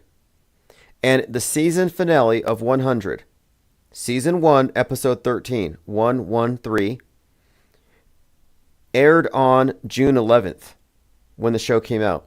Season finale, June 11th, the space station explodes. And in that episode, they actually have in the background a painting of the Tower of Babel. But one of the main characters in the 100 is also in Final Destination Bloodlines. So he's in other words, in a show, he's connecting the Space Needle and the space station, and the date 611 is kind of encoded into one of these roles. And of course, 100, Century Project. These things are integrated. If you can look at the space station as being another representative of the Tower of Babel concept.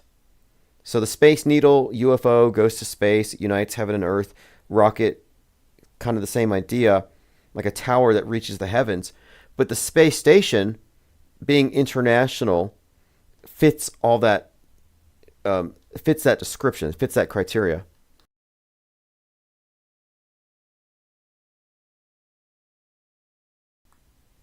Gross. Jamarian May says, a woman ended her marriage to blank the Q shaman. Well, hopefully he doesn't reproduce. You know, the guy's an actor. I don't think that it was ever anything more than an intelligence agent designed to make people look crazy. All right, I'm going through my Twitter feed right now. You can follow me at IPS Think Tank. No Kings. So this is a nationwide protest, June 14th. This is on Saturday. And I did a search as a website for it. They're organizing in every major city. No Kings, 614. Denver, Colorado, Broomfield, Westminster, North Glen. This is just the Denver side. And you see Trump with the crown on his head. Now, why is this significant? We have the French Revolution stuff kind of encoded into the story that we talked about earlier. It was also in the Paris Olympics. But the JFK assassination story, as conveyed in King Kill 33, like you have the above ground on the news, he's shot and killed by this Lee Harvey Oswald lone gunman. But the subtext contains elements of this killing of the king ritual described in James Fraser's Golden Bow, which has to do with the death of Osiris, this agrarian god of death and resurrection. So King Kill 33, this article is just saying that the real story of the death of JFK was the killing of a king. Now, the association of Trump and JFK has been cemented through the whole Q movement. They have already, and I was just showing you a little while ago, the image from the Kennedy Center. So you see the association here. The King of Camelot, killing of the king, King Kill 33, blatantly associated here with Trump. And then a few days ago on Drudge, he's put on the cover of Drudge with a crown, weirdly of corn tortilla tacos, which seems ludicrous and part of this meme where they were calling him taco. But if you look at the killing of the king ceremony described by Fraser Golden Bow and Osiris, well, Osiris is a corn god, grain. So there might be a deeper subtext here, I've been saying. I don't look at anything here as flippant if it's mainstreamed. So this king stuff, again, it's just part of the buildup. Jamarian says Musk is a bot like Biden. Wouldn't shock me. They're claiming that he was punched by somebody that after he ran into the guy with his arm, like a rugby player.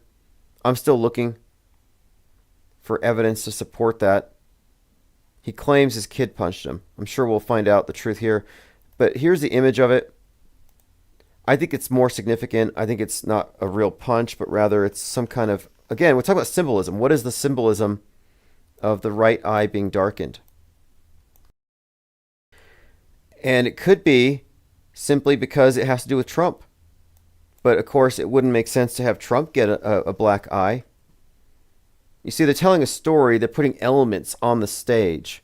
And this could just be a way of getting that particular element on the stage. Lean Dion says Corn Pop was a bad dude. Yeah, that story. I'm so glad that nightmare's over. I mean, sorry, but I know it's entertaining, the PSYOP entertainment complex, but the whole Biden thing was just cringe, top to bottom.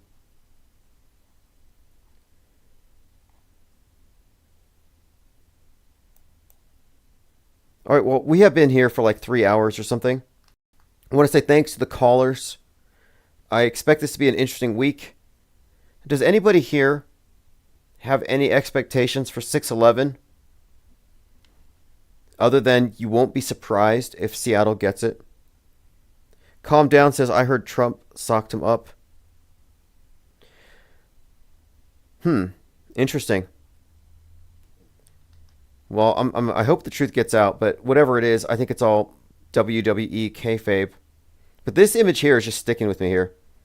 Trump in the Kennedy Center, superimposed. I mean, this is intentional. Why would you take that shot? And then when Musk is there with the black eye, he's adjacent to a bust of Abraham Lincoln. And in that particular bust, which is in the Oval Office, Lincoln's head is looking down. So I'm like, that's kind of ominous. And then right behind Trump is that miniature of the statue of the soldiers raising the flag, which is the same shot that was used in Butler when he does the fight, fight, fight fist. That's actually, the Secret Service agents are huddled around him, And the flag's right behind his head. And it looks like they're reenacting that particular scene. Violet says, I hope something happens and so many things could... Yeah, look, I'm just suggesting here it would be on brand and consistent to use that date. It would still make sense if it happens tonight or tomorrow. But the branding of it, 6/11, is completely consistent. Angst G says 2,000 National Guard troops being sent to LA to deal with the ICE protesters. And here's another thing. Is look at the buildup. Are we seeing a buildup? Like, in other words, is the stage being set to where it's plausible and believable for such a scenario to occur? And look at the big picture, the gestalt. You got the volcanoes, the volcanic activity. You have the base, the white Al-Qaeda brought up. You have the riots and protests happening. No kings, the military parade. And then you have the backdrop of the movies, the Symbolism, the most popular movie, Final Destination, the Space Needle blowing up. So if you look at the big picture, the imagery as we've been fed, we've been interpreting this stuff as we have before, it seems consistent. Just like last year, we were talking about Trump getting shot when Butler happened, on that day, leading up to that day. Calm Down says, did you watch the protests in Paramount? Total crisis actors and provocateurs too obvious. Right. I meant to bring this up when Jurassic was on the phone. You had that presidential candidate in Colombia just shot, and it looks totally fake to me. Jay Digg says 33 years after the 92 LA riots.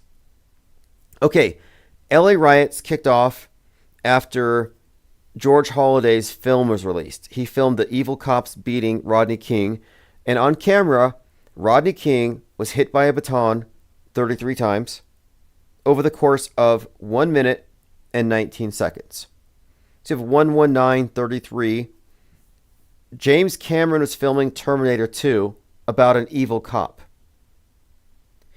And the guy, George Holiday, was filming James Cameron filming Terminator 2. On his way home, he sees the beating, which he records, and then the riots kick off. So this has me attach James Cameron to the LA riots as a likely metascriptor in this scenario. And I have more reason to think so now after looking at Avatar 2 in relation to the Atlanta Cop City riots. Atlanta and the Cop City riots correspond strongly to Avatar 2, Way of Water, with these Atlantean-type Na'vi fighting the Marines like cops. It mirrored it perfectly. But also James Cameron is consistently associated with these psyops, but also these same numbers. Like, James Cameron lived in a $33 million mansion, during which time he went down to visit the Titanic 33 times. One of those times was on 9/11, 2001. But this 33 thing is a consistent pattern, like construction to destruction, Twin Towers, 33 years.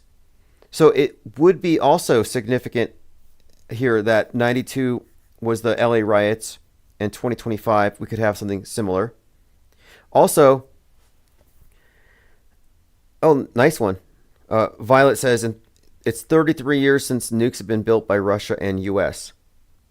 Well, a missing nuke situation is called a broken arrow, and there have been 32 broken arrow events. So we've been waiting for this 33rd broken arrow. A missing nuke, something stolen, something unaccounted for.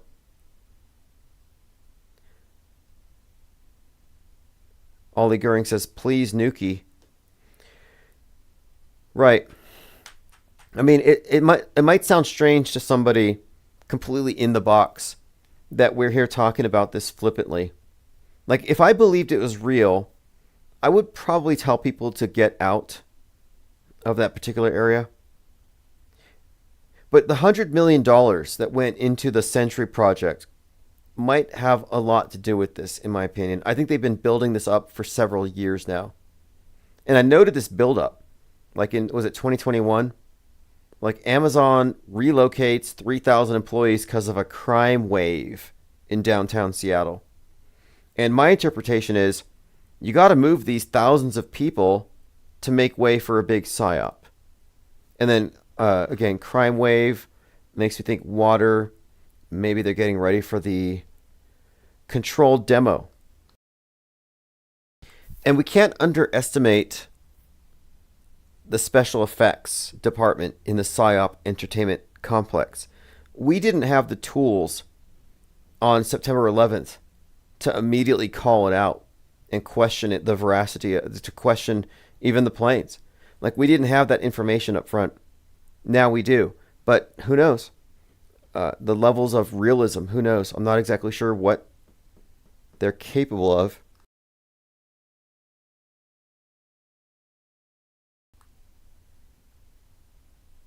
Jay Diggs, good point. They never found that fertilizer that fell out of the train.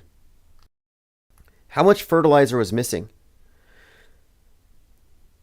And again, that's a callback to the Oklahoma City bombing. And the Oklahoma City bombing, 4/19, Waco's anniversary, that was brought back to us. It was referenced with Maxwell Azrello on 4/19 outside the Trump courthouse setting himself on fire, kind of like how Dave Koresh was incinerated on 4/19.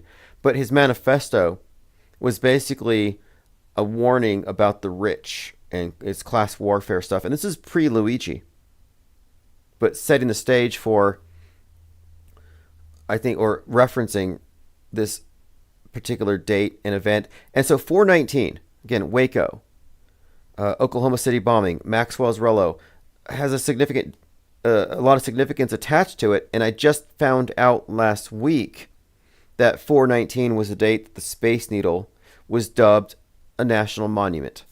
So now you can see why I'm saying it's significant and consistent.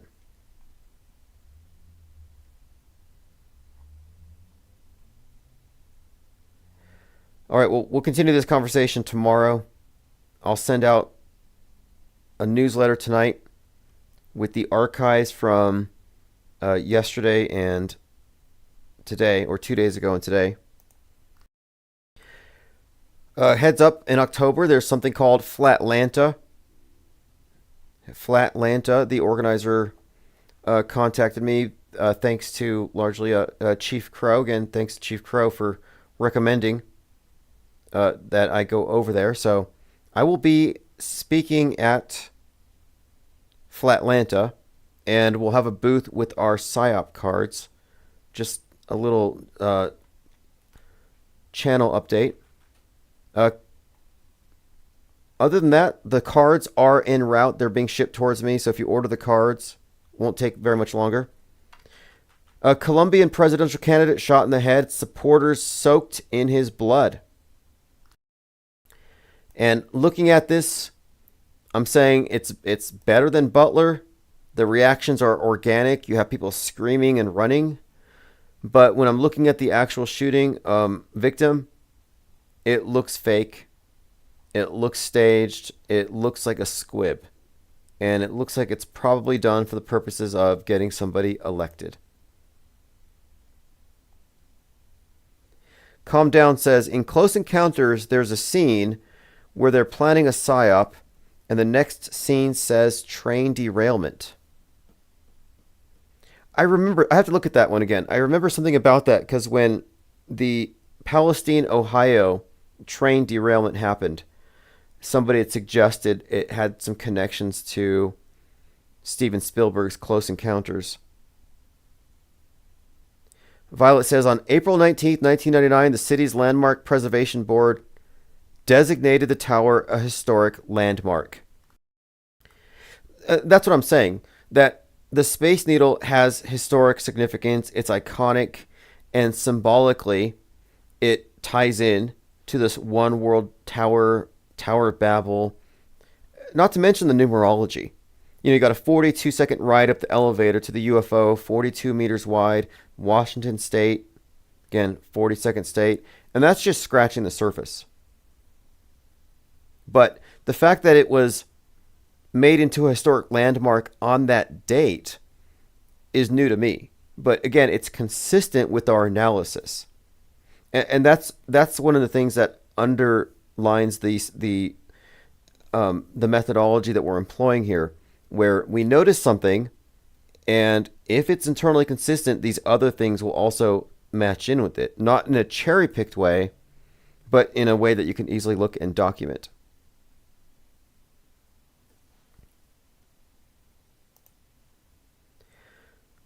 All right, well, let me go ahead and post a link here so you can subscribe to the newsletter. It's going to be an interesting week. I'm definitely going to be live June 11th in the morning and in the evening. Probably I'll do morning, early afternoon, and then later in the evening. And we will do a thorough analysis of whatever does or does not happen. And you know my stance on it. It's not about predicting specific dates, because we're just reading history as it's performed, and we're making inferences based on logic and reason, and the notion that a script has a certain structure that offers some predictability if you know it's a script. So we shall see. Interesting times ahead. Thank you, everyone, for your patience, sticking around, and supporting this channel. And we'll continue this later on. This has been a great infinite plane Saturday. This is One-Eyed Jack in the Shells, Pope Elon. Have a great evening. Die, then why not Mars? Okay. You know, if we're born on Earth, why not die on Mars? Seems like maybe it'd be quite exciting. But so I think, given the choice of dying on Earth or dying on Mars, I'd say, yeah, sure, I'll die on Mars.